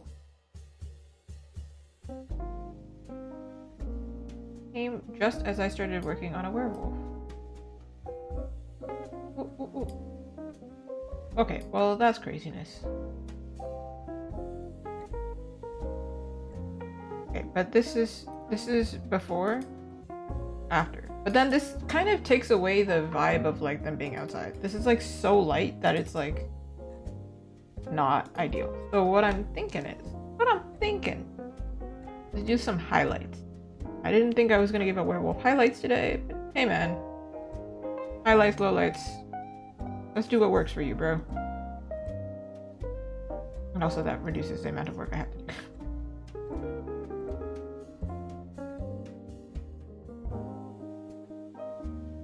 Like the parts that are closer to the, well, light, right?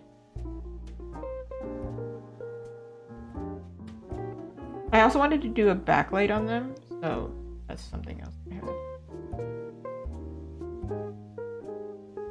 A little bit more reddish. Do a little clip. We do another clip. And I'm going to try and add some of his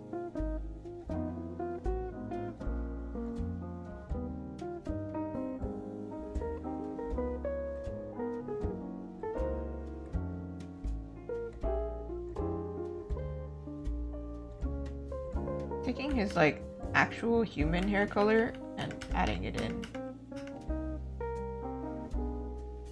That might be a little bit too red, but you know.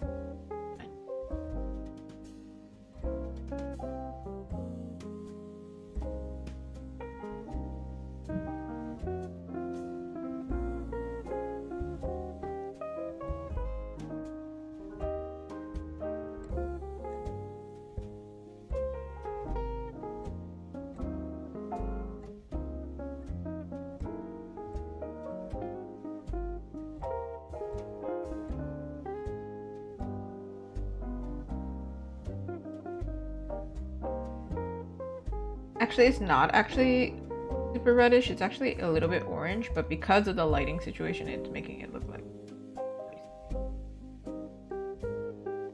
We're gonna make this work somehow. Okay. We want the ambiance, but we also want the character to be recognizable. He's maroon, actually. Okay, well that's insane.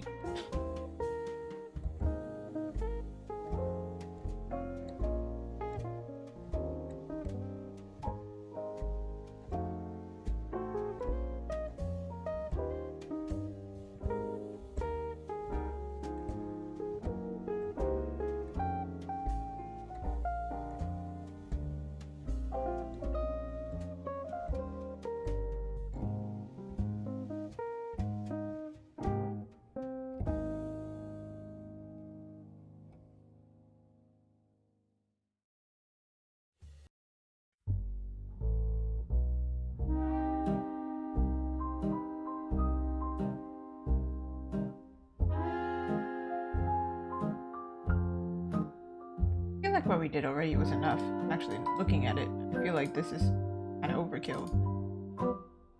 Anything. Push this a little bit. The moon's a dim pearl. Hold on. I don't want to walk into copyright territory. As soon as I catch copyright, I'm like, oh, yeah, problem.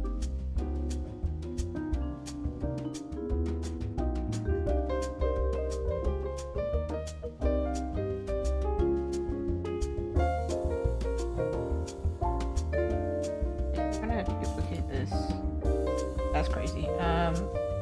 Apply it to all of the layers.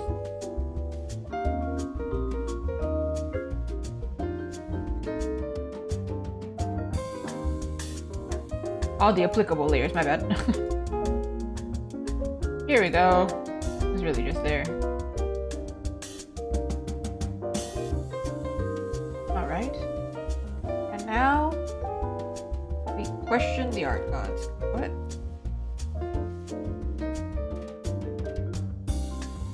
Take they're combined in this one. Okay, we'll calm down. All right. Don't tell me I'm doing something wrong. I'm figuring myself out. Okay. We're going to add some, what's it called? Rim light. I would like the back to be a little bit less bright. This is a little bit too much.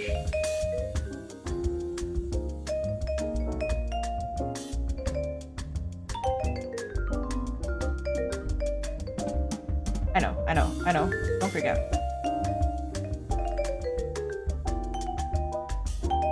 There's a ghost hand here. Do you see it?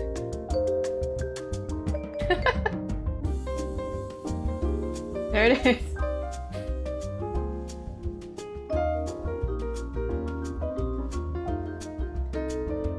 Other way.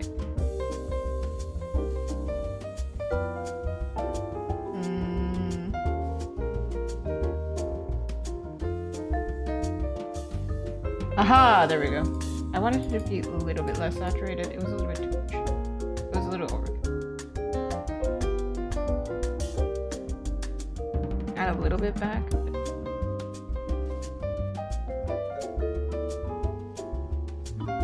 It's supposed to be like vaguely like a forest.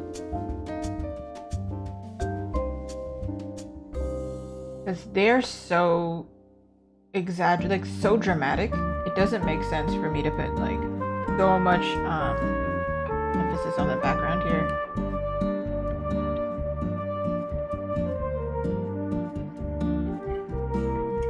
But I would love to make it like there's a moon or something.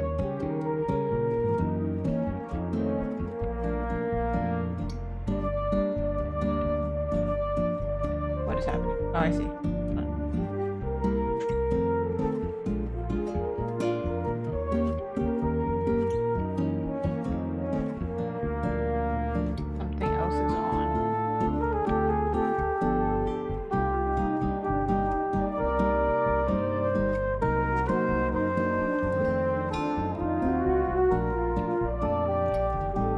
I'll take it. Well, clearly not using that brush. Or that one. Yeah. I see, it's this one here. I was like, what's going on? It had multiply on it.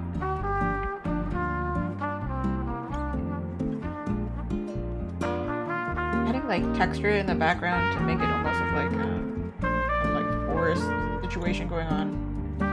It's like so vague.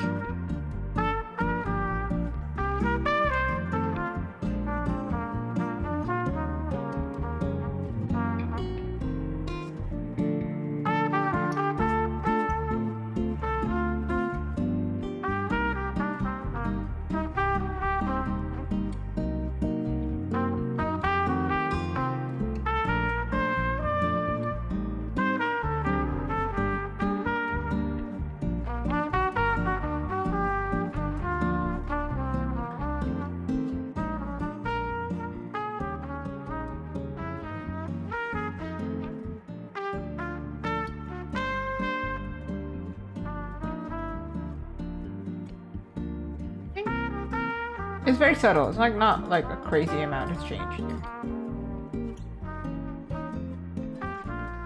Then I'm gonna go and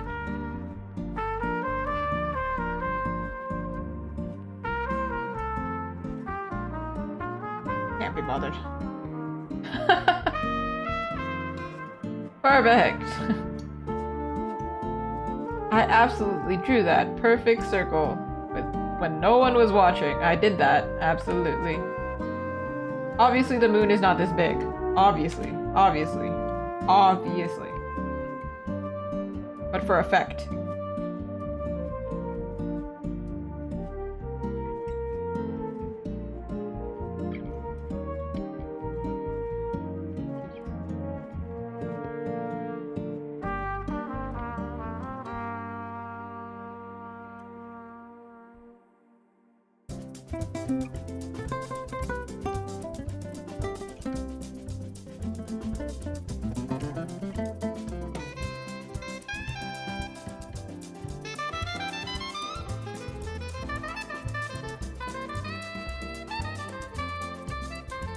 Maybe too dark for my taste. Also worth remembering, this is for print. So dark artworks maybe don't work the same. They might not work as well. For the printer, I mean.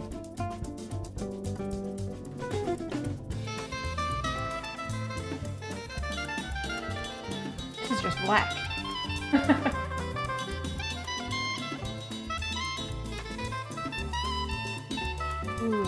Yes, please enjoy your sleep. Get some rest. All artists need rest.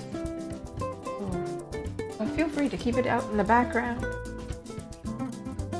Just occasionally look back and be like, whoa! Things are happening on the screen. Get some good rest, Kowalski.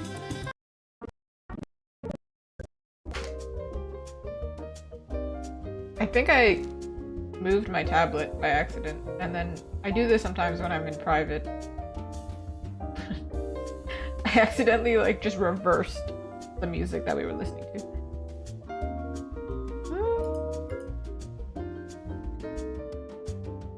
I like it lighter, actually. Like it just looks better.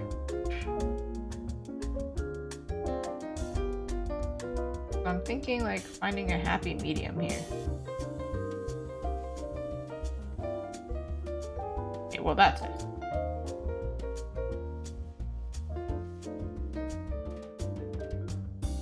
Whoa. We just changed the date from nighttime to daytime. Definitely not that. I'm just experimenting. Sometimes I do that. I don't know how else.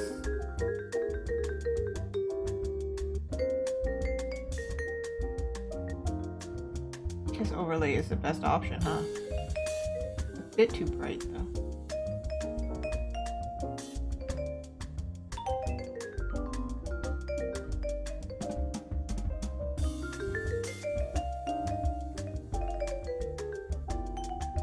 This is too bright.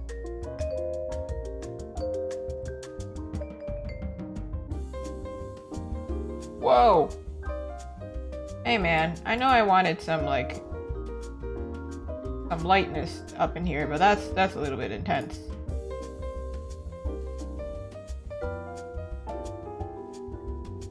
I added this moon effect and now I'm like, I don't.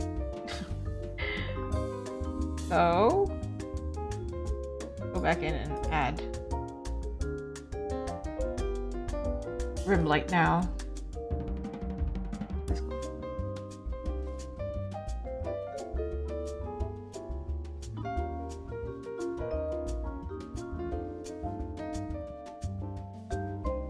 Maybe it's better to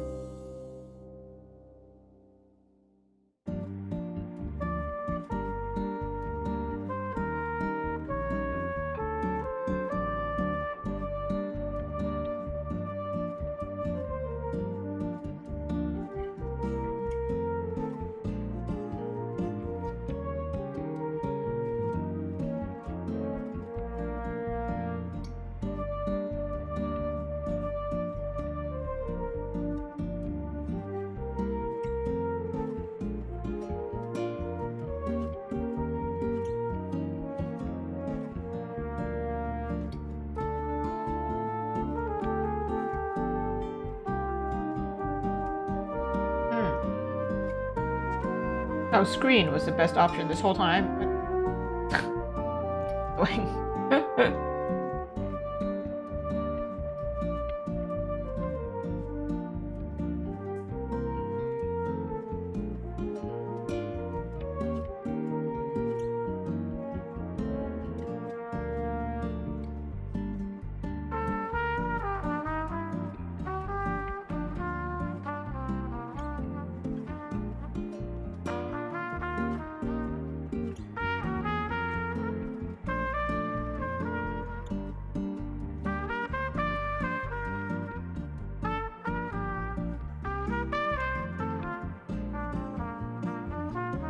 Oh, I remember, I didn't finish her hair, huh?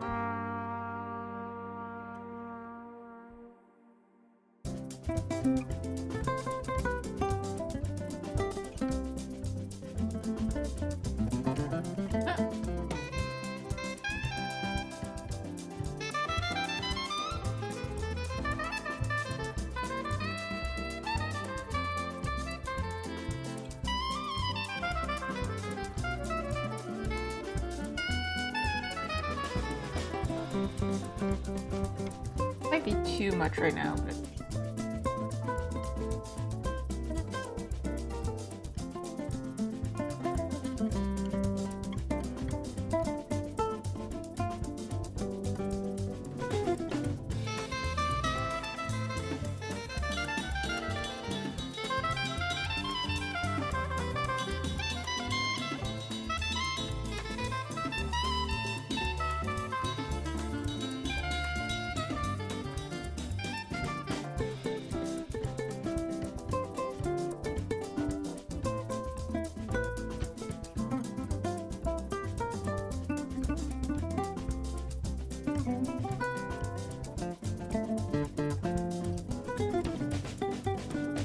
reduce a little bit, I think. Just to make it like match the surroundings, really.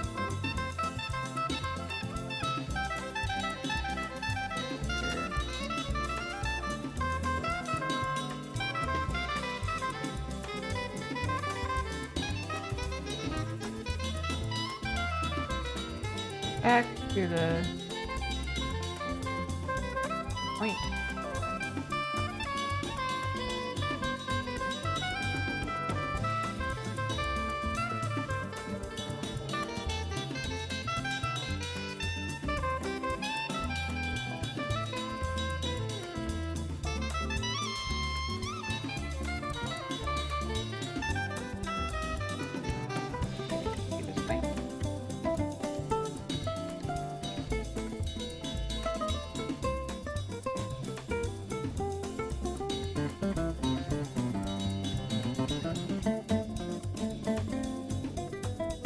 Ah, right, because the color adjustment is gone, right?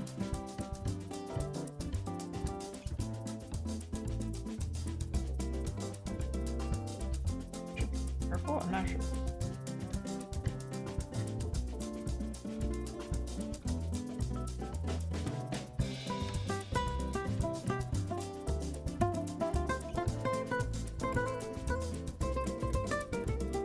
Get happy between a purple and blue, because then it makes him look more maroon, but then it makes her look a little bit off.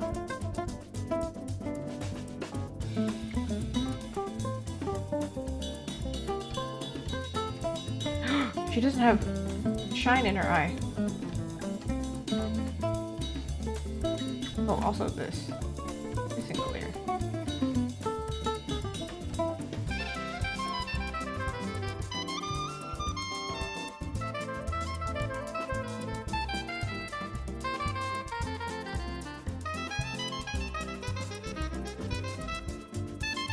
Not be this right.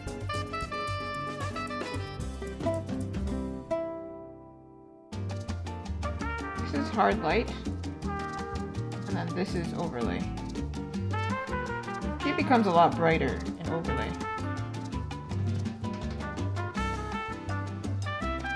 And this is multiply.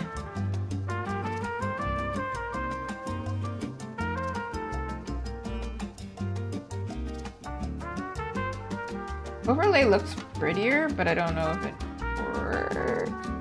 Maybe let's combine them. We'll do an overlay, and then we'll also do hard light. Is kind of intense. Is it though?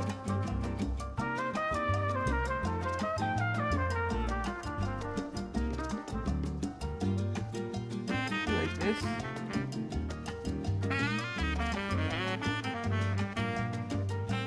I think I like it that way. Okay. She's missing the highlight in her eyes. Kind of important.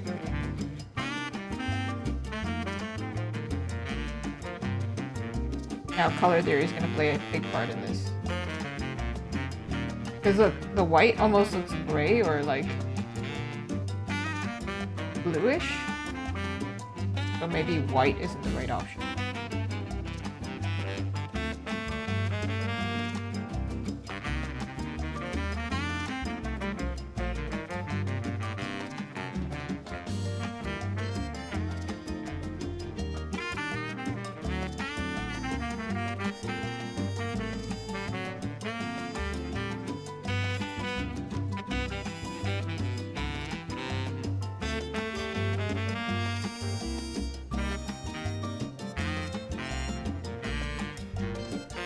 eyes obviously aren't blue, but the sky is. And it's a night scene.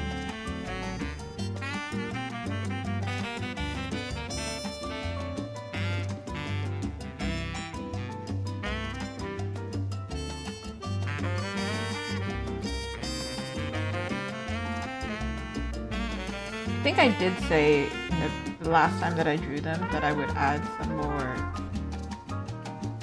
shine to her eyes to make it look like she's teary, because kind of a frightening situation she's in, right?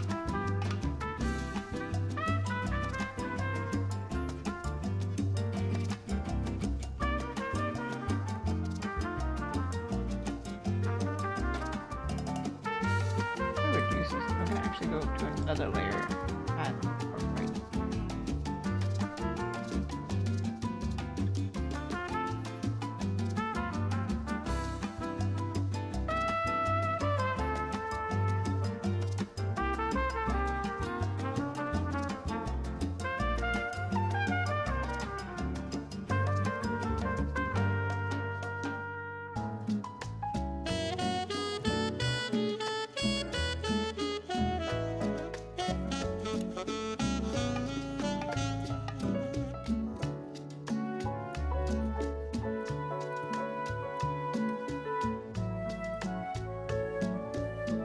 Then we can go over to our screen layer.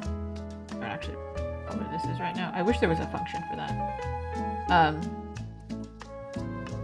Gonna add some of it into her eye, to her face a little bit, peeking through.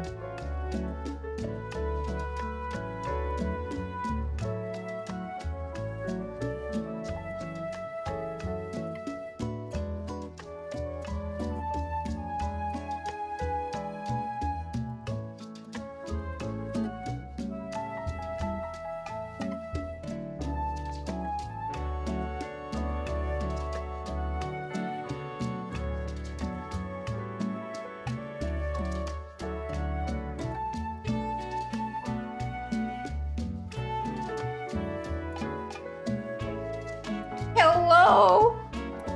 How are you? Oh, you've caught me drawing this time! Woo woo! Oh, I just got it, partner. Partner. Howdy. Ooh, I'm doing okay. I am heavily caffeinated. And I'm only gonna get more caffeinated.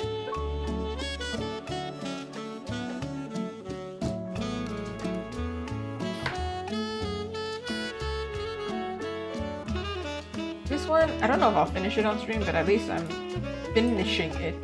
You know, like the process of finishing it. We're making it super, super romantic-y.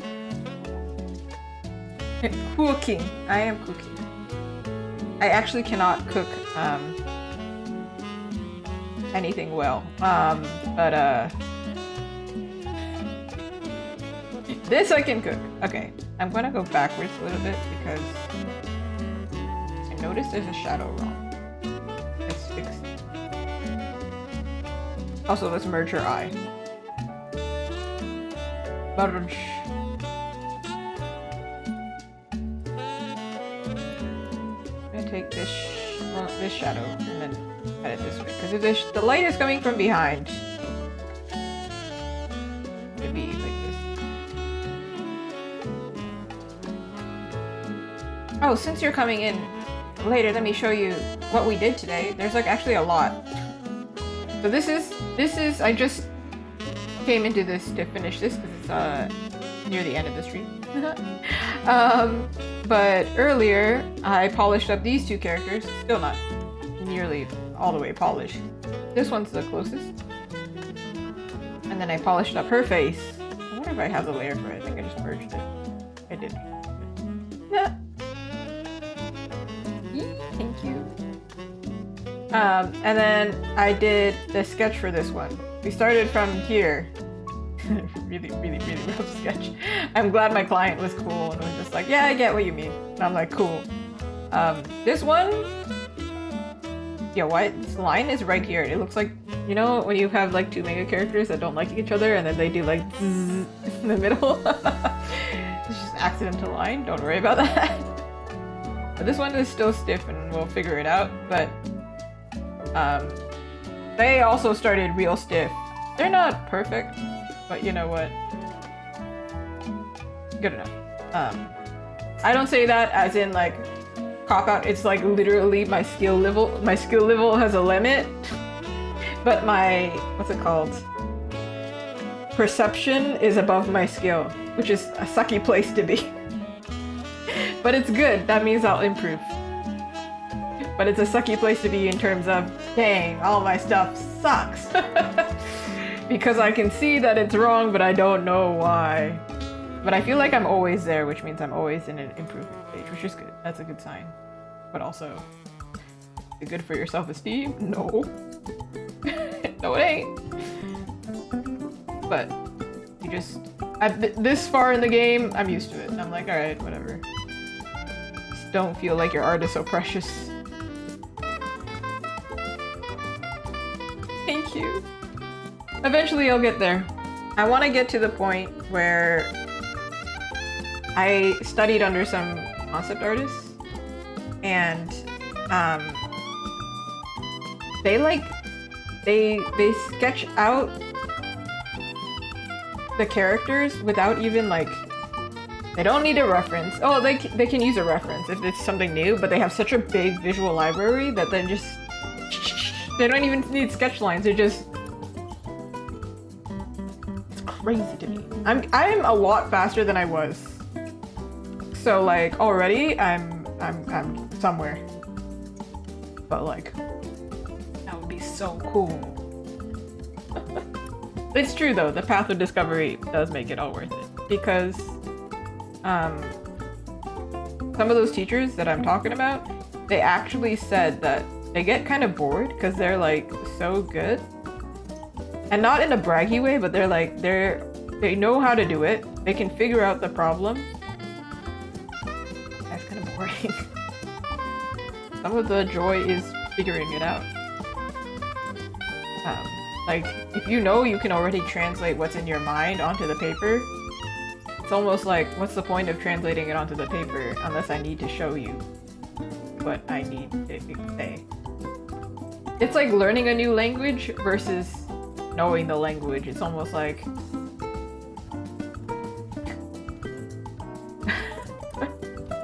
But usually these artists that I'm talking about, they're concept artists, so they already are in the realm of... They're always going to do something new anyway. They have to problem solve creatively. And being fast is just a part of the job. Yeah. Whenever I check in on them, I don't really talk much to them, but I always, like, you know, I'm in one of their discords. One of my teachers is very cool. And then he, instead of going live on like stream, there's no purpose, right? He's a full-time artist who works for a company. He just does it to, like, you know, hang out with other artists. They experiment together. It's really cute. They talk about movies and things. I am a lurker. I just show up, I see what he's doing in the background, and I'm like, what the heck is he doing, man? It's some magic over there. But I really liked him as a teacher because he never made me feel like I was like far behind. And if he ever did talk about skill level in terms of like occupation, it was never in a way of like, oh, you're not there yet. It's more like, we all as a group have things to improve on, and we're helping each other figure it out. And I was like, I like this guy. Versus I had another teacher who kind of singled out one of us as like the better one, and there was clear favoritism. Which is, I mean, that artist absolutely deserved a job in the industry. I'm kind of glad that it worked out that way and I was weaker, because otherwise I would have ended up in the industry, went this way. So that was good. But I learned a lot from both teachers. I just learned what type of teacher I prefer. And I learned that I'm definitely not a teacher. I'm definitely not a teacher. Absolutely, it is what's up, isn't it? I don't want to teach. A lot of people come in and they're like, oh, do you do tutorials? And I'm like, yes, actually so much work.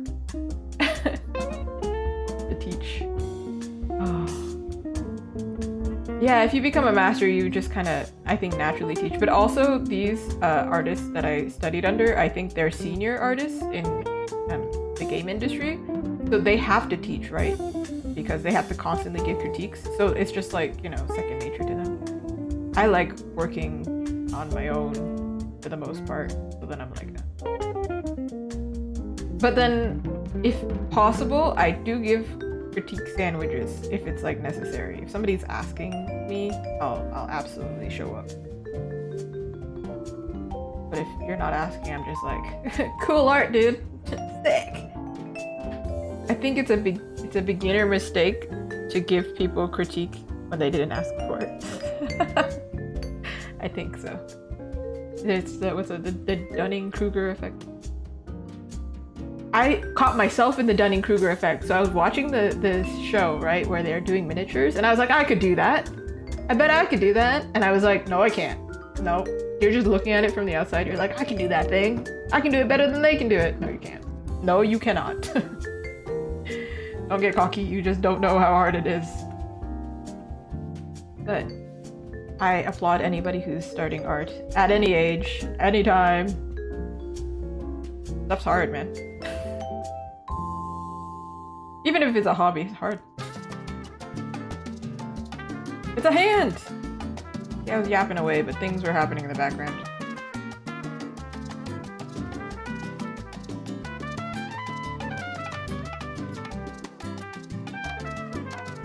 I think when I started art, though, I watched a lot of art YouTubers. Back in the day, that's what I had. And now here I am. Not an art YouTuber per se, but kind of an art YouTuber because I'm live on YouTube. What's up?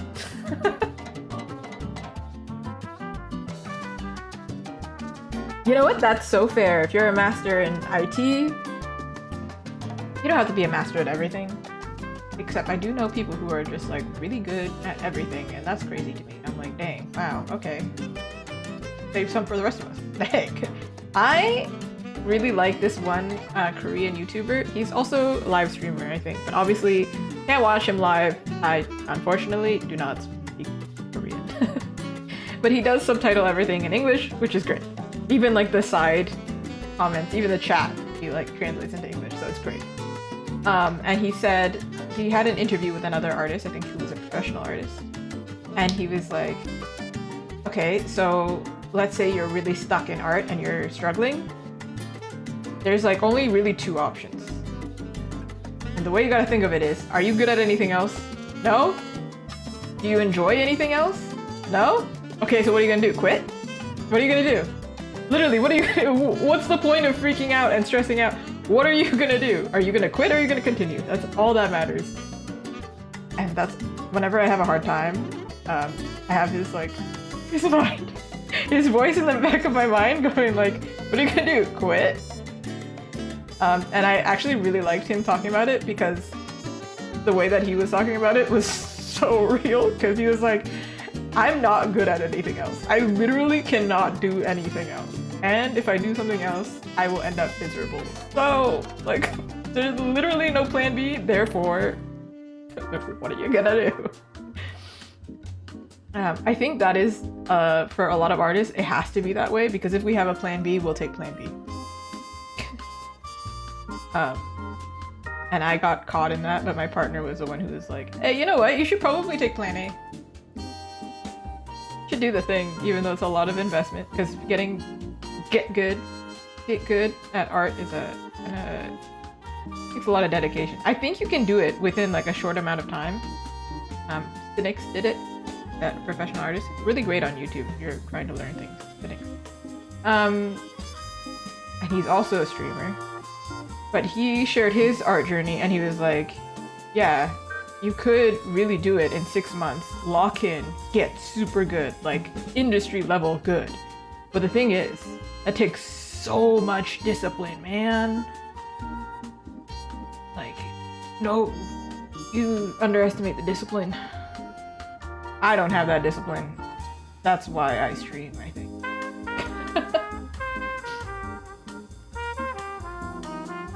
16 years of culinary experience and 13 of IT. Jeez. Jeez. I don't even know how many years of experience of art because I took such a long pause. I think I did draw in between, but like when I was in school, I did like 6 years of school, and I pretty much dropped drawing for 6 years. In fact, you can see when I was in high school versus when I finished university, there was a skill regression because I had stopped drawing for all that time. And when I did draw, it was traditional. So I went from digital to traditional, back to digital. It was rough, bro. It looked bad. And my style also changed because I had shifted. It was wild. I mean, like, I don't regret it because, like, what am I supposed to do? Like, my life path was like that. But it was wild. I was looking at it going like, I got into art university and then looking at my stuff after dropping out of university when I didn't go for art, and I was like, I got into what school? How? How did I do that, man? Younger me was a force of nature. I don't know how she did all that, but she did all that. And then I also don't know how she was like, I'm gonna give it up. I'm not gonna do it anymore.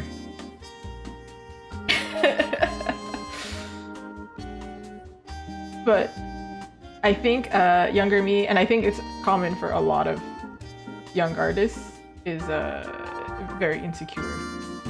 So I didn't pursue what I wanted to pursue because I thought it shouldn't be what I want, probably.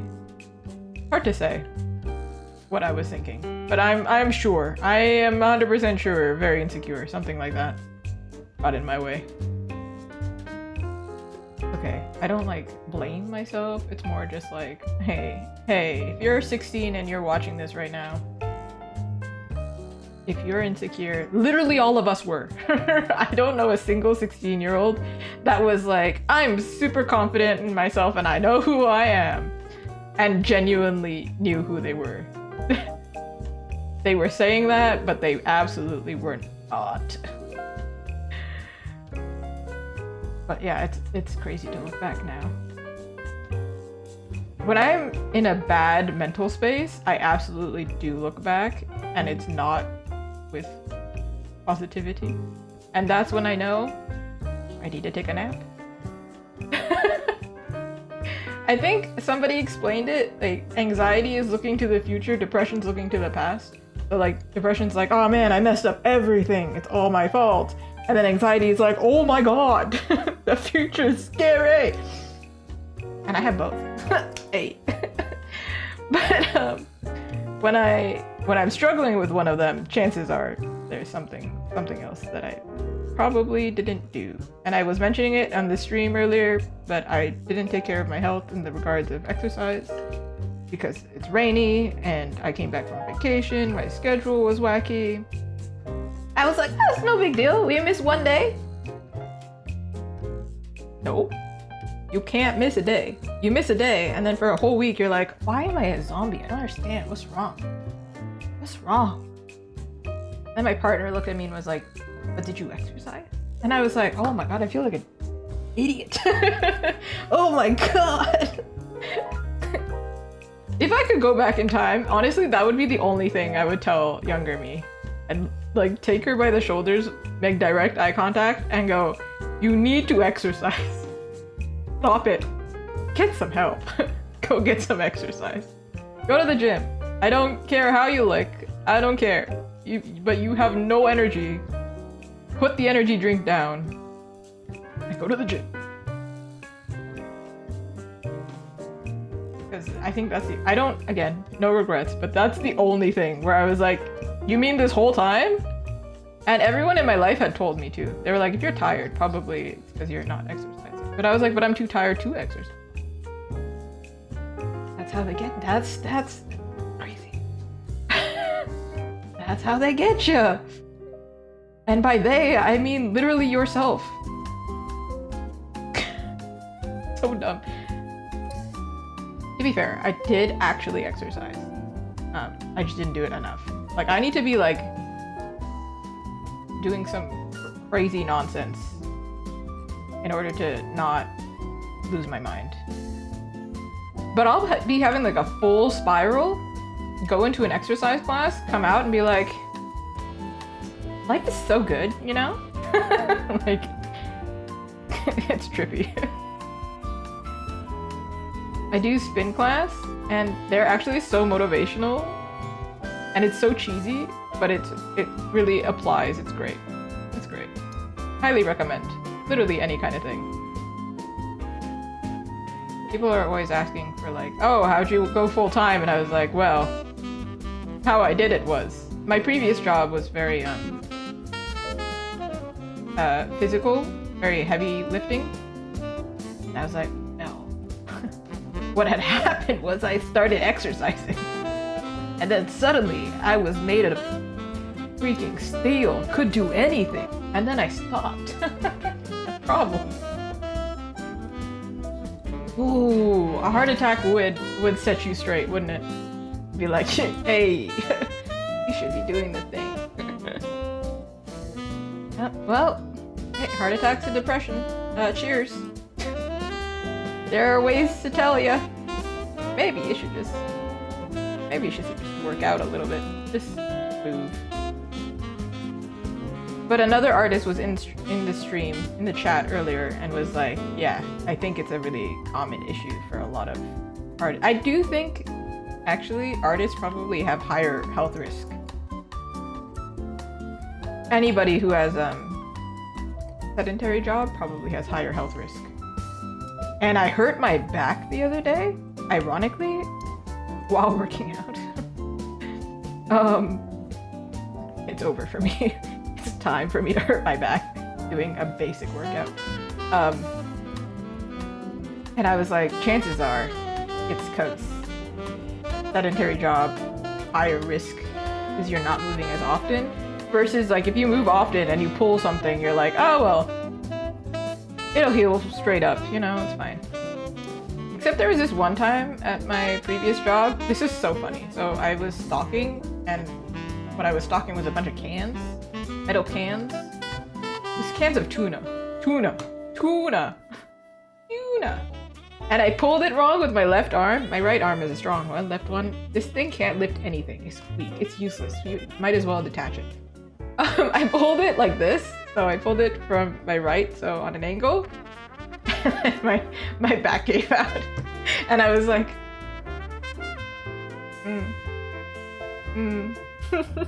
Went up to my boss and was like, ayo, I feel a tingly sensation down my spine. I don't think that's right.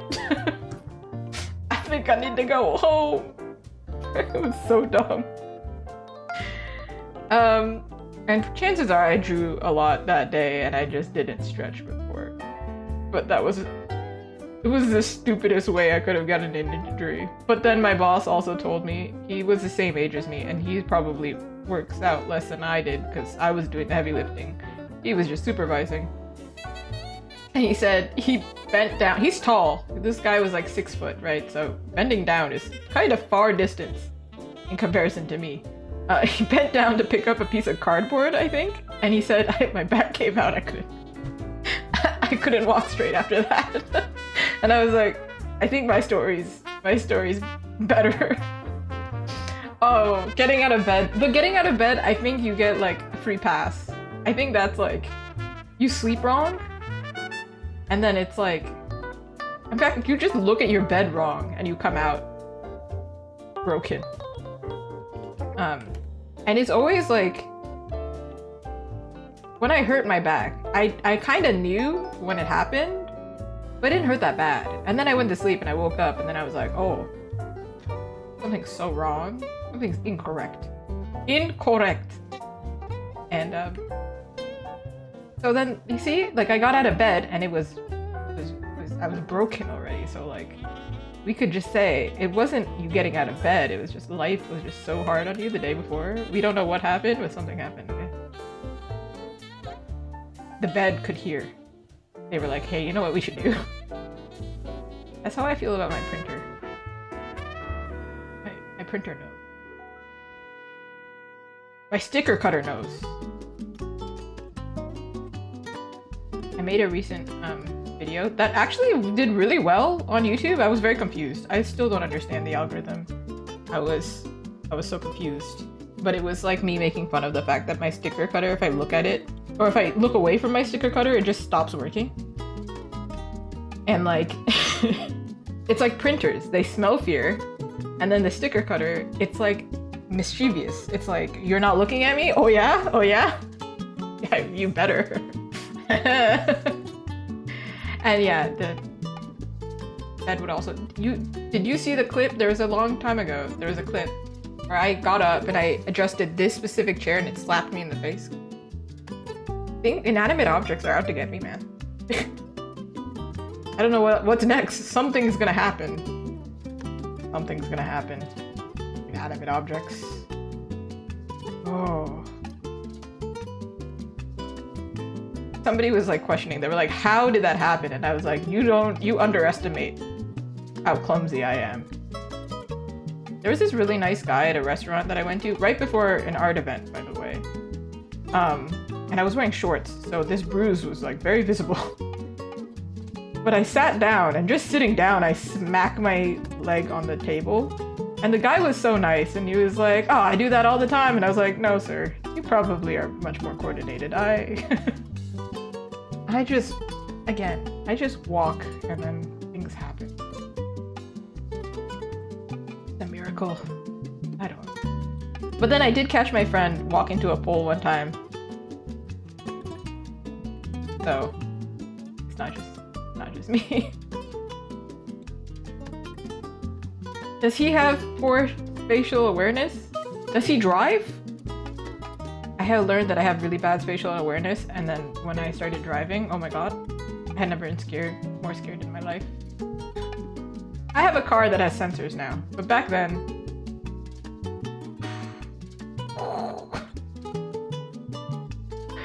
Okay, be prepared. When he does drive. He's only 10 now, but when he does drive... If he has no spatial awareness, good luck. Just make sure the car has cameras. All you're gonna hear is like it's bad. It's rough. I walk into things all the time. I walk into people all the time. But I've started testing this thing. I've heard this theory and I tested it. Girls are very polite and we tend to move out of the way. So I started to take up space and I'm like, no, I'm not gonna move out of the way. You move out of the way. And I went through the mall like 2 days ago. And then I told my friends about this theory. I was like, if I walk straight, people will not move. They will bump into me. I bumped into so many people. I was like, what? You see me approaching. One of us has to move. Somebody move. It's not gonna be me. And oh, it's not just me with the bad spatial awareness. I refuse to move. It was crazy though. Like I was in a very crowded mall and then people would just like stop in the middle of the walkway. And I'm just like, ma'am, ma'am, please move or get walked over. I think it's like this is also really common if you're from the city. Like, nah, we're not doing that. Come on now. It happened so many times. My girlfriends are also devious. It's so funny. We're at a coffee shop and I see the washrooms behind me. So I'm like, oh, I should do the Canadian thing and move out of the way because they're trying to walk past me. And my friend whispers to me, she goes, no, take up space. Don't move for them. They move around. I thought that was so funny. Oh, it's so funny. I used to be like that, I think, too shy, but now, especially after living in Toronto, I definitely will tell people, excuse me, very loud. Actually, moving in Toronto, I started already having this habit, but then working with a lot of people in a very loud workplace, I literally started yelling at people because my voice is quite high pitched, so I started yelling at people and be like, "Excuse me." And sometimes, if I was very peeved, I would do it in the highest pitch possible. So only dogs can hear me at this point. But it will sound very sickly sweet when you know I'm like, "Hey yo, move." I think even when I was annoyed, sometimes I would be really polite about it. But like, I started to establish like a bro voice as well. But you could, my friends could tell that I was really, really annoyed when it was like very high pitched, because it's like, there's no way I can say this without losing my mind. But now I would get equally annoyed if they didn't use their words. I do get it, some people are very shy, but however, in this establishment, I was like, there's too many of us. Somebody's gotta move, and it ain't gonna be me, it's gotta be you. I do remember one time I literally took this guy's thing, because we were the same place, same workplace. Guy was taking up space, and I said, "Hey bro, it's cool if you want to take up space, but you gotta." And I moved his stuff. I had learned very fast to stop being so nice. I'm still really bad with dealing with like phone calls where I have to clearly be angry at somebody. Like if I'm put on hold and then we're trying to solve a problem, but the problem is not being solved and it makes no sense, and it's been like 20 minutes, and they're like, "No ma'am, sorry, I'm gonna put you on hold again." At this point, I'm like annoyed, but I don't know how to sound angry. I'm still getting good at that. I'm still one of these days though. I do tend to be the person who's like, "I don't want to get in trouble. Thank you." Nervous laughing. Getting better at it though. It's a wicked combination, being Canadian and also being a woman. I started getting real mad at people. Oh, that's hilarious. I sent the CEO an email. What had happened was I was on vacation. And already being on vacation, you don't want to deal with ridiculousness. So I had ordered something for my booth, for my event that's happening in like 2 weeks.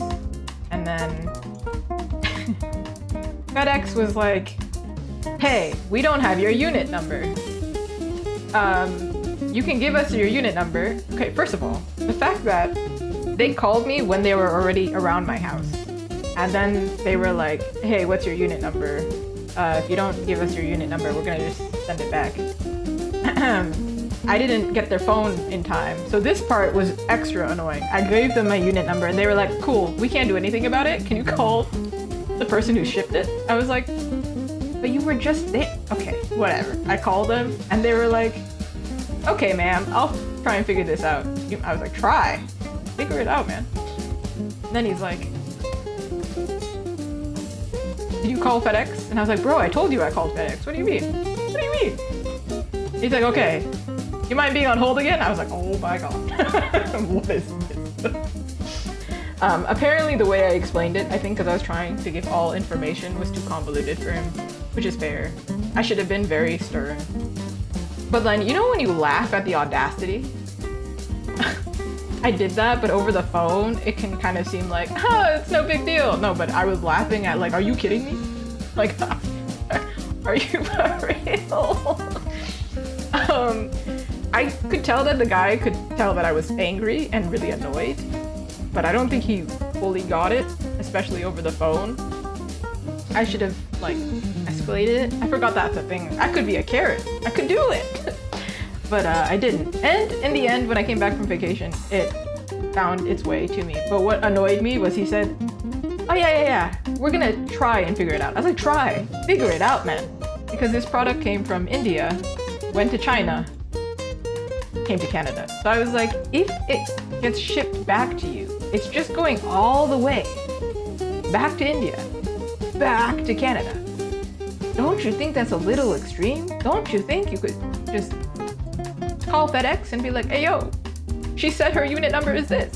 It's that. Deliver it. It's ridiculous. It was wild. It was so dumb, actually. So next time I'm gonna be like, no man.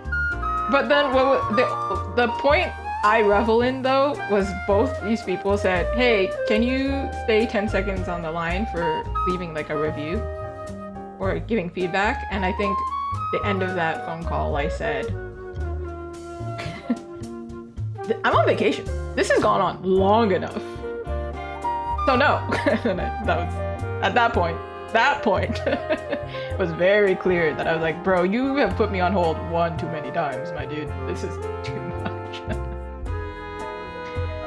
But it delivered itself and I got it, and then it arrived and I was like, this product is mediocre at best. What is this? At least it was a cheap product and it'll do the job. But I was like, we did all that for this? Okay. All right. Okay. Ah, what a fun time. It was mid. It was mid. It was. I was like, okay. Whatever, man. It's affordable. Fine.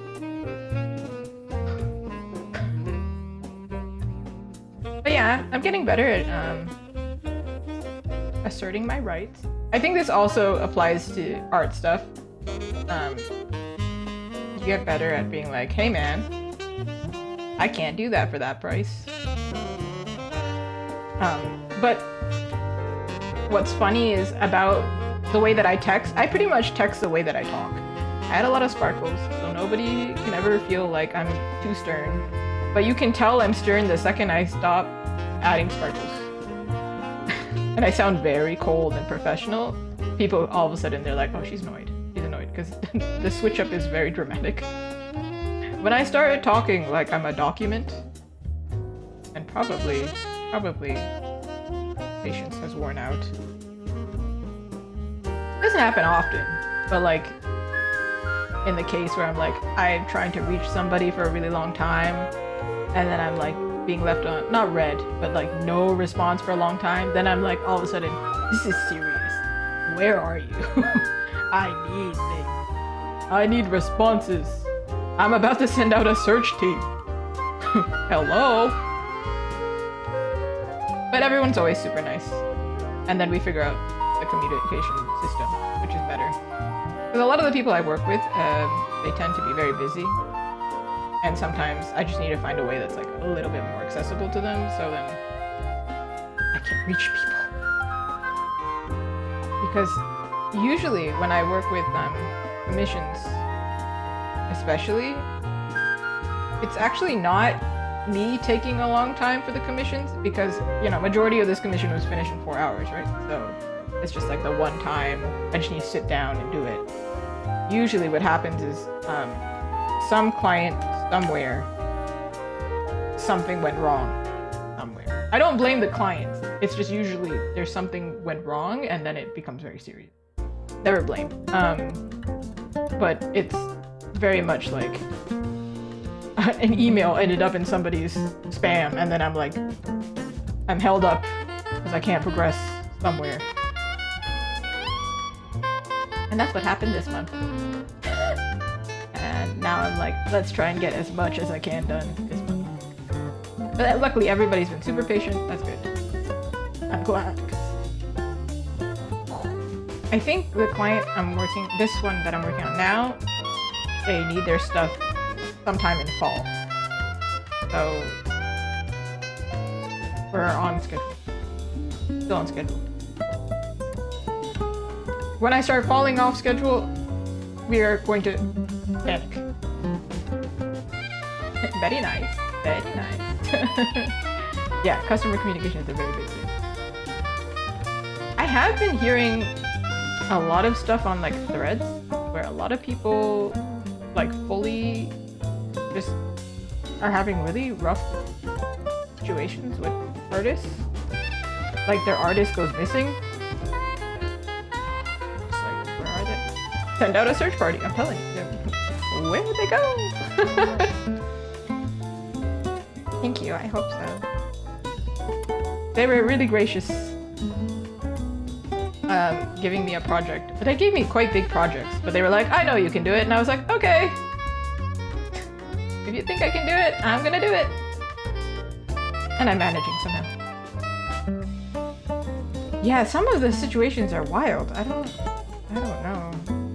I don't think it's the best way to keep clientele. But like, more clients for me? Great! I'm so sorry that the authors, usually they're authors that are around me, are going through that, but I'm like, okay, I mean, if you fumble, I'm here. I'm here to take the job. It's happened actually, genuinely. Like a client of mine will be like, hey, somebody took advantage of my situation. You seem cool though. And I'm like, I am. Very cool. Very cool. I'll take it. Yeah, secure.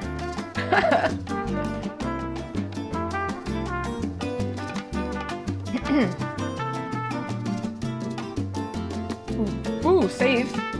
I didn't save. Thank you. Did I save the other ones? Oh my god. Hold on. We should go back and save. Stretch. And if you're over the age of 25, here is your reminder to also stretch. If you're under 25, you can still stretch, but if you're over 25, you need to stretch. I don't care. You should do it. Shia LaBeouf style. Y'all want to see something cute, by the way? Not done it. Look at them. Take a little pause.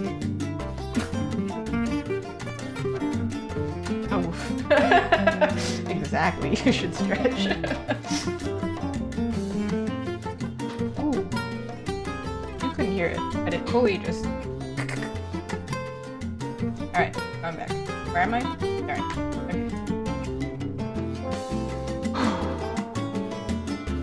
Okay. I have like still like half my coffee left. So also I give them a fake name.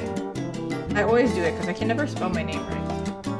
And sometimes I see people email me for like as Azuki and they still can't spell my name right. It's crazy.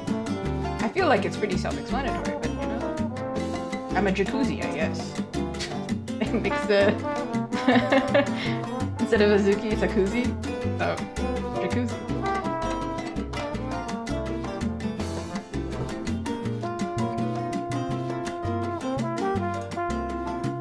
I was talking to my friend about this. I was like, I don't understand how they keep misspelling my name. It's like you can just spell it out. It's like one of those like it's phonetic, so you could just spell it out how it is. Oh my god, Kikarus is making sure I stay alive. Am I alive? Are we here? Oh no, they caught me! I wasn't wearing a back brace. Redeem everything! Redeem everything! Oh, hold on. Hold on. Okay, weirdly enough, so I'm gonna put on the back brace, right? But like, weirdly enough, my back pain is not my lower back.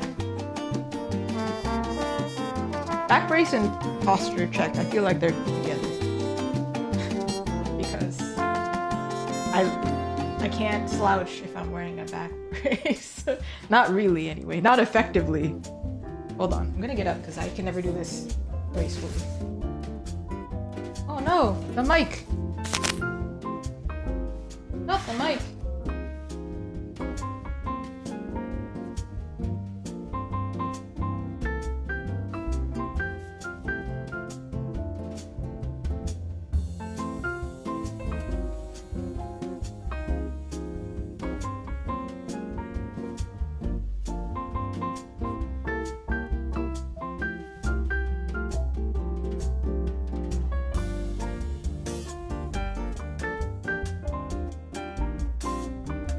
Okay, I had to like take off the mic, put on the mic, you know, if you.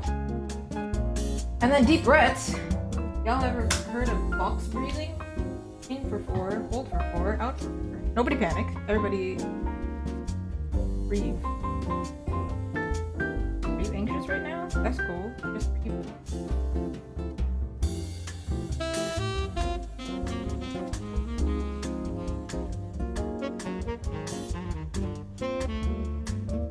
Peak condition.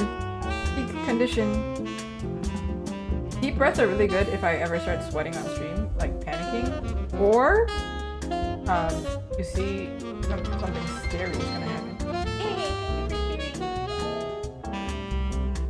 I think this is actually the first time anybody's cheered bits. Am I crazy? Is this? I think my mod went to sleep. But congratulations! Congratulations to the stream too. I don't have like a thing. I have like a kazoo, but like that's loud. It's loud. Just imagine. Confetti. Maybe that's something I should add to the stream, like a confetti. That'd be cute.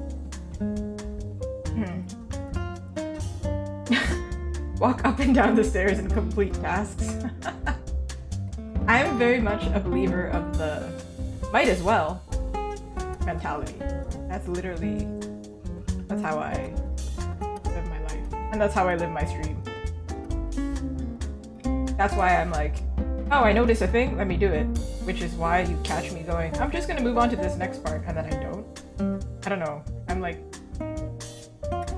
just confused. She's a girl with a lot of conditions, okay? She's got the ADHD, she's got bees in her brain, but I like to call them mini demons. I was talking earlier to a friend, and I was also talking to my husband, partner. I say partner because he's also the partner. But I was like, I feel like in my mind, there's just a bunch of little demons who are playing the snake game. You know the snake game? Where there's just like a bunch of demons and they gotta collect other demons. That's pretty much what's happening. And they're all going in there. That exact sound. So dumb. And then I said, but in your mind, I feel like they're all in a circle together, going like in unison. So it's like not the same. Mine is just a little scattered. But like yours are fully having a party. Like, you know that scene in SpongeBob where like there are a bunch of mini SpongeBobs in his brain running around with like burning files? That's accurate representation of ADHD. Something's happening, we're all freaking out! And then meanwhile the person is just like, I am totally listening. I absolutely know what you just said. I am very bad with instructions. I don't like reading tutorials. It's a miracle that I did anything before working for myself. Which is why streams are very helpful. Okay, we're just going through cleaning up small things. Arguably should do this on one layer because there's too many. And I'm really in a yappy mood because I got coffee. So we're gonna keep going. And then tomorrow we won't have a stream. I can collapse horizontal.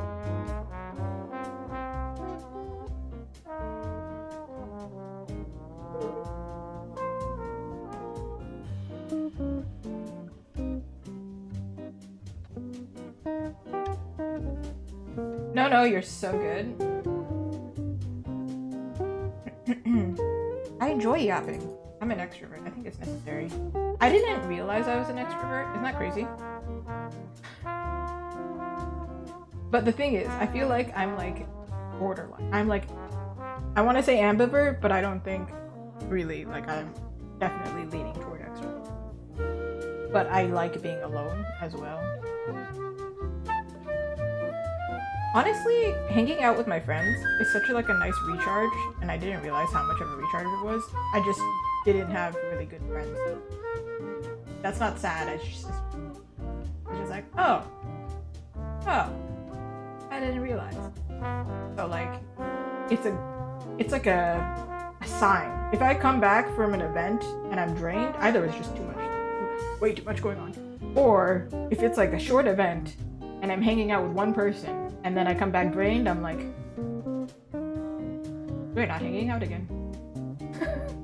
Because I'm an extrovert, I should be like getting more excited. But I did come back really drained the last time I hung out, not because of my friends, but because I drove. And I don't understand what's wrong with Google Maps. I have feelings about Google Maps, and they're not good ones. They were like, alright, get off the highway. Wait, just kidding. My bad. Wrong highway. I was like, so what had happened was, I don't know why, what had happened is just, okay, right now, but I'm going from one city. I approach a suburban city. Suburban city here, Toronto here, right? And then I'm leaving the suburban city because I should have exited somewhere. And then I started approaching Toronto. I started going toward the airport. I was like, we are not leaving the country. Where are we going? Oh my god, I was just trying to go to the mall. But I started going toward the airport. And then it told me, hey, stop going toward the airport. Get off. Turn around. Go back toward the mall. What do you mean it's 10 minutes? It's chill. And then on my way home, it did the exact same thing. So I had gotten lost so many times. I think it was supposed to be like 2-hour drive. Around that, it ended up being like 3 hours. And I came home and I was like, I need to talk to Nope. Because there were so many things that happened on that drive. I had a truck honk at me. I blocked traffic and then I had a whole pileup behind me. I was a very anxious driver, okay. This car, it came in front of me. Truck came in front of me that had like the sign that said like, you know, like move out of the lane, right? And then like I didn't realize it was gonna block traffic in front of me, so it took me a second and everybody got mad at me. There was like probably 6 cars behind me and they were all honking at me and I was like, I don't know how to escape. This is a one-way lane. I don't know how to go. I somehow managed it to make it.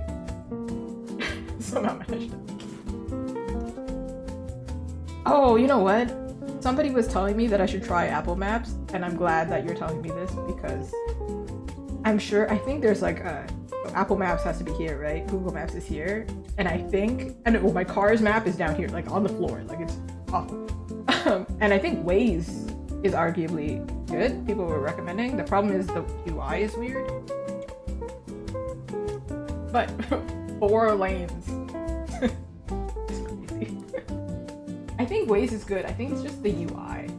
I don't remember why we stopped using it.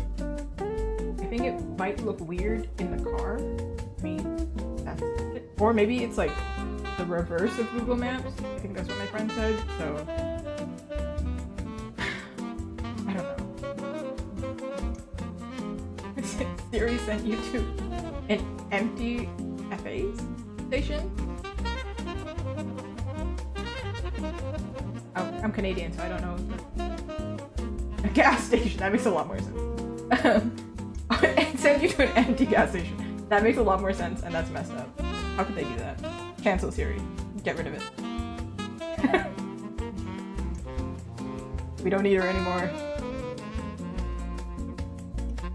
Okay, this line is...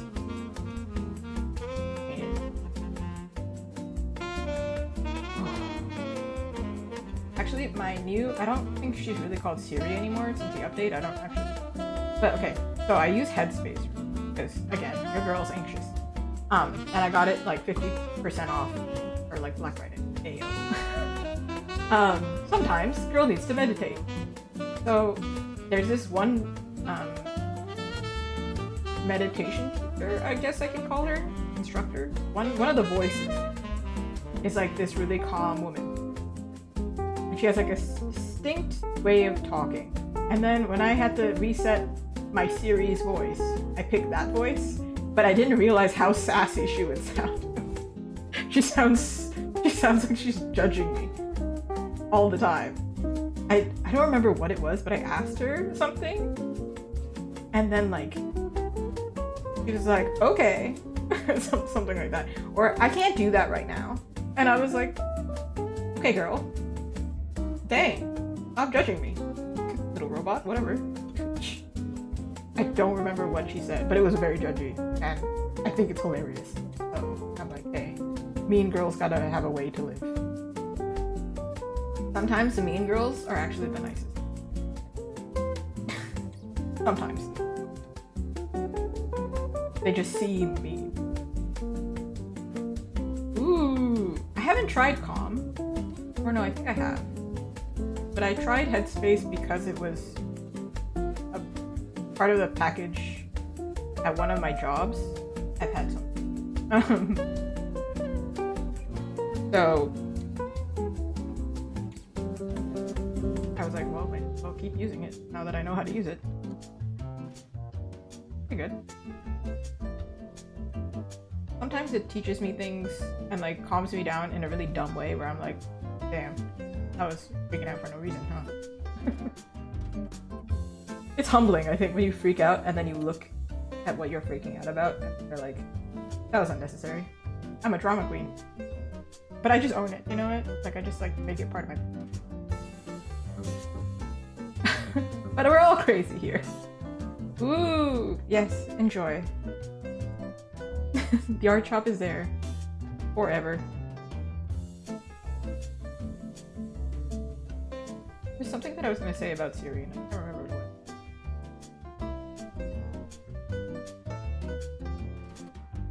Something about her. Actually, I kind of like that this part is messy. I don't like this though. I mean, sometimes if I clean up too much, then all of a sudden I'm like, why do I hate it? Clean up too much. Very cool. Cool bean.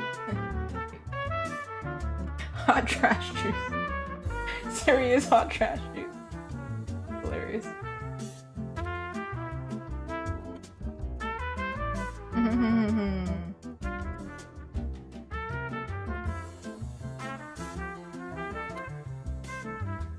Still mad at her after like 15 years.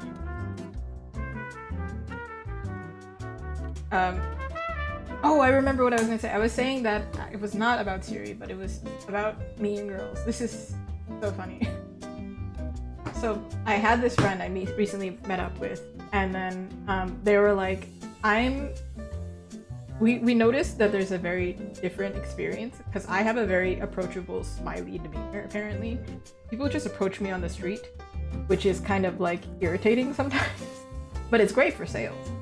Hey, I look like the type of person you could go up to and I'm not going to judge you for your purchase. That would be awful for sales. That's ridiculous. I have been told in sales by other people who have resting mean face, I'll call it, that it's not great for sales. So my friend has this. And there was one specific experience where we realized I'm quite nice and I'll say things nicely. Remember how we were talking about how people don't move out of the way? Well, my friend is very no nonsense. And I think at the time they put a sign somewhere that said, like an answer to something very specific. Like, don't ask me about this or don't touch this because XYZ. And somebody comes up to them and says, hey, something, something, something. And their response to look at them coldly and go, can you read? Sorry, can you read?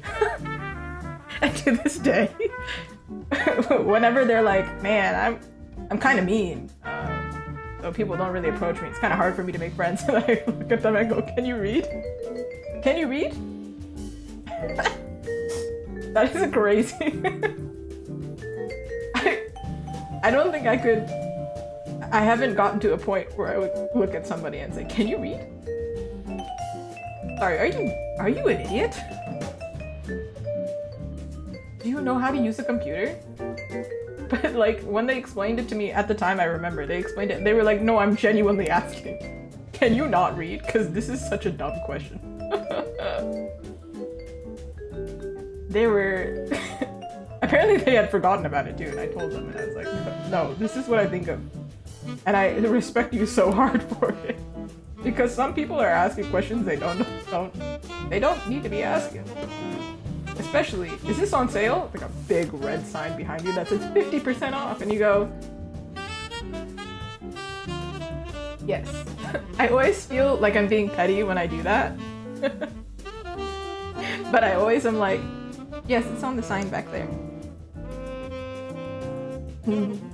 I've done it on stream a few times too, actually.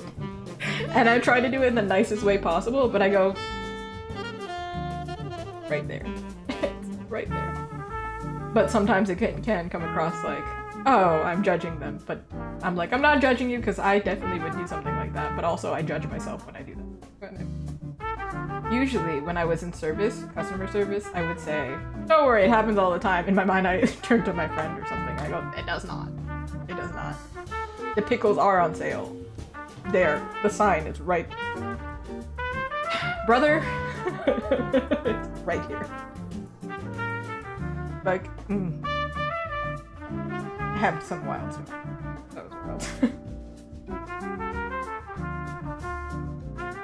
But what I find hilarious is when they get mad at me and I tell them, this was back in when I was working in Toronto retail. I would tell them something and then they'd get mad at me for talking to them, and then they ask me the question afterwards. And then I'm like, but I was telling you, but then you got mad at me. I think that one was probably the wildest story I've ever had in customer service. I've seen plenty of things. I work downtown, right? But customer service. I told this woman and her mom, because it was my job, I was like the greeter. Because, again, very approachable face. They put me in the very front. The person who's terrified of people, let's put her in the front.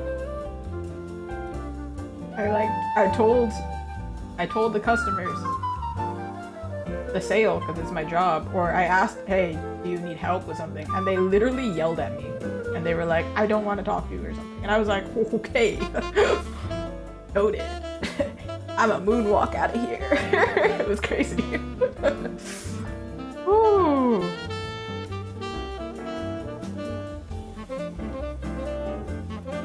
That is hilarious. When you work in fast food. Will that be all for today? No. So what else? No, that was it. That's funny. I think, well, I used to work with coffee, so I'd always have a billion questions. And my patience. I had the patience of a saint at that time. Sometimes. I feel like being an artist who works with commissions, I still work with clients, but like smarter clients. So there's no problem. And if there's a miscommunication, it's like a reasonable one. Because some of the things you know that saying where you have to assume people are like stupid? Like most of the population is stupid. You actually have to think they're like half of that. They're like even more stupid, unfortunately. That's what I think of. And I do it lovingly when I make signs for things. I just assume that people are not going to read the sign. Because I'm like, I need to make this like as simple for a child because we have no attention. I have to do it in a way.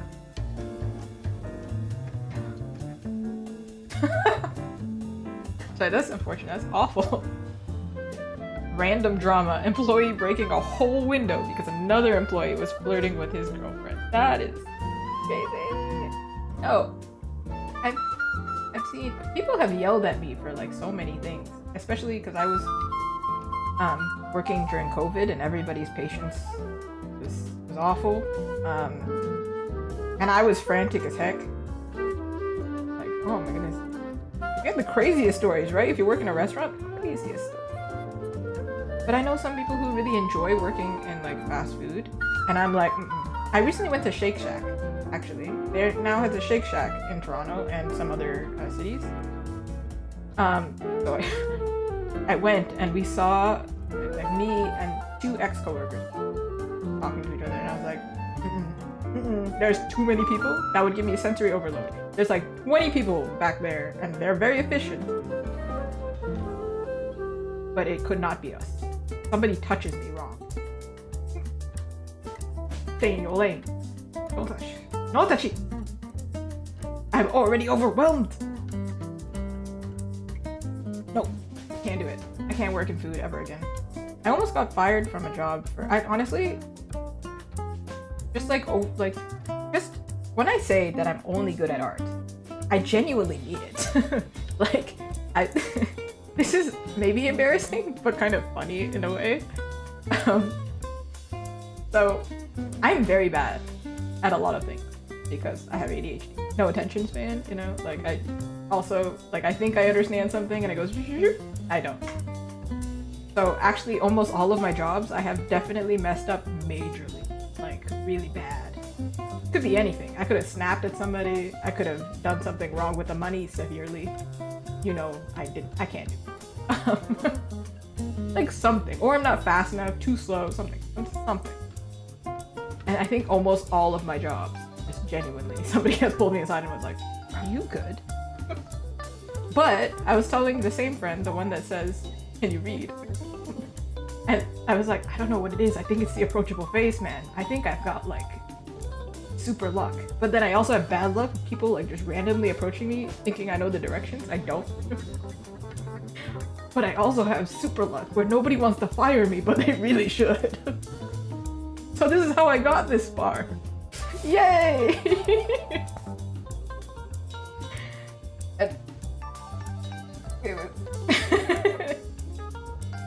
But you know, think Icarus gets it. Yeah. I remember I snapped. This is the job that I quit and went full time. I snapped at somebody for doing something that shouldn't have been allowed anyway. Either I felt unsafe, uncomfortable, or just I reached my limit. And I think I have a pretty good limit meter. But I think because I was so close to going full-time as an artist, my tolerance, I was like, what are you gonna do? Fire me? I'm literally one of the best people on your team. What are you gonna do? I snapped, and I had never been so aggressive in my life. I'm a pretty chill person, I feel like. So I was like, I went to my manager immediately and went, hey, so I lost my marbles. I need to go home. But this is why. And then she went, understandable. Take it easy. And I was like, I didn't get fired. I lost my marbles, but it was reasonable. So, every time I lost my ish, my manager was like, I get it. I see it. I see the mission. I didn't get fired, but they also didn't get fired, so is it a win-win? I don't know. I don't know, man. I don't know. There were some crazy stories that I won't repeat because they are not actually lighthearted. They're awful. They're awful. There's nothing fun to take away from it. Just, wow, that sucked. Which means it's good that I left. But it definitely gave me a lot of skill in. Man, some things we should not tolerate. Some things we should be like, hey, that's not cool. That's very uncool.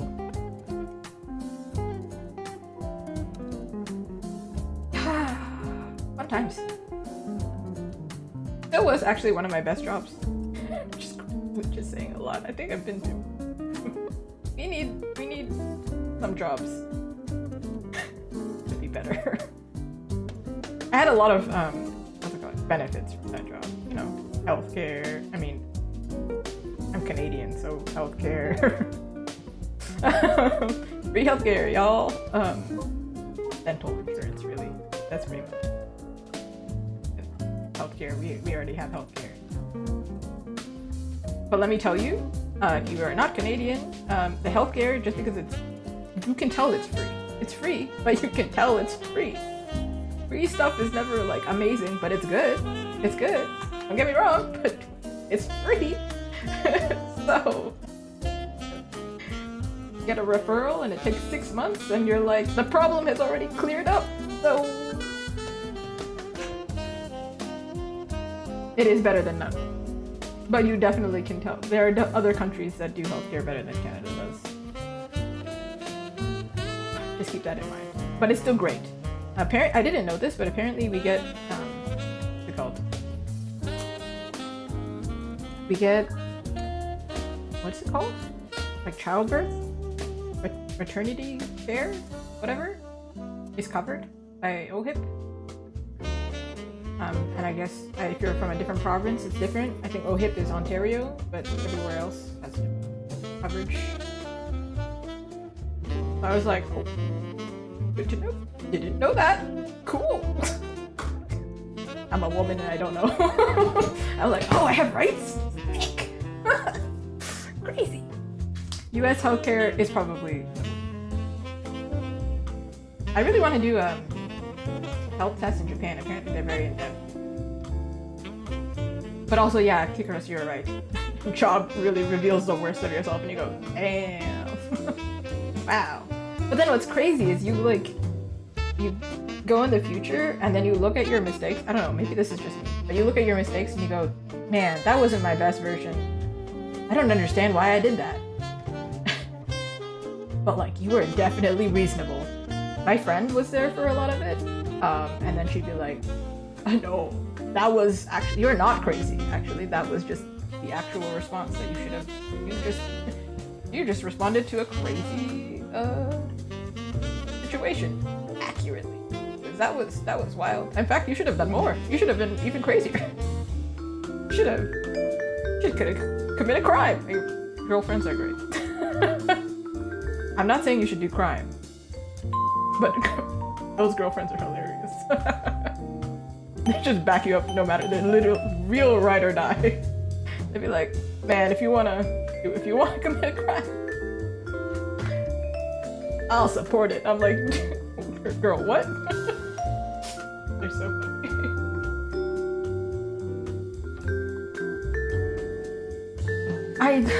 I do believe, I have been told by, unfortunately, quite a few people with chronic disabilities or their marginalized communities, especially in the US. Oof, oof, it's a rough time. I'm so sorry. You can come visit me, I guess. I don't know how travel healthcare works. Oh, at all, actually. Oh, this is on a different layer. Oh my god.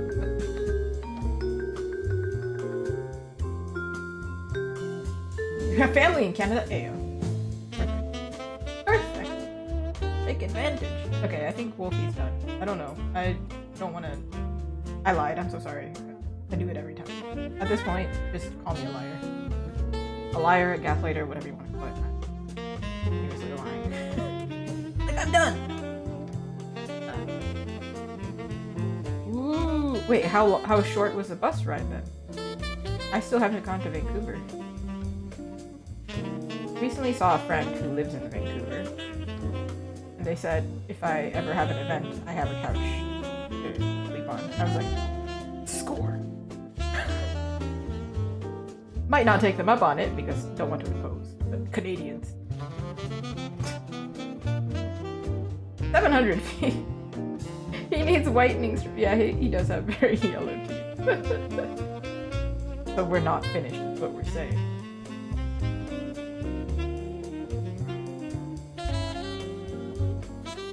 But then if we give him too white, it's gonna look like veneers. So let's just not look at it too closely.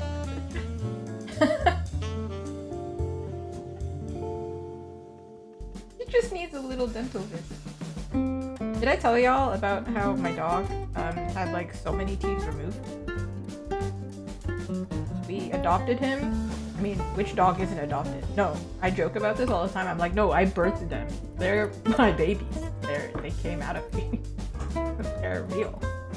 Those are my babies. We're not debating this. They're my babies. But adopted my second dog. Luffy, the white one, who always shows up on screen, but not recently because he has some blonde hair. Yeah. And I think his previous owner didn't take care of his teeth at all, like not at all. So he had, I think, 13 teeth. So his mouth is just like empty. This poor guy. So when he yawns, it looks crazy. Like he's missing so many. I think he's like missing a tooth here, missing a tooth here, missing like a huge tooth back here or something. Like he had so many teeth removed. And it was so sad. We were on the way back from the dentist, and like his mouth was all like messed up, and he was in the back in the little pet bed, and he was just going, just crying over and over again the whole trip home. And I was like, my poor dog, so sad.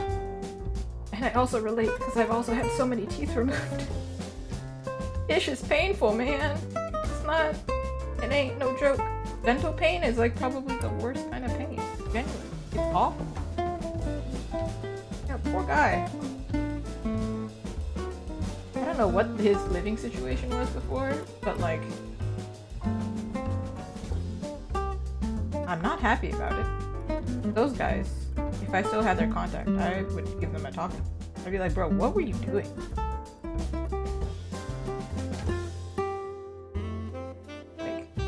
Hey, mess up a human, okay, but you mess up a dog? What's wrong with you?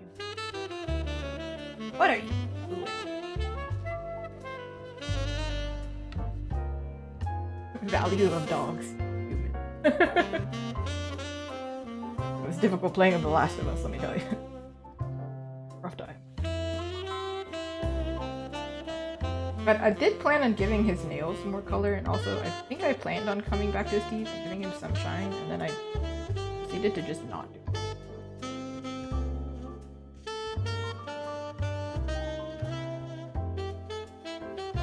Let's give him some sharp canines. His tiny little teeth. You know dog teeth? Have you ever looked at dog teeth? Though they're not the same as human at all. Like, let me show you. They're crazy different. That's not how you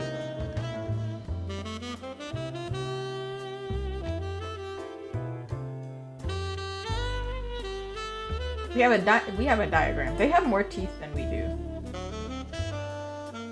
A diagram. We're learning. Here we are learning. Very dramatic. There's a teeth. A lot of teeth. Oh, snaggle teeth. But yeah, I think they showed us a picture of the dogs, the teeth that they had to remove for Luffy, and they were like, yeah, like all of these teeth, the premolars, and like these teeth, and I was like, oh my god. But I think they never want to remove the canine. Winky. Because it's really important. But, yeah, they have a... And they're, like, connected in this, like, interesting way. They're, like, so long. Amazing. But then I brought Luffy back. It was crazy. He had, like, you know... colored teeth. He came back from the dentist and his teeth were like bright white. I was like, bro came back with veneers. Oh my god. Whoa. I want them to do that to my teeth. I just want them to just like fully clean them. Like so hard that they're like shiny. However, I cannot get my teeth whitened because I've had a lot of teeth removed. And I've had braces. I have very sensitive teeth. If I get them whitened, I will be crying. You will not see me on screen. Maybe not. Fun fact. You know how, like, I don't know if it's a healthcare thing or a beauty standard thing, but in the UK, they have like a reputation of having like messed up teeth.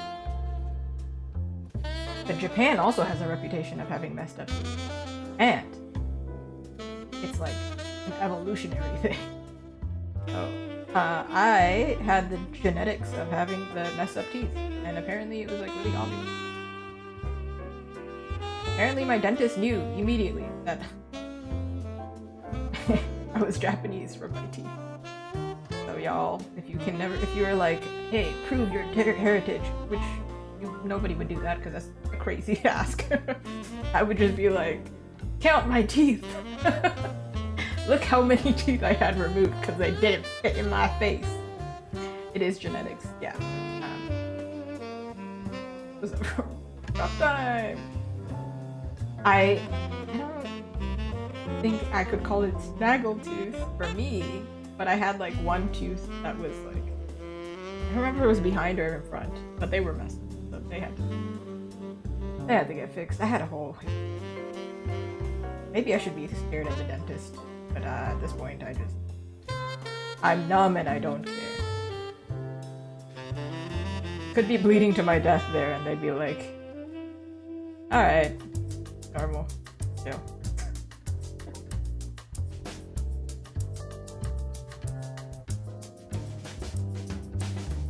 But the rest of my family didn't have this problem, so I was actually kind of annoyed. I was like, what? Huh? Eh? What is this? Why only me?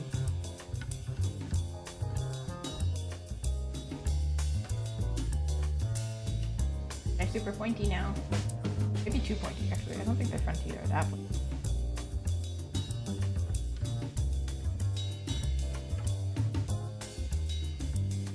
I feel like you guys over here, but then also.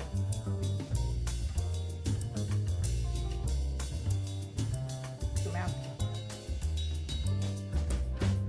Tired? Is it sleep time? Obviously. I should have ordered coffee. Oh.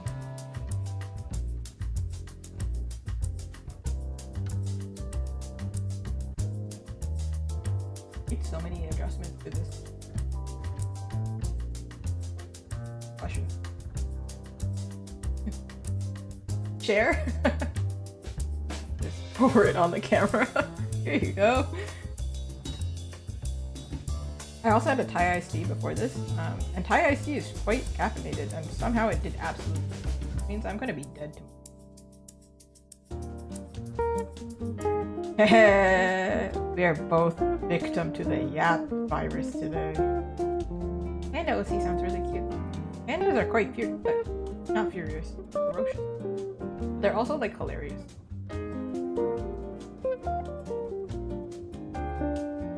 Line. What is this line? Where is this line? Hello?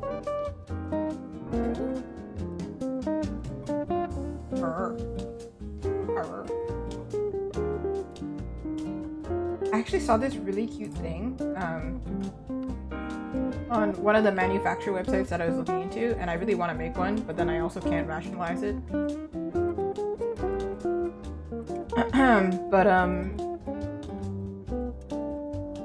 I saw this manufacturer offer ID cards for your original characters, and I was like, dude, I want that. That would be so cute. I mean, I could wear it at artist events. Oh.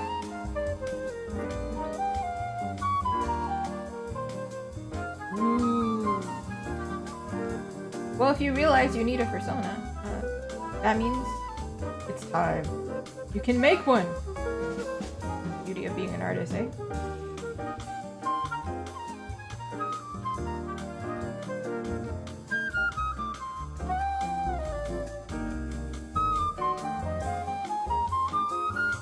I'm doing like a Halloween event on Instagram, and then we were like, oh, so let's do like our OC plus Halloween, right? But then we were like,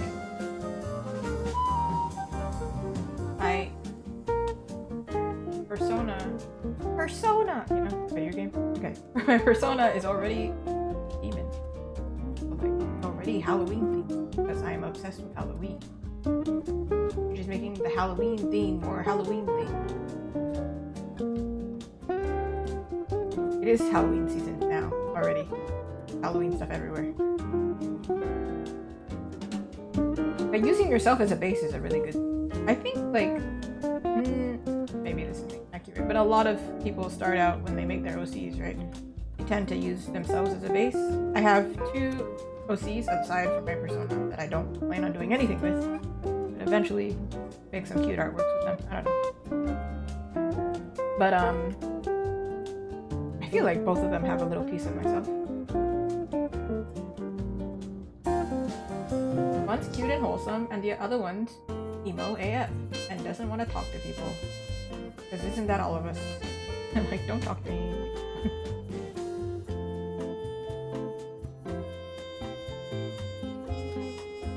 And then the other one can't do anything right.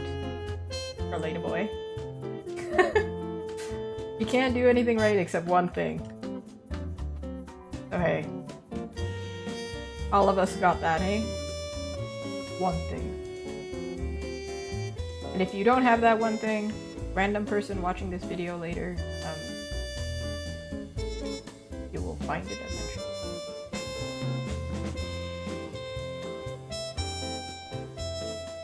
Okay. Alright. I feel like I'm missing some here, I guess. Sorry, wrong layer.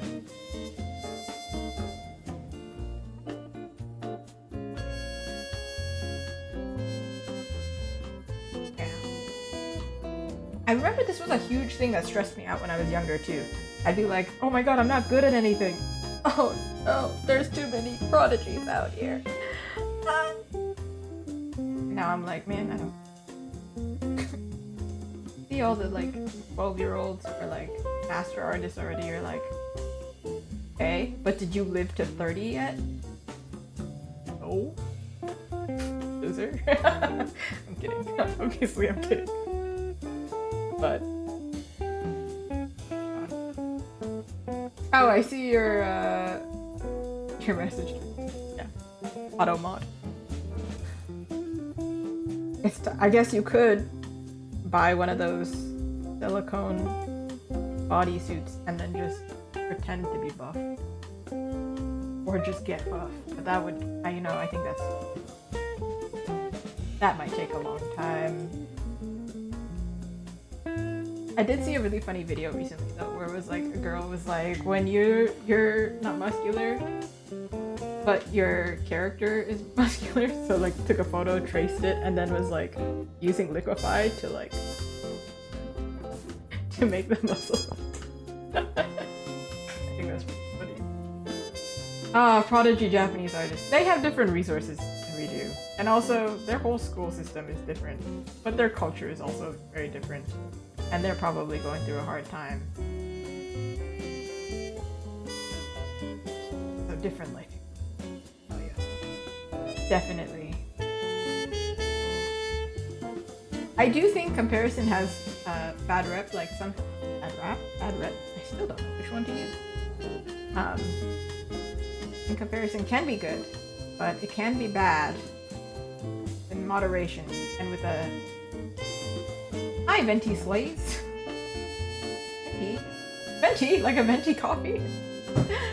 But yeah, if you compare yourself aimlessly, it's a little neat. But I can't say anything because I compare myself all the time. It's just, you gotta catch it and you gotta go, okay, but like, I have a lot to offer as well. I think also, I heard somebody explain jealousy in a really good way that I always think of. So if you're jealous of somebody, I actually caught this recently. So I know this girl, she's a nursing student who started her own business, her own, not practice, but she started her own aesthetic business. I am taking commissions. You can find my site in my links down below. And she's super fit. She has the money to do her hair. She's got her lashes done. She looks gorgeous, right? And I'm like, man, I'm kind of jealous. Why am I jealous? What is it about her that is making me jealous? Is that something that I'm willing to sacrifice things for? Is that something that I value? Should I pursue that then? Is that something that I care about? And if it's not something I care about, should I be jealous about it? So then you just like talk your way out of it and you go, oh, okay, if I want that, It's usually when you're jealous of something, they have something you want, right? Okay, if I want that, then I should go for that. Or if I don't really want that, there's no point in me being jealous of that. We have different values, different anything. So for me, I was like, oh, I want to take care of myself more and put more into my appearance because I like looking pretty. Okay, then I should just do that. No point being jealous. She's gorgeous. I can be pretty. Whatever. Bye. Yeah. So jealousy is actually a really good tool because then it like highlights. You go, oh, that's something I care about then. So then I should pursue that then. I used to get really jealous of even close friends, and then I would like tell them. I think the friends that have survived are the ones that I tell them, hey, I'm jealous about this to you, and then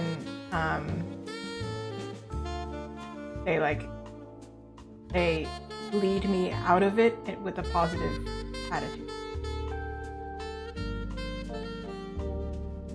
I'm not taking requests right now. I do take commissions, but you can order a commission. Right now I'm working on other commissions.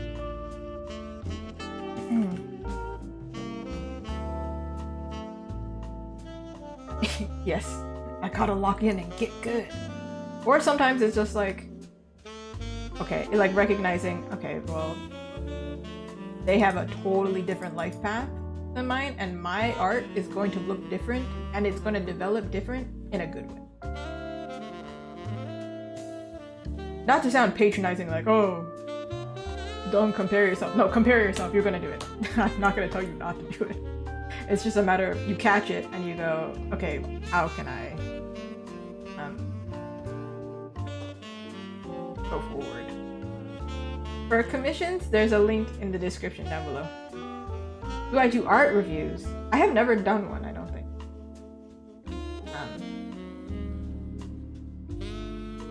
But eventually, maybe I'll do it. I don't know. I think I have to be in the right headspace. I have to be coherent. I am not coherent this late in the stream. To be fair, I haven't really done anything before. A little bit, not really. Yeah. It's hard, right? It's a something to learn, to be gentle with your art. Especially, I think that's why it's so difficult when you're young to do it. Oof.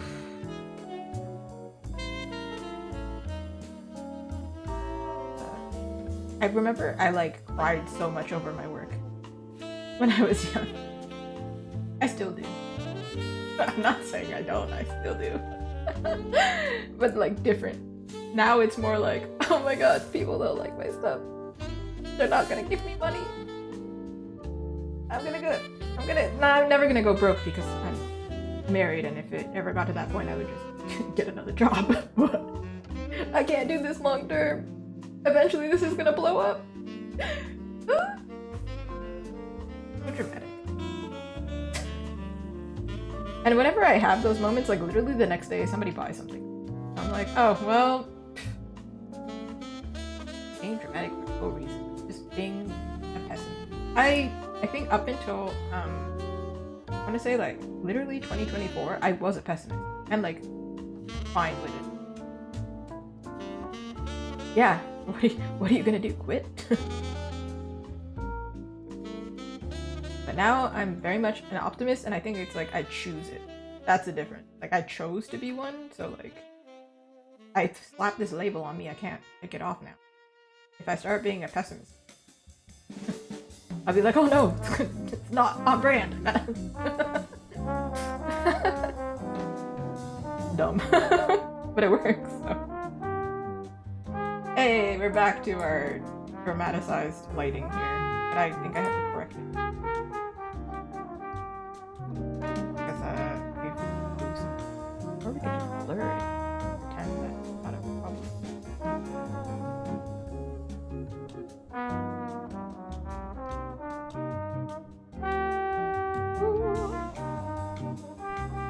Oh, I didn't end up whitening these. Well, that's fine. That's good! There are days where I love my art. There are days. I tolerate. I do think one thing different from art students and people who didn't study art, there's like not a disconnect. There's a disparity, and some of it is pros and some of it is cons. Some art students are really good at not taking it personal, and also they're just like a little bit more detached with their stuff. They're like kind of like, all right, if there's something that's not working, scrap it, fix it, whatever. I don't care. If I'm weak in some element, it's not falling on my part. There's no point like personalizing it. Just like, okay, I see the problem, fix it. Learn to fix it. Okay, you know. They're very not personal about it.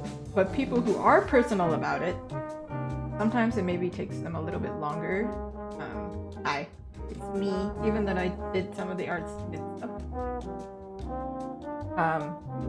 But then I think they feel very strongly about their stuff, so they can dedicate themselves in a very interesting way. I don't know how to say that in a more coherent way, but they really put themselves more emotionally into it. And sometimes art students kind of lose that ability. They kind of sometimes get too analytical about it. And I've heard it's actually a phenomenon. Like some people leave art school and they hate their stuff because there's too many rules. They're not drawing for fun anymore. It's just completely like analytical. Kind of a difficult place to be. It's like almost like perfectionist mind when you think, I need to make it perfect so you don't start. Perfectionists are actually the worst procrastinators. Hi, it's also me! Which is why my art style became so messy. Because I was too much of a perfectionist and it was not healthy. That's why I'm less of one now. But now I think I went too far on the other way. So now I need to balance. The amount of times I make things that are askew and not centered when they should be. If you ever see something that's not centered on my stream or not perfect, just know that it was me trying to balance. And if you point out that it's not straight, I'll probably fix it with no hard feelings. If you be like, that bothers me, fix it, I'd be like, yeah, probably. What if we flip the canvas? Oh man. Ow. I should though. At this point though, it's mostly just polishing it. If the client says it's cool, you're good. Loading.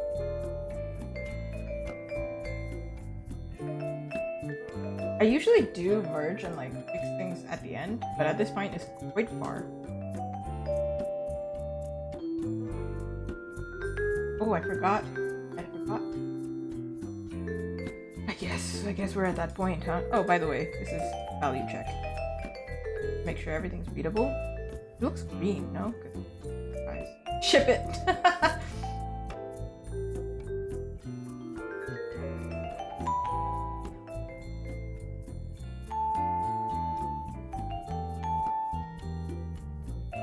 I'm seeing problems, but we're not gonna fix them. Because if I start doing that, I'll be doing it forever. And your girl, when it comes to commissions, you still gotta be paid.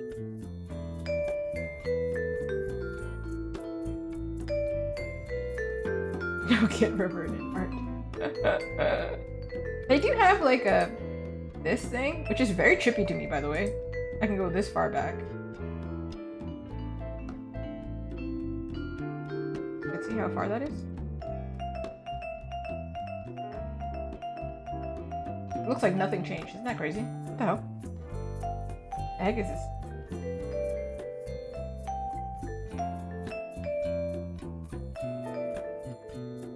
Okay then. I don't know. Alright then. I'm sure something changed and I need it to not.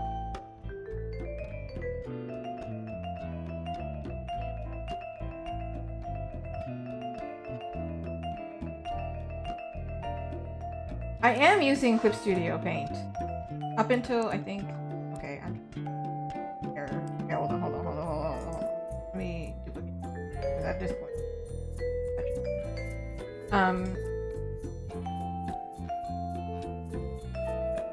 I was using Photoshop, and then it got too... It's pretty much... I do think Clip Studio at first was really confusing, and I was really stubborn and I didn't want to switch, but I had to switch because it was just... So... I'm talking $22 a month, and I was like... That's expensive. Oh, Procreate. Procreate is ridiculous. Procreate is like... I don't think it's Procreate itself, for me. It's the fact that the iPad is like glass.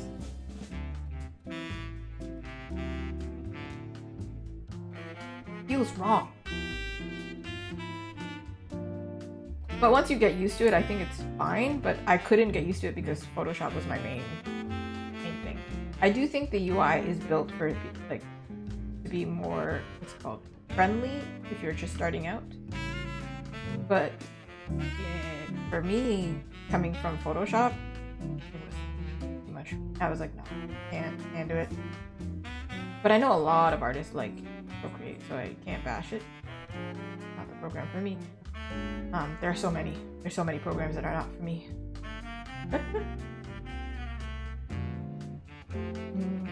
Oh, also lighting and shading. First of all, lighting, I don't know what the heck of shading though. I think I had like a really good reference for lighting and shading. Oh, I realized what I'm doing wrong. I'm just really not using my brain. I feel like I had a trick to understand lighting and shading, and I don't know what it was.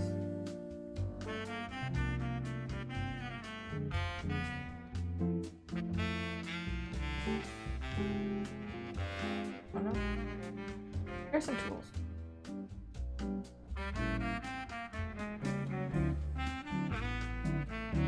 It's like how I can't figure out things when drawing. I can only figure out things when painting. I think a lot of it for me is like I'm intuitive. Yeah, it sounds like I'm bragging. No, it's more like, oh, I learned it, but I learned it visually, but I didn't understand it, which is actually probably a tricky place to be. I don't understand it. I can't replicate it in different scenarios. Tricky place to be. Ooh. I actually heard that painting is worse if you're trying to learn than drawing because you can hide your mistakes. So you don't learn your mistakes, fix them, which is why when you do the pose, probably better not to go straight into painting if you're learning. So this is better that way. But yes, get some rest! Everybody, all the artists need to rest. I don't need it yet because I have slept all day. All of the sleeps. Okay, this one arm was like wrong. Saw it earlier.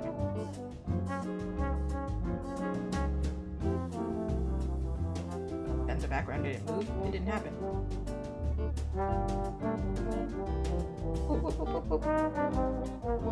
See? I don't know, man. I don't know. Okay, whatever. Let's do a little pan around. Let's see where I'm missing something. Oh, the nails, right? I keep saying it. You got panda on the brain. I like pandas. I just remember this one video of a panda sneezing. I feel like when there's specific animals, you kind of remember specific funny videos. For me, it's a panda sneezing. But for raccoons, it's that one video. This makes me so sad. That one video of a raccoon washing the cotton candy. Oh, raccoon, why would you do it? And then he's like sad and he's like looking for the cotton candy. He's like in the water going like, where'd it go?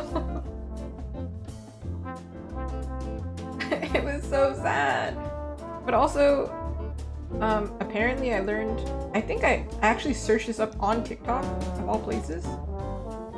And it was like, why raccoons wash their food. Apparently it's like a texture thing. They're trying to understand their food, I think. I'm not really sure, I don't remember. It's not that they're trying to clean their food. Okay, good. Somebody remembers, great.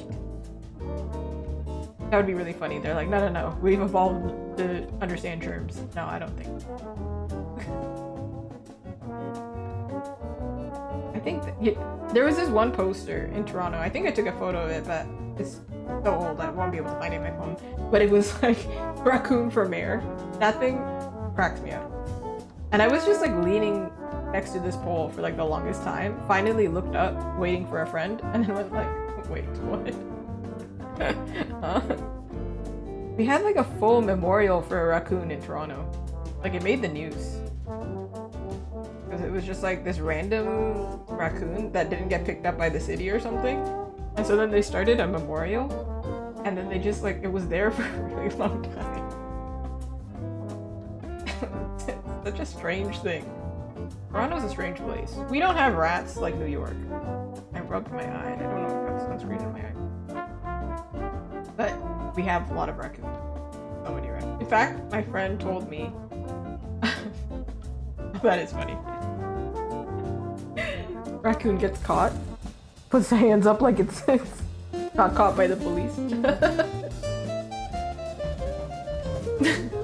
But a similar story, my friend told me she ordered like, I don't know, Uber Eats or something, right? Like happened to my eye. And then she took too long to get to her food. She opens the door and the raccoon just like looks up and is like, and then like politely puts it down and then walks away. And then I was like, did you report the food? Because like, what happened? Like, did you take a photo and like maybe you could have got your food back? And she was like, I didn't know what to do. You just left it so politely. I don't know. I was just stunned. I thought that was really funny. Raccoons, skunks. The other day, actually, I was walking my dogs, and I mentioned it yesterday that my dog got sprayed by a skunk. Anybody watching? If your dog ever gets sprayed by a skunk, do not put them in water. Don't do that. That's the worst thing. My dog still smells like a skunk. It's been like 6 months. No, it hasn't been 6 months, but it will be. Tomato juice is one thing, but people were saying just put cornstarch, it absorbs the oil. And I was like, it got in my dog's eye though, so I freaked out.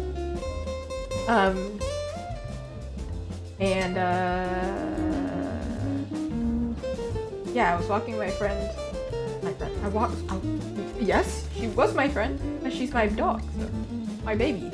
I was walking my dog, and then I just see this skunk. And of course, we're wary of skunks now, because my dog didn't learn the lesson. And the cutest thing is she run to my defense. That's why she was barky. Because she saw that I was fighting the skunk. I was trying to scare it off at like 5 a.m. in the morning, which is a crazy time to wake. And we saw this skunk just like waltz up to somebody's front door. Just go up the stairs, just walking around, and I was like, do we ring the doorbell for this skunk? Like, what's this guy doing? And then I was just like side-eyeing the skunk. I'm like, okay. Walking away, I was like, dog, don't make eye contact. Don't look at it. Don't there. Don't there. Ooh. Ooh.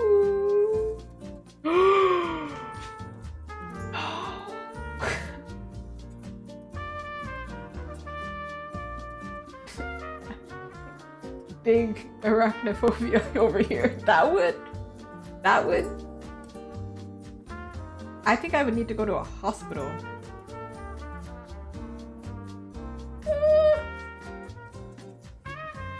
No. That is. I would scream. I'm getting pretty good at dealing with spiders. But did you see me watching? Did you see me playing Monster Hunter? Was that one spider monster? Just screaming, crying, fighting with my eyes closed like this. Like I'm like, yep, yeah, I'm doing it. I've never screamed so much in a stream. I don't think. I did genuinely cry out of fear. It was bad. I'm very scared of spiders. I'm getting better at it, but not really. Not really. My friends were so understanding. So at my previous job, right? Some of the guys would make fun of me. Whatever. It's irrational, okay? So like, it's bad. I'm like sweating. I'm crying. Okay, leave me alone.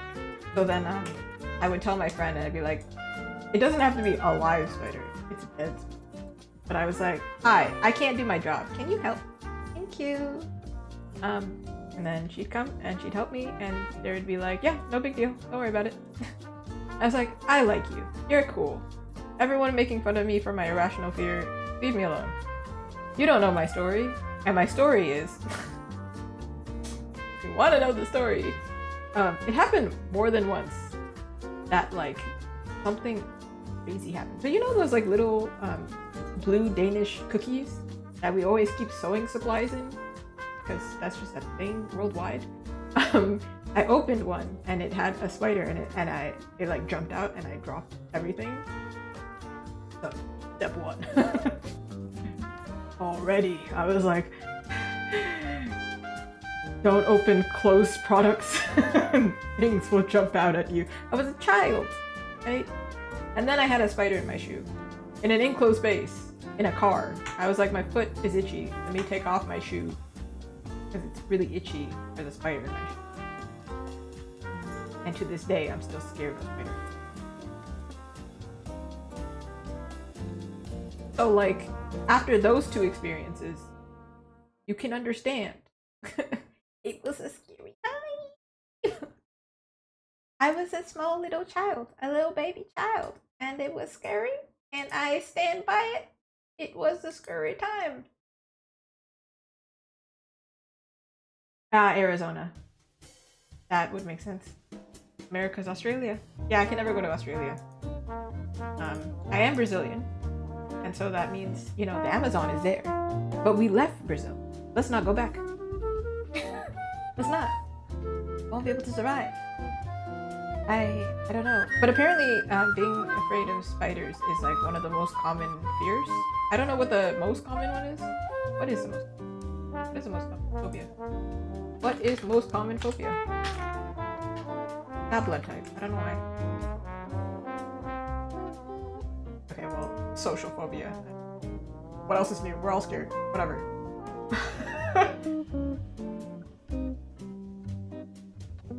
Why is that the #1 phobia? I think it is.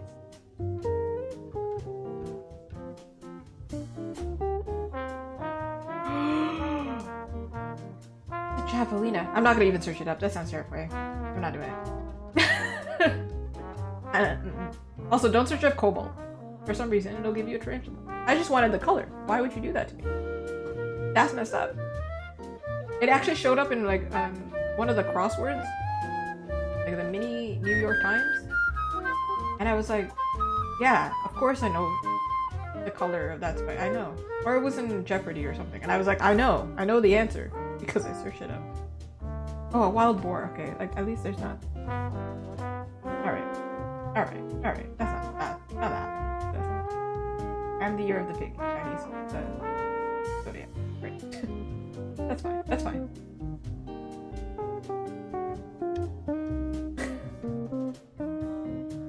And the thing is, I don't even hate them. I'm just like,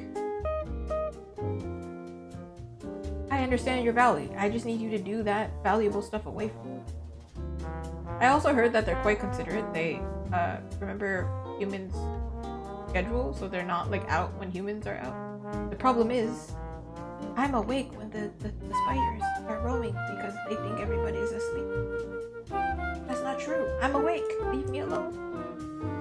Leave me alone. Roadrunners? Like from Looney Tunes. I don't remember the sound that he makes, but that's what I think that he means. I think we can call this done, actually. I'm getting tired of it. I mean, I'm done because I still have coffee.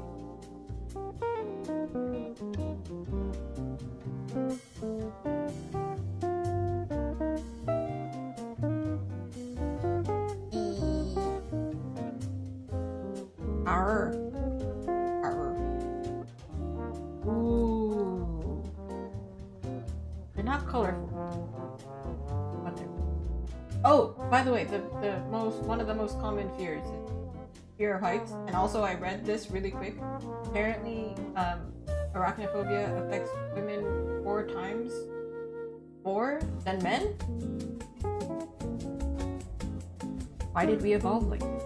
What happened? What happened to us? What's the story? What happened to us? Because that means something must have happened. This must have been evolution. Why are we afraid of that? Why are we all of us mentally just being like, we're afraid? That means something. It's irrational. It's like irrational, but at some point it was rational. It was just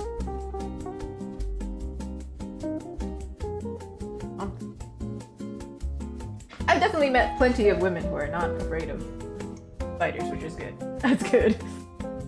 Good for them. Good for you. Good for you. Not me. Oh. See, Mrs. Badger and I, if we were in the same room together, she would be the one I call. I'd be like, help, but please wash your hands afterwards because this fear is irrational. I don't get it, but you have to wash your hands after touching it because otherwise I can't be next to you. It's weird. It's very irrational. I don't know what that's about. Woo! Okay, well, snakes I'm not afraid of. I don't know what that's about. I had a friend who told me he lived in India. He's from India. He's an immigrant from India. And he was like, you're not afraid of snakes? I'm afraid of snakes. But you're afraid of spiders? He was like questioning. He's like, I don't get it. And I was like, no, man. I recently went somewhere on vacation. It was an ice cream shop, and there were so many. I think because we're near the beach, there's just like a bunch of like flies or whatever. So there were more mosquitoes, and so there were a lot of spiders. There were too many. So bad that I was like, I turned to my husband and I was like, I'm going to wait in the car. I walked away. And then apparently he told me while he was out there was a girl in line, and she looked up and she saw a massive spider, and she went, what the swearing, just really loudly swearing. And I was like, I made the right decision. What do you I was there were everywhere, and I was like, oh my god. And it was like nighttime too, so it was like even freakier. I was like, Listen, spiders are beautiful. I can recognize that. I'm just terrified of them because it's irrational. But the thing is, this is a really good thing to remember.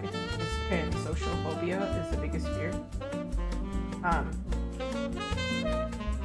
The more you enforce your fear, the worse it gets. Which means, if I'm 30 and I'm scared of spiders, that means I've had 30 years. So probably, I don't know, like from the age of, I don't know, 5, let's say. Like 25 years for this to build up, because every time something would happen, I'd call a parent. And then when I got to a certain age, I started calling my brother at 3 a.m. So our bedrooms were right next to each other. At like 3 a.m., I'd bang on his door. I'd be like, "It's a Spidey. Help.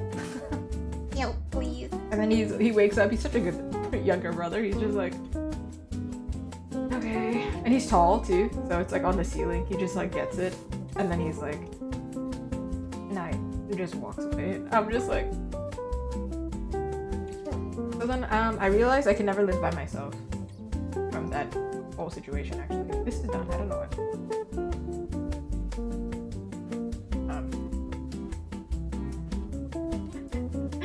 See, there needs to be somebody in the house that can deal with it. But like, I lived by myself for like 5 minutes when I when I lived in Toronto. And then I called my friend like crying because there was like a spider in my room, and I lived in a basement, so it was even worse. Awful. Honestly, it might be. I do know it's a troll. I don't know what it exactly is. They didn't really.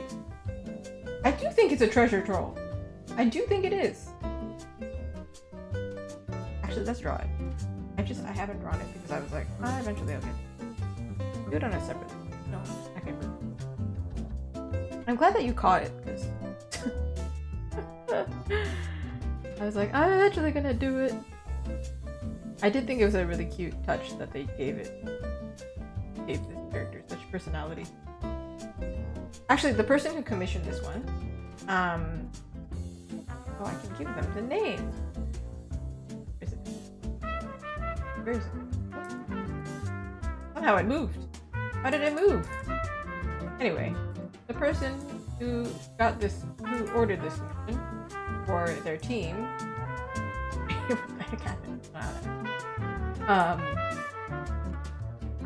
they are the person who plays this character right here, the one with the troll. So I was like, oh, they will very much appreciate it. Pay attention and don't just leave it like this. Can you imagine? Just deliver it finished, except the troll. That'd be bad. What was I saying? Oh yeah, I did live by myself. Called my friend crying, and then my solution was to throw a flip-flop at the wall. And then like I left a mark on the wall, and I think it's still there. I think they'd have to paint over it.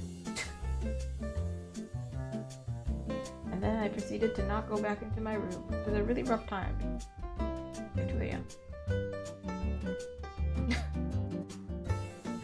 Yay! I think it's specifically American, right? It's my first time, yeah, it is. I think it's my my first time doing something. No, I did one thing for another charity. It was really a charity, but like a non-profit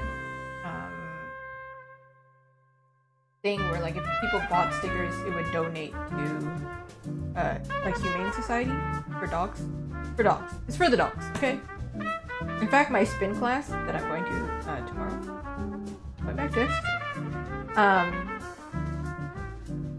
on Fridays, they donate some of the proceeds from the class to the Humane Society. And I'm like, for the dogs. For the dogs. So I exercise and I also give to charity. Whoop whoop. To the doggies. I don't care about the human. Just the dog. The chancla, yeah. That's pretty much what happened. In for the puppers. That is what, yeah. I do think they have like other charities on different days. But definitely very happy for the doggo. I feel like if I did another charity, like I would like to do, I have like a list of causes I would like to help eventually, but we're still small, so we're not there yet. But would be cool. Would be very cool. We're not there yet. I'm looking at a treasure troll right now. We're staring deep into its eyes. What is this? We don't need to add that much detail, but it's kind of funny if we do.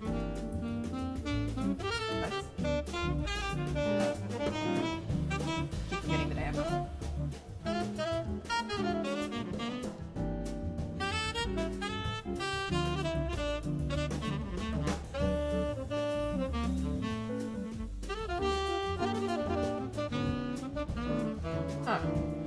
Handsome Squidward face would be hilarious. Okay, hold on.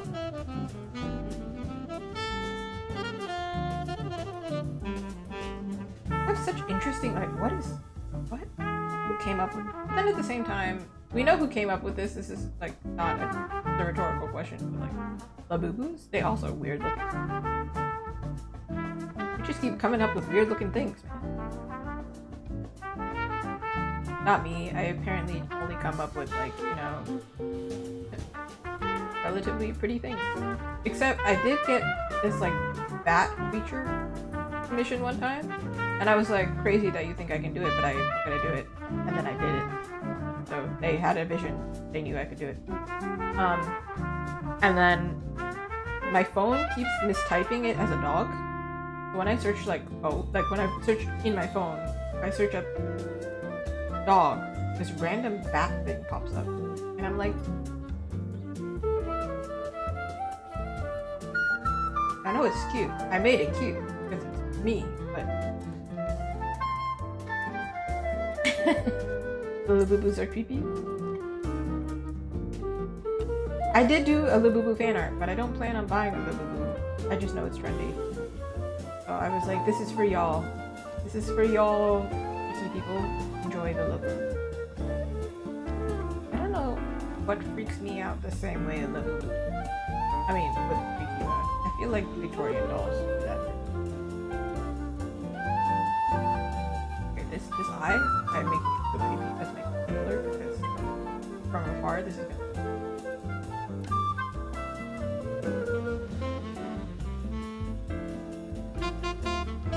That Hey Arnold face. You know Hey Arnold?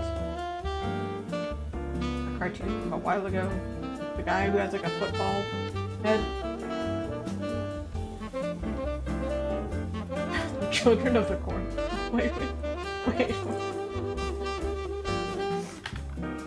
No. Horror.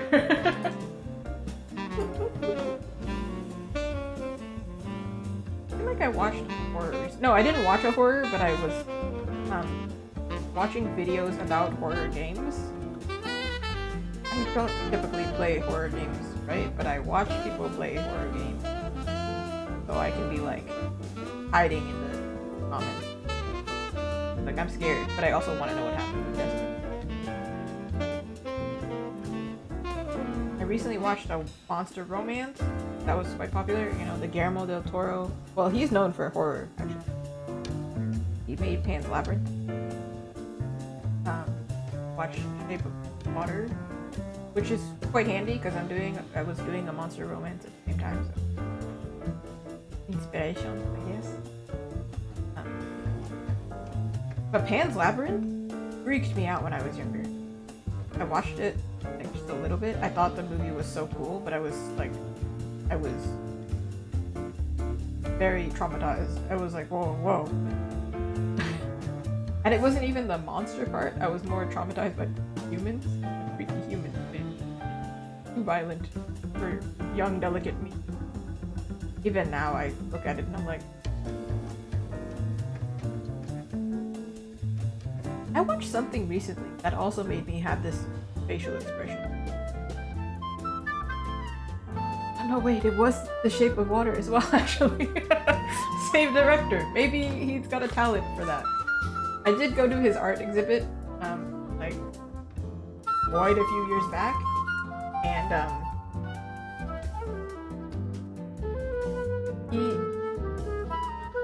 on, like, the walls, it would, like, have quotes from his family or whatever, saying that he was a disturbed child or whatever.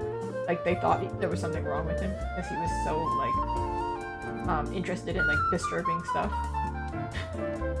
And I was like, yes, sir, you have a talent for this. I am thoroughly disturbed, but also can't look away, so good job. Hellraiser. Oh, I have seen like imagery of this, for sure. This would disturb the heck out of me if I was a kid. Like that. Oh, it's an upcoming reboot. Did it already come out? It says.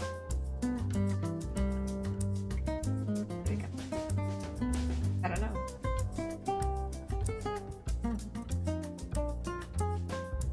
One of my favorite movies is Crimson Peak, and guess what?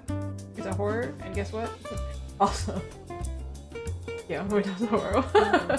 But at the time, I was a fashion student, and the fashion is amazing. I think a lot of artists actually really like that visually.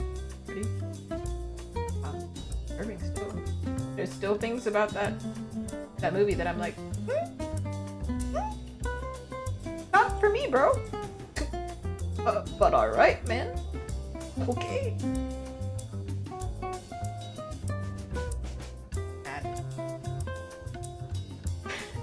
Pretty though. Oh, I've lost my troll. Where's my troll? Why are you looking at me like that? Oh, intense. You know what I was obsessed with when I was younger? They called PY Baby.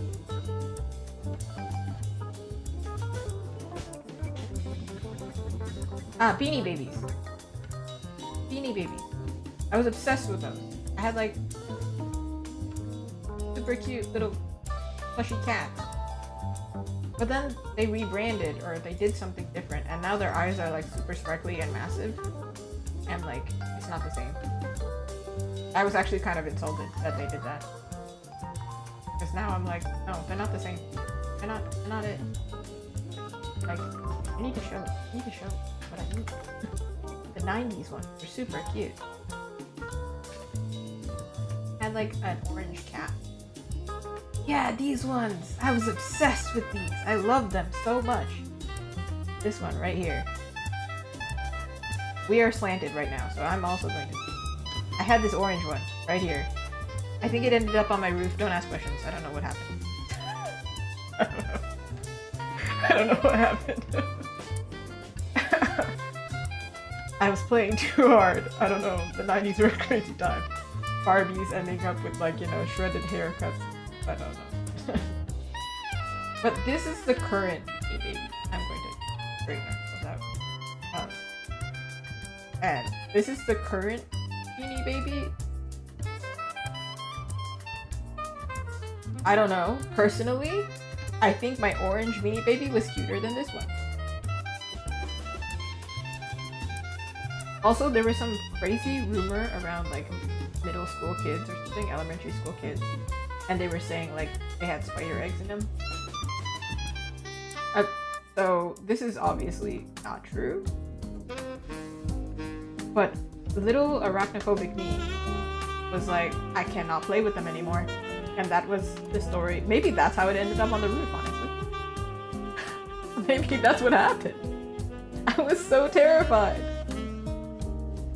I think I had the orange one, and I think I had the gray one as well, honestly. Not sure. Maybe I had a white one. I just remember having a lighter color. I had two. And I also had a cat at the time, and I was very obsessed with cats. And then I grew up, and then I married someone who can't be, or their family can't be around me. And I was like, I guess we're getting a dog. That's how I became a dog.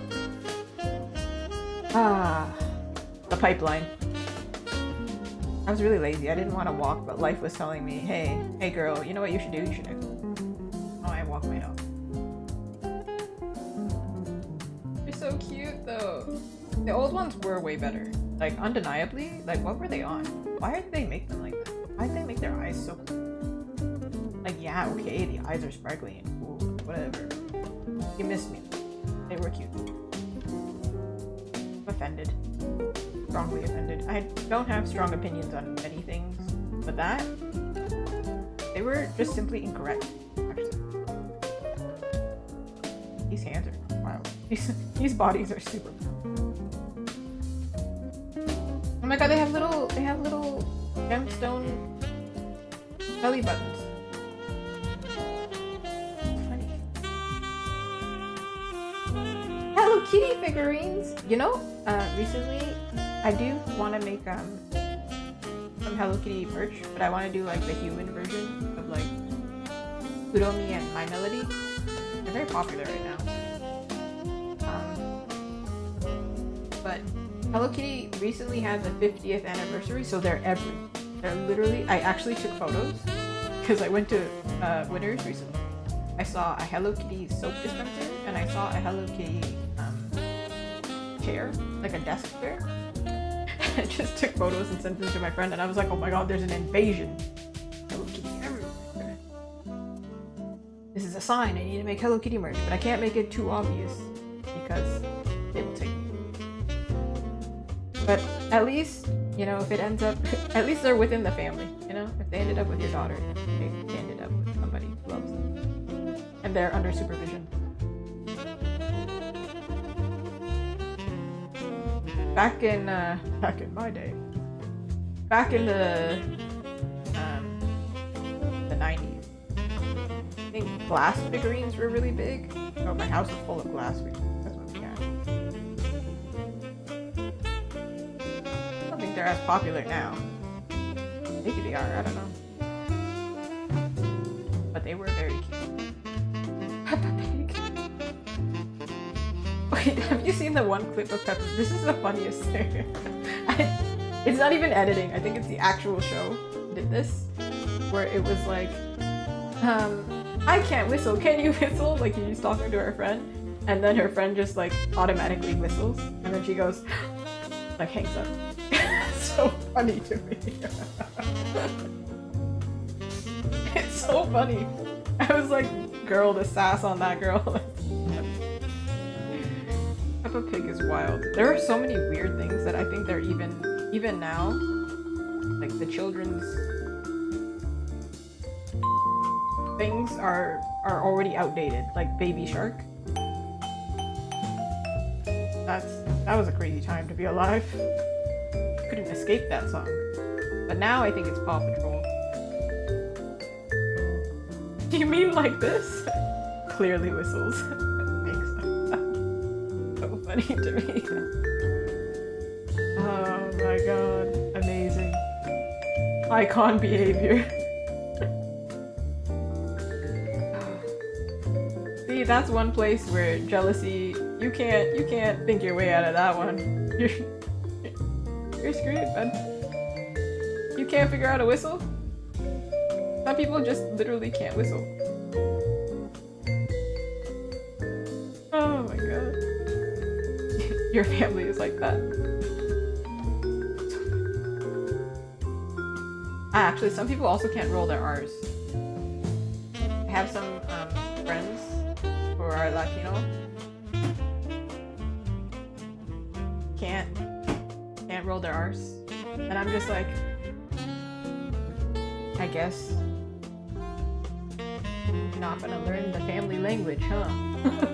You're not gonna learn the mother tongue because you can't roll your R, so what are you gonna do? Losing classes like that. I haven't watched much of Peppa Pig, but definitely a cultural phenomenon. People who aren't even parents know. They know. I'm pretty sure they were playing Daddy Shark at the artist alley that I was at, which was, I think that's why the song is still stuck in my head now. I was just confused. I was like, why are we playing this? Also, we're at an anime event. Why are we playing no anime music, but we're playing like Daddy Shark? Daddy Shark. What's going on? I was so confused. We were still rocking out to it. We were like, whatever. And then I think it started to get dead, and then they started playing like Careless Whisperers, and we were like, what's going on? What is this development? Do you mean this is not a curated playlist? Somebody is actually picking out this.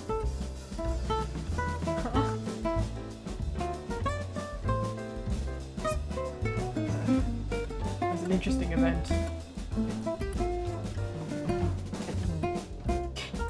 Careless Whisper at the anime con. It was wild. We were like, huh? We were like, you're not gonna play like, I don't even know what the name of the song is, but the famous Evangelion song.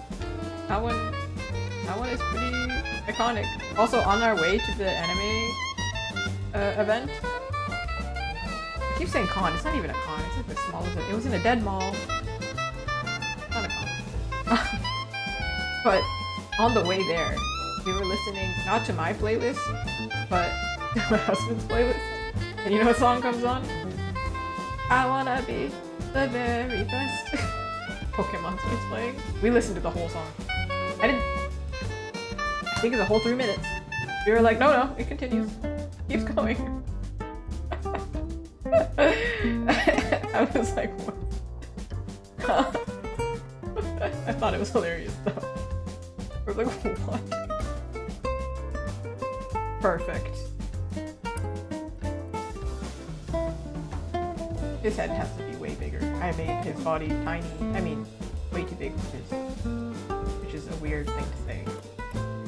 I think he's just a proportional.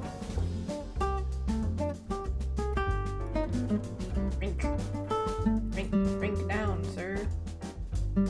That's stop betraying me and my trust. Oh wait, no, maybe because I pressed free trans. I messed up.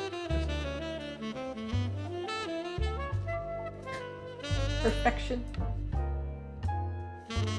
He's just a little guy.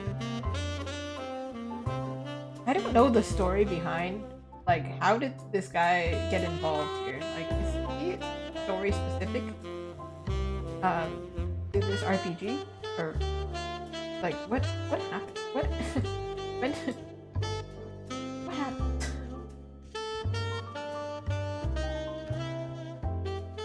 Look at how tiny he is. We forget how small he is. He's actually a really tiny guy. He's a tiny, tiny guy. He's just a little guy.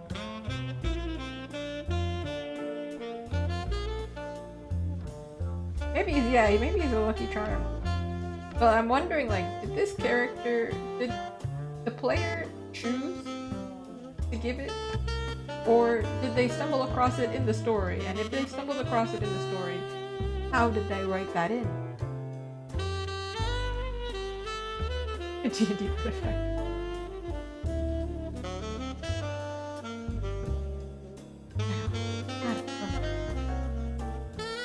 Oh, you know what was funny actually? At the event that I went to, apparently people, I don't know what it is, but my art style must scream commissions.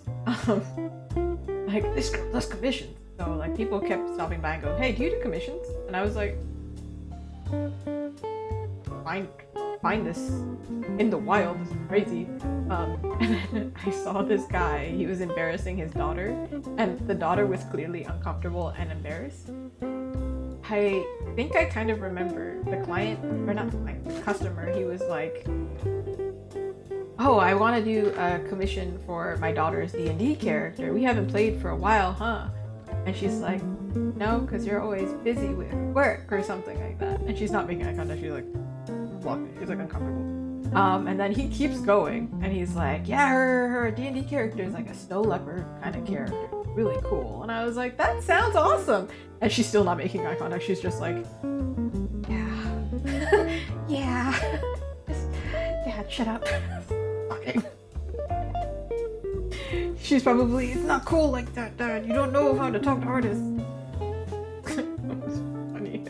But I thought, like, genuinely, I was like, I'd be happy to. That sounds adorable. Amazing. I wish my parents were like, yeah, let's commission this artist to draw this character that I like. I thought that would be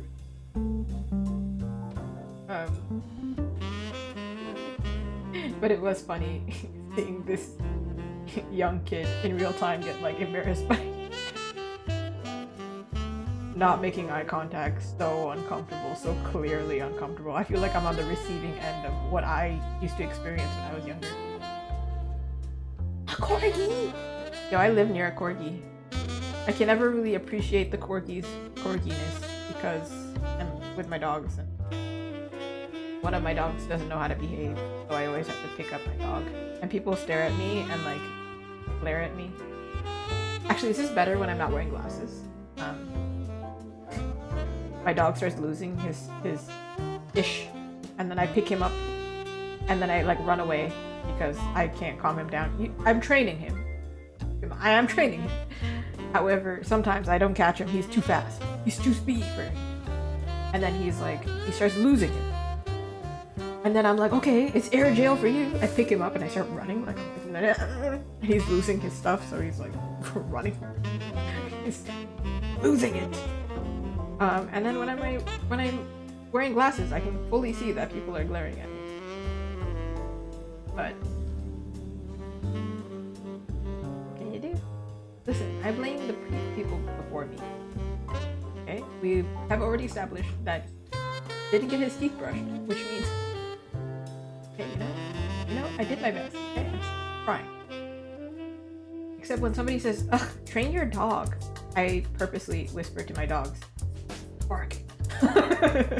You did right. You should bark because they have a bad attitude. What did they do? They made eye contact with you? How dare they? They should just know better. Don't make eye contact with my small little dog. Don't do it. Aww. Oh, that's so cute. You drew an aviator's jacket. Yeah. Oh. But also ferrets. They're so funny. I feel like Luffy is like a ferret. Just sleeps like he's dead. I've heard that ferrets freak people out though. Because like, you can't tell if they're alive. You're shaking them. Buddy, wake up. That would be me. I would be freaky. But ferrets are really funny, and I love watching videos of ferrets. There's one artist I follow on YouTube, or subscribe to on YouTube, as pet ferrets. Cute. It's so wholesome. I like the ferrets. But air jail is necessary sometimes. My dogs don't know how. One of my dogs, Luffy, again, he wasn't socialized properly. He's just scared of everything. He's just scared of life, honestly. Sometimes I drop something and you just see him like a cat. Bro's having fun. He's doing his best. There's our little guy! I don't know how he's attached. He's attached. Maybe he has a chain in his hair. Because putting a chain around his neck sounds wrong. It just seems that looks painful. I think that sounds wrong. Let's do a little chain.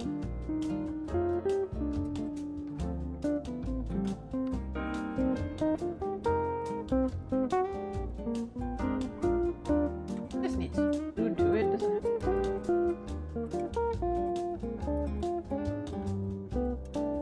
Aww. Okay, well that's gonna be Luffy, I guess. At 13 years old, he's still gonna be like, what's that? Oh shoot. I didn't realize I didn't merge that. Well, ruined my plans, I guess. Okay. I'll redraw that. Oh.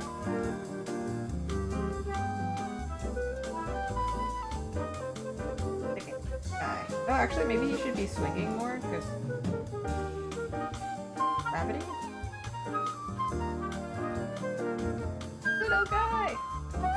Or maybe he should be more like he's jumped up like this, and the chain should be jumped up as well, because it's like movement, swinging that way.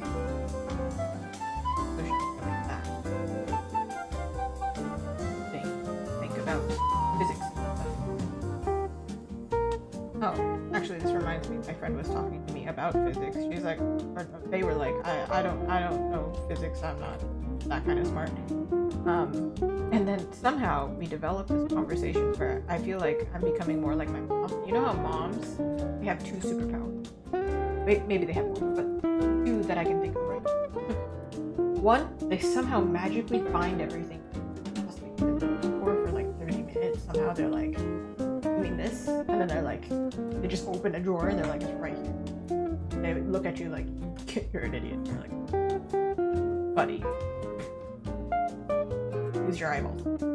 And then the second one is like, you bring a friend home, and then your mom's like, no, I don't like them. They give bad vibes, bad juju. And you're like, no mom, you don't know. You don't understand. And then like several months pass, you break up with your friend, and you're like,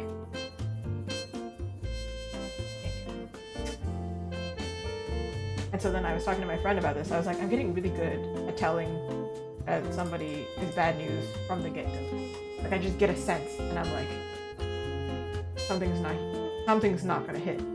Something's wrong. I don't know what it is, but "Hmm, I have lived long enough, I know something's wrong here." And then, you know, I was thinking, oh, my mom does that. Okay. And then my friend said, yeah, you can just intuit now.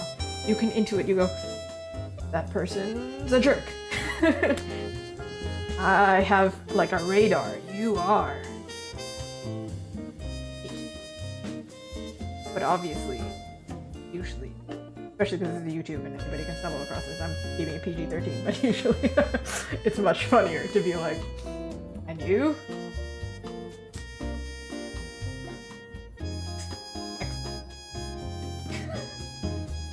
I have a radar now. It's pretty accurate, not gonna lie.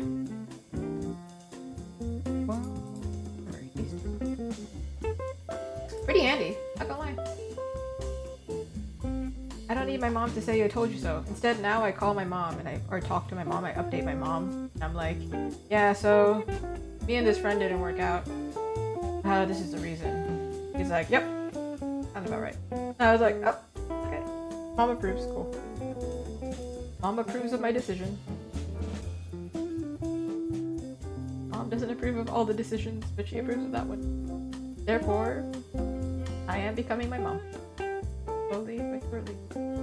The other day, I did my nails too, and I picked like this really simple color as like I don't know, that'll match everything. Then I thought, oh my god, this is what my mom would pick. Oh my god, it's starting. Becoming my mom. In some ways. In other ways, I have like reversed and I'm like, absolutely not. We are not the same. Love my mom. We are very different people, but we're also very much the same.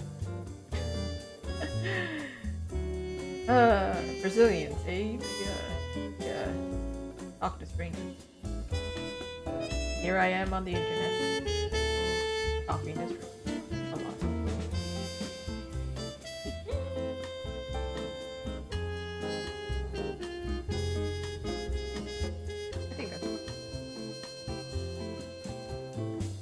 Alright. I'm gonna do this eye, and I'm going to hopefully do a little bit of another. Also, I've heard that if you're on Twitch, the longer you stream, the better for discovery, actually, which is kind of torturous. Why would you do that? Like, apparently if you stream for like 4 hours or something, then it starts to show you to other people, and I'm like, yo, I finish my stream at 1. So when I have the energy, I go a little bit longer. But definitely don't want to be one of those streamers that's like 8 hours. That's so. I don't.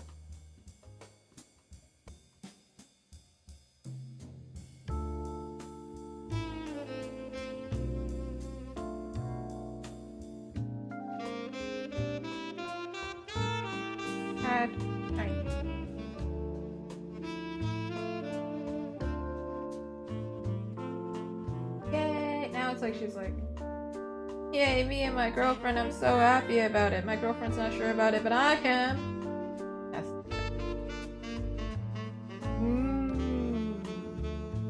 3.5 hours is pretty good, I think. I think some people say like 3 is... No, 3 streams, not 3 hours, but like 3 a week. Better than like... I currently am doing 4 a week. And I'm like... Those people who do like... Those like really big streamers, I get it, get your bag. But... Those 24-hour streams, you are not gonna catch me sleeping. That's weird. You're not watching me sleep. That's just really strange.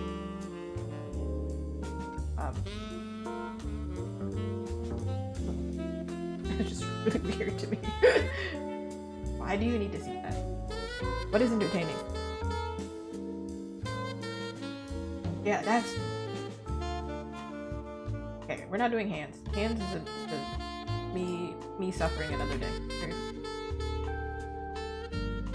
I would like to actually skip her because she seems like I'll figure her out fine. Not that girl. That's like a lot of truth. But him and him, I had to give up with him because I hurt my hand. My left hand, ironic. I don't understand how that happened. So, client asked for me to give him muscle. What we're gonna do. So, I feel like I don't draw that many men, and I don't know if that's a comfort. Okay, at this point, I think it's just habit. Like, if I was to draw something off the top of my mind, it would be a woman, because I'm just used to it. And also can reference myself. It's not like I don't draw men, but then I realized that I was doing like not portfolio. I was doing something for something. It was for VGen. I was like, why not draw men? Then I realized I do actually draw men, like relatively often, but I don't draw them for personal work. I always do it for like commissions or commercial work. And then I'm like, okay, but like I can't really post that anywhere except for portfolio. So it just looks like I don't draw men. I ain't got nothing against men. Men are also very attractive beings. Yep. Draw man. Obviously. I recognize men can be pretty. I just somehow don't draw the men.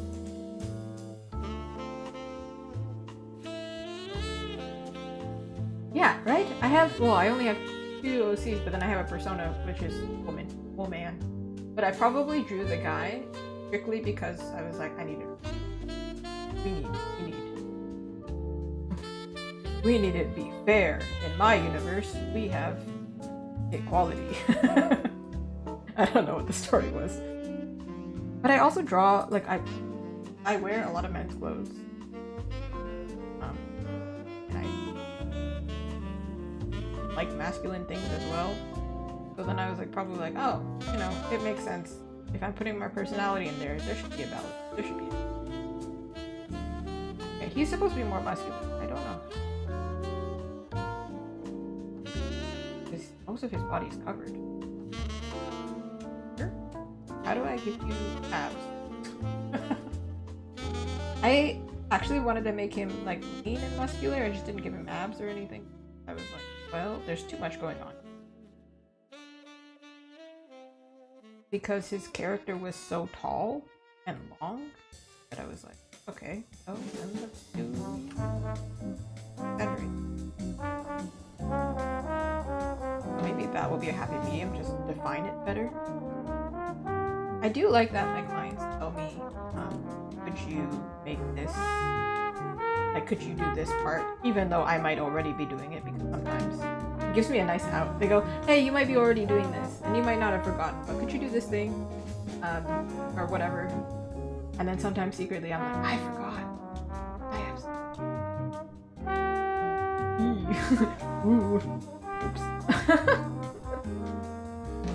There was one time, actually, this client kept reminding me, and I kept going, don't worry, I didn't forget, and then I sent them the final, and I absolutely didn't.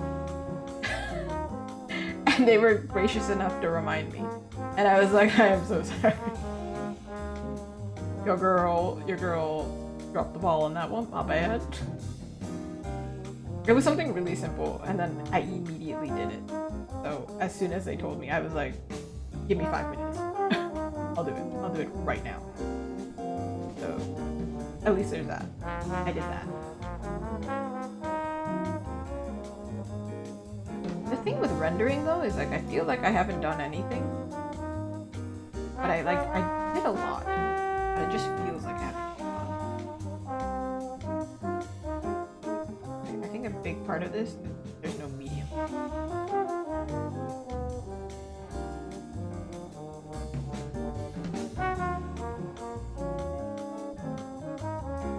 I'm not saying that I look at women's bodies that much, but like somehow I feel like I need to stare at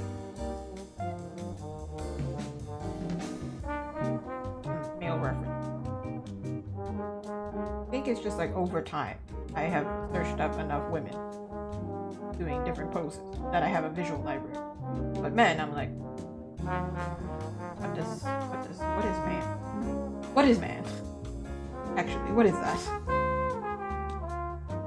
Ooh, I think I heard something about if it looks perky. I think I heard advice about that. I think maybe I can actually help visualize. Usually when I see, there's two things, so I can only really explain one of them. So like visually explain. So let's say I have like these two colors, right? Maybe it's better to draw something more sharp or something. But if I blend too much, right, it's hard to understand what's happening here. So for example, if I take his jaw and I blend it too much on his jaw, I can't understand what's happening. So the biggest thing is there needs to be a balance between sharp. So wherever it's like, okay, there's a sharp edge here. If I blend too much, it starts to disappear.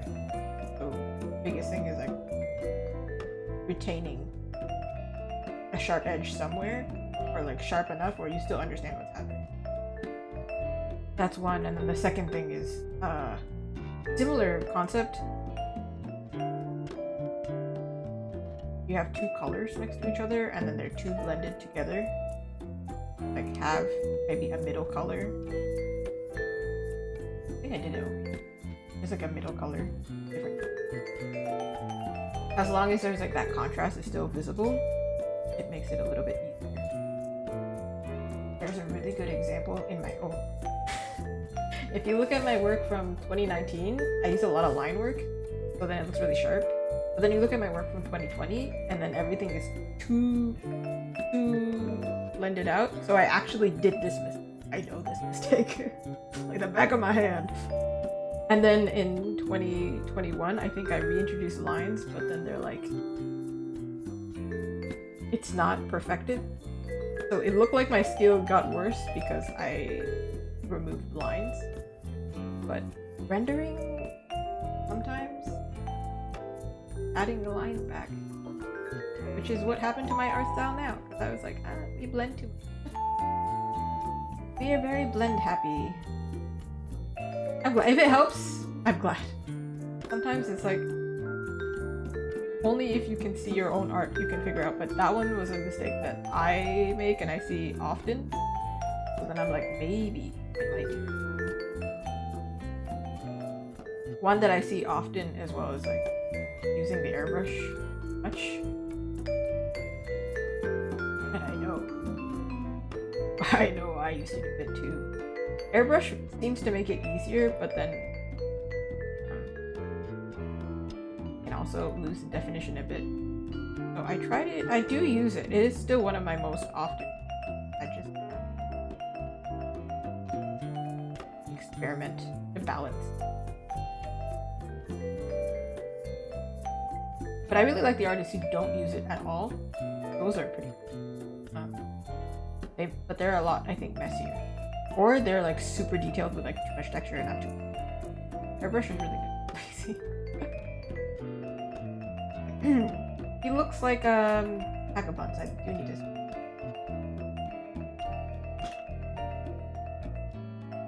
How do I search up? Muscular man? I think this is like one of my most searched up things whenever I draw a man. It's gotta be. Thank you, random man who I don't know. Thank you for being a reference. I won't put the reference on the screen because, sir, you have no shirt. I feel uncomfortable for you. I am absolutely missing something great. I was like, there's something wrong. In university, we rarely did gesture drawings or model drawings with men. But the first time I did do it with a man, I freaked the heck out. I was like, I wasn't prepared. I wasn't prepared. It was nice though. A bit too nice. I got a little uncomfortable. I was like, sir, please talk to me in a different context. Did I tell you this story? I think I've told this story a few times. I think I made a clip of it. I looked down, I looked up, I looked down, I looked back up. Bro had clothes, then suddenly he had no clothes. I was like, oh, okay. That's what shocked me. I wasn't prepared. I genuinely was like, I'm not mentally here. And then the fact that he came up to me afterwards and was like, hey, that's pretty good. Their gesture drawings, you know, he was really cool. He was chill.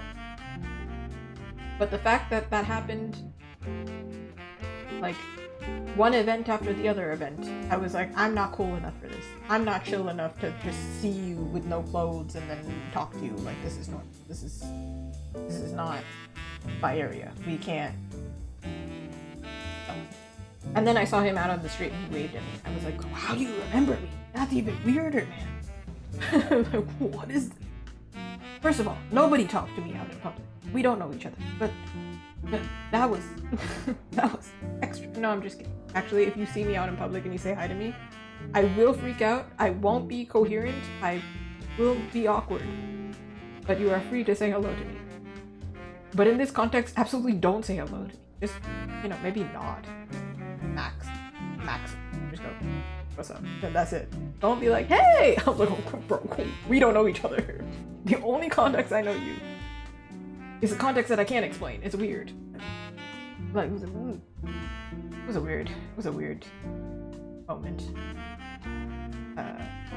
It was just that guy's job. He was just probably so relaxed. I was not.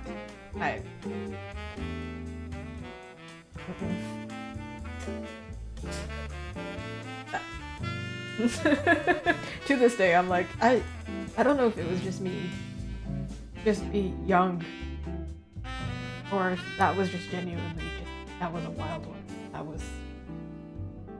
I feel like I gave him the highest waisted pants. I feel like maybe I don't know where suit pants end on a person's body because nobody's just posing around shirtless. They're a suit pants. But I'm assuming they're not high-waisted pants, so that means it. I understand what happened. I pressed Control Z. Oh no.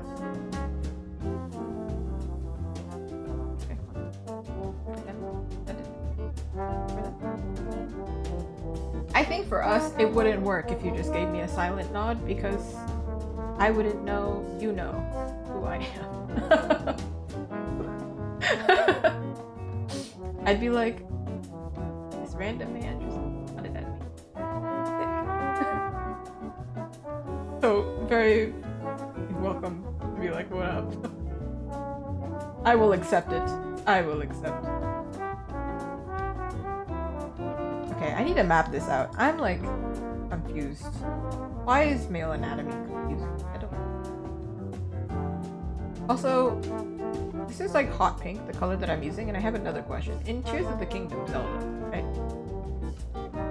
So out of left field. But why is the enemy color hot pink? Heyo. Hot pink is a fabulous color. Why does that have to be the villain? Get at it. Just kidding, it looks great. But,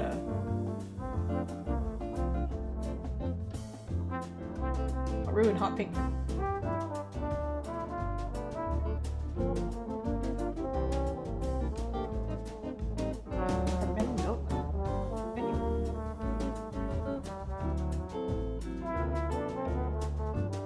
I feel like hands bend here. Belly button here. Lower stomach here. Okay. I think it's also like his top is really exaggerated. Oh, I help you. Your shoulder is here, but your jacket is all the way over there, and your arm ain't even connected to your arm anymore. You're just jointed.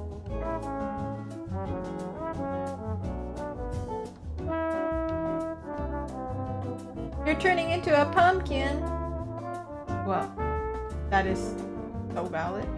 Yet, I don't know how to speak English anymore. I don't know what language I know how to speak, but like, la la la la la la la la. Animal Crossing. Get some rest. All the artists need rest. Please enjoy. I'll be back. Today's Sunday. Sunday! God's day. But I don't take a rest. I don't know. Maybe that's something. I'm going to try and fix his body, and then I'm probably also gonna head off because almost 3 a.m. That's a crazy time to be awake. But then I don't stream tomorrow, so I will be chilling. Good night, all. Buenas noches.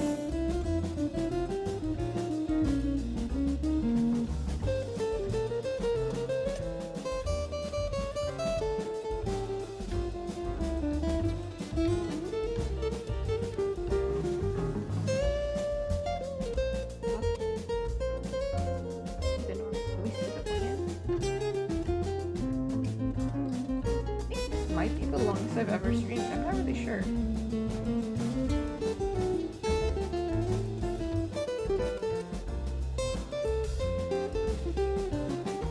Sure. Hold on.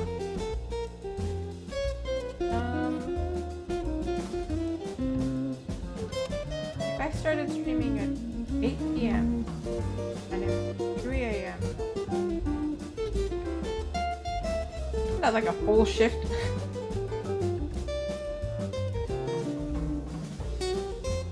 7 hours. Ah, so then, and then this is the longest I've ever streamed. That's crazy. It's not the longest I've drawn straight though. I think probably 9 hours. Which is probably not healthy. You should always probably stand. I did stand up at some point though. So.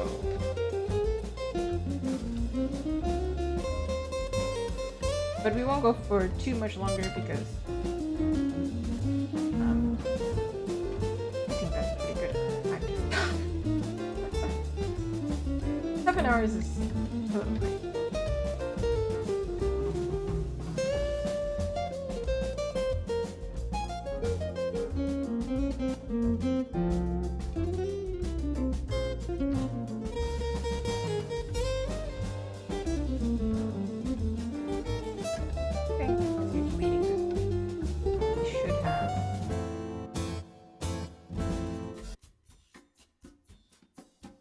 Didn't this make him look more... it does make him look more built, but it does make him look less. He's bulky. Oh, I think I've done it.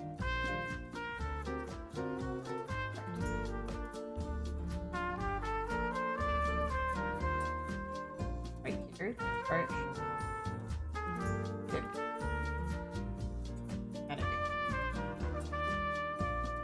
Thing. I don't know. Men's bodies are interesting. I don't pretend to know the source. I think it might just be that I've made it so defined that it's...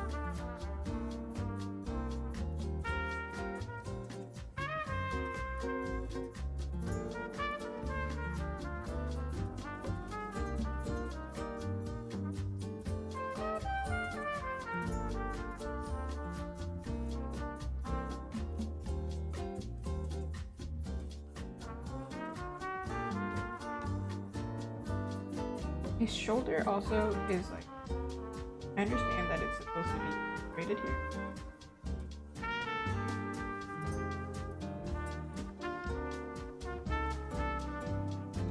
So in order to avoid, I gotta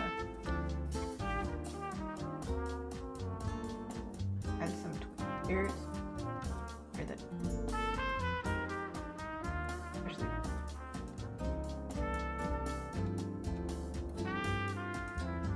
here we can. I don't think it's actually like an oversized jacket. I think it just has pads. But if that's the case.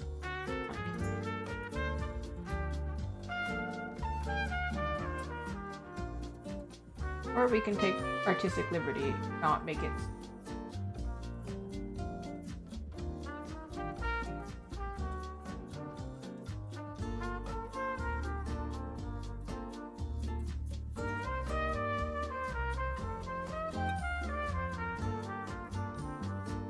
Better this part. Longer. Potentially. Here should actually have the belly button. Here, actually.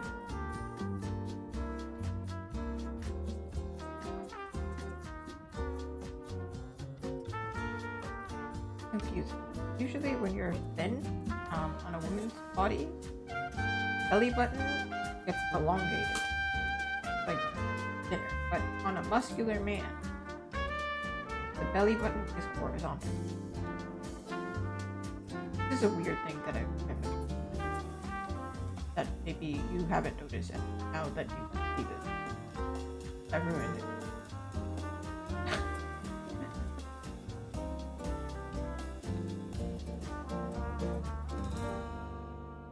Oh, I think I fixed it. Did I find this?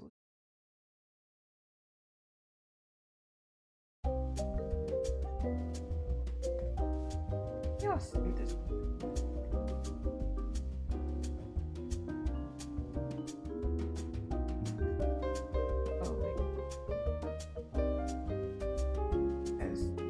Over like 7 hours, didn't finish the coffee.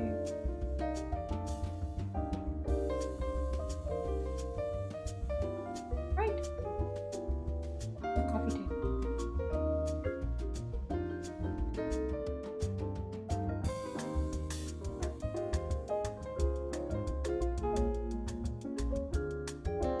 Okay, I think we make an executive. Either even if we make it exaggerate, it is still exaggerating.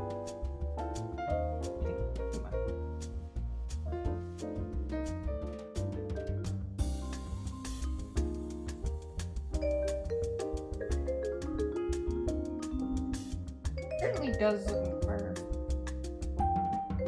muscular, no? Then if that's the case, we want to make it more give him depth. Yeah,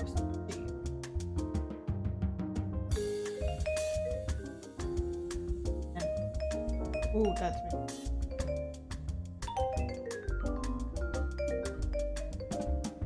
Reminds me of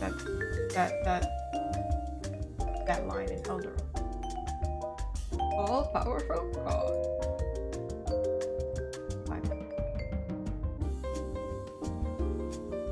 Okay, I'm gonna illustrate what I mean.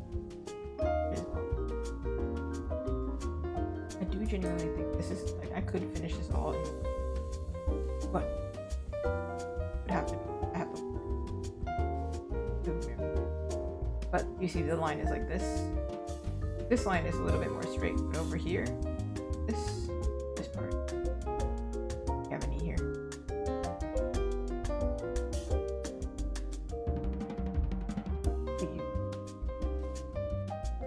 I do think he looks better than he did. But he's still a ways off. There's the thing.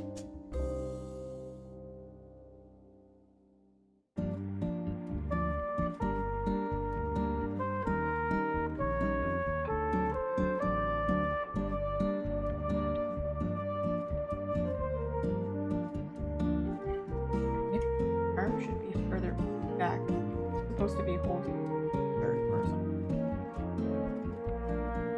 But also could just make it up, move it.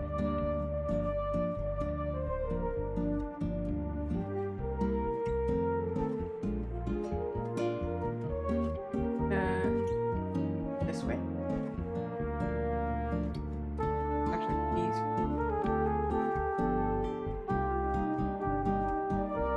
Ever noticed that the music that I picked is low-key elevator music? It's actually bossa nova because I thought that would be fitting.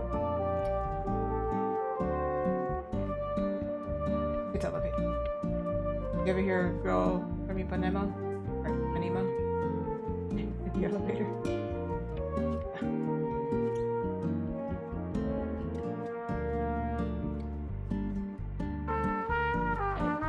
not perfect, but it's just like, you know,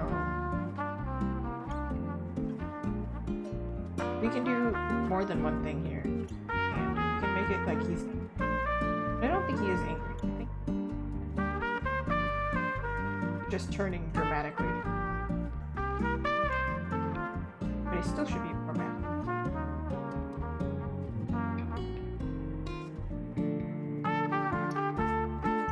I don't think he's angry in this.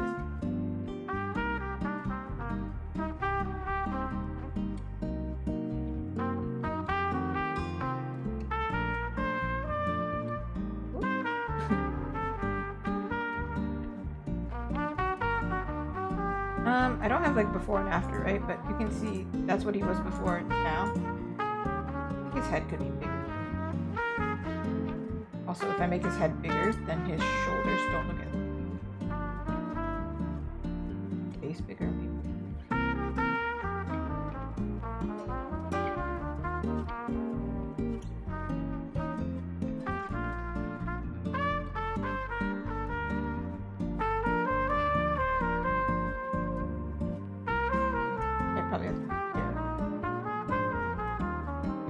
Subtle, but I think it's better. Very, very subtle.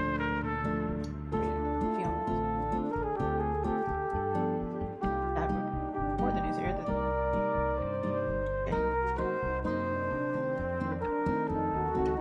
There we go. You like these sound effects? They're also the sound effects I make in private. My friends make fun of me. Okay.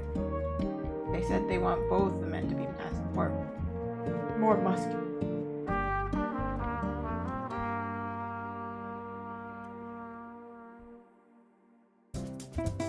Bulkier shoulders, bulkier waist here. That might have distorted that.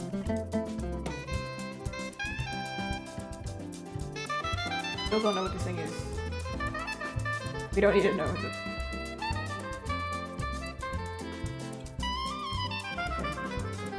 Strong shoulders. Girl works out. Oh my God. Well, yeah, his legs. I just realized.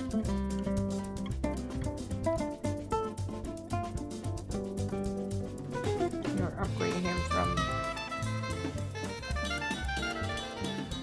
super skinny, lanky teenage boy to man. Hey, I'm a man.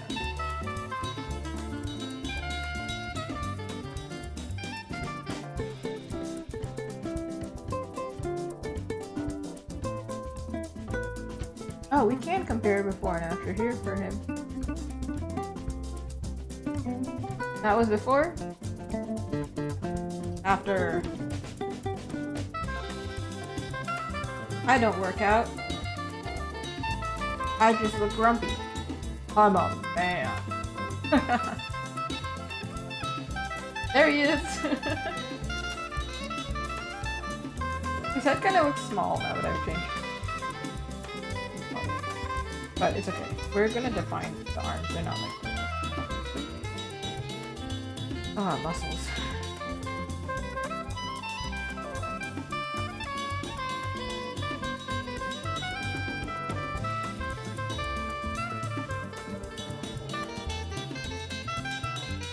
Ooh, 5 more minutes. But 5 more minutes. Do you have any last minute art questions? Now's a good time. Or if you just want to lurk. I don't know.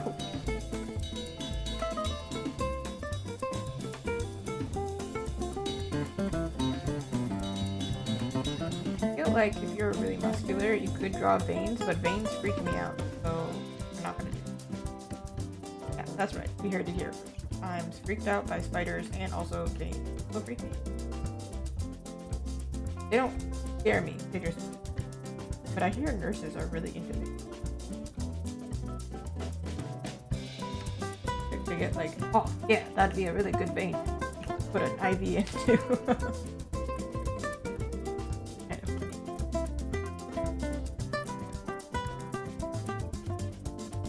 Looks like his hand goes nowhere.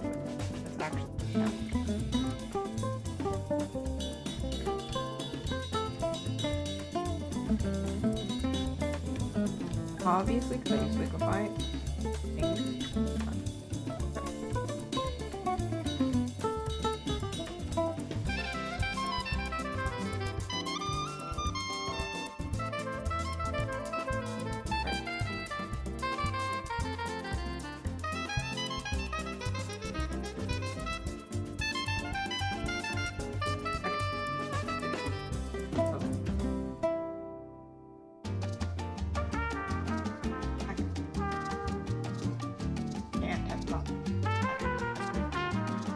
But he's a good reference, so we'll take it.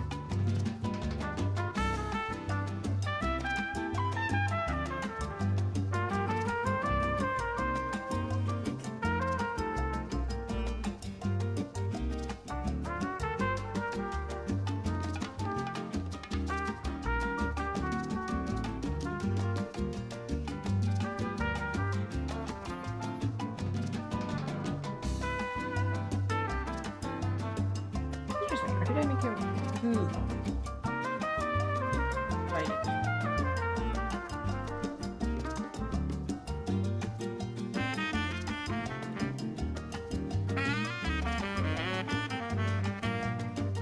My goal to finish this commission this month, but behind things down.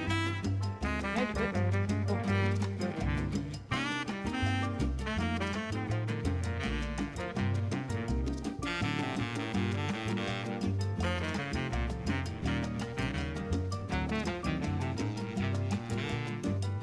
More definition.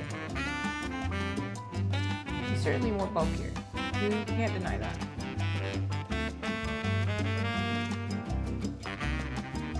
Something about him doesn't. Right. I swear it's a C.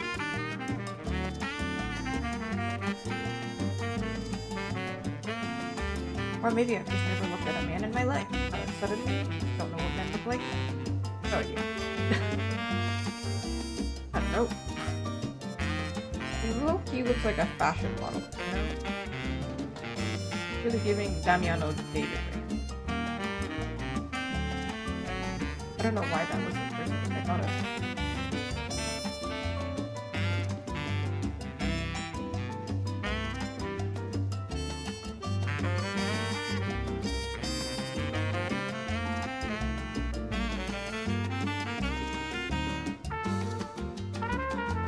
Alright, well, it's our last minute, so let me show you what we did. Let's go! Alright, so today I started out, actually with this one. I can't exactly show you how far I went. I just started polishing. So this is where we're at. Started polishing, got here. I did this cute little troll doll. We're not done, but skipped over, gave them some more muscles. That's what I just did. And then I finished up this commission. Pretty much done. I'm pretty sure. I'm going to sleep on it. Not sure. Also, can't be trusted to do emails right before. I can't be trusted to do emails right after stream. And I also did the sketch for this commission. This one is still stiff, but we will get there. So in 7 hours, here's a recap. I touched up these characters here. Yeah. Finished this commission here, but I'll sleep on it. Ooh, yeah, so smooth. Okay. Did this sketch for a commission. Hey. And I'm still working on my banner, so this is actually what I opened the commission stream to. Thank you so much for spending time with me. I know a lot of artists stopped in to say hi. Some spent hours in here, which is amazing. Super big thank you to Kikarust for the bits. And I will be streaming again Sunday. Now I am going to go be horizontal. Actually, I'm going to eat some soup. And then I'm going to be horizontal. It was fun. Let's do it again. Let's do this again next Thursday. Alright. Until then, goodbye.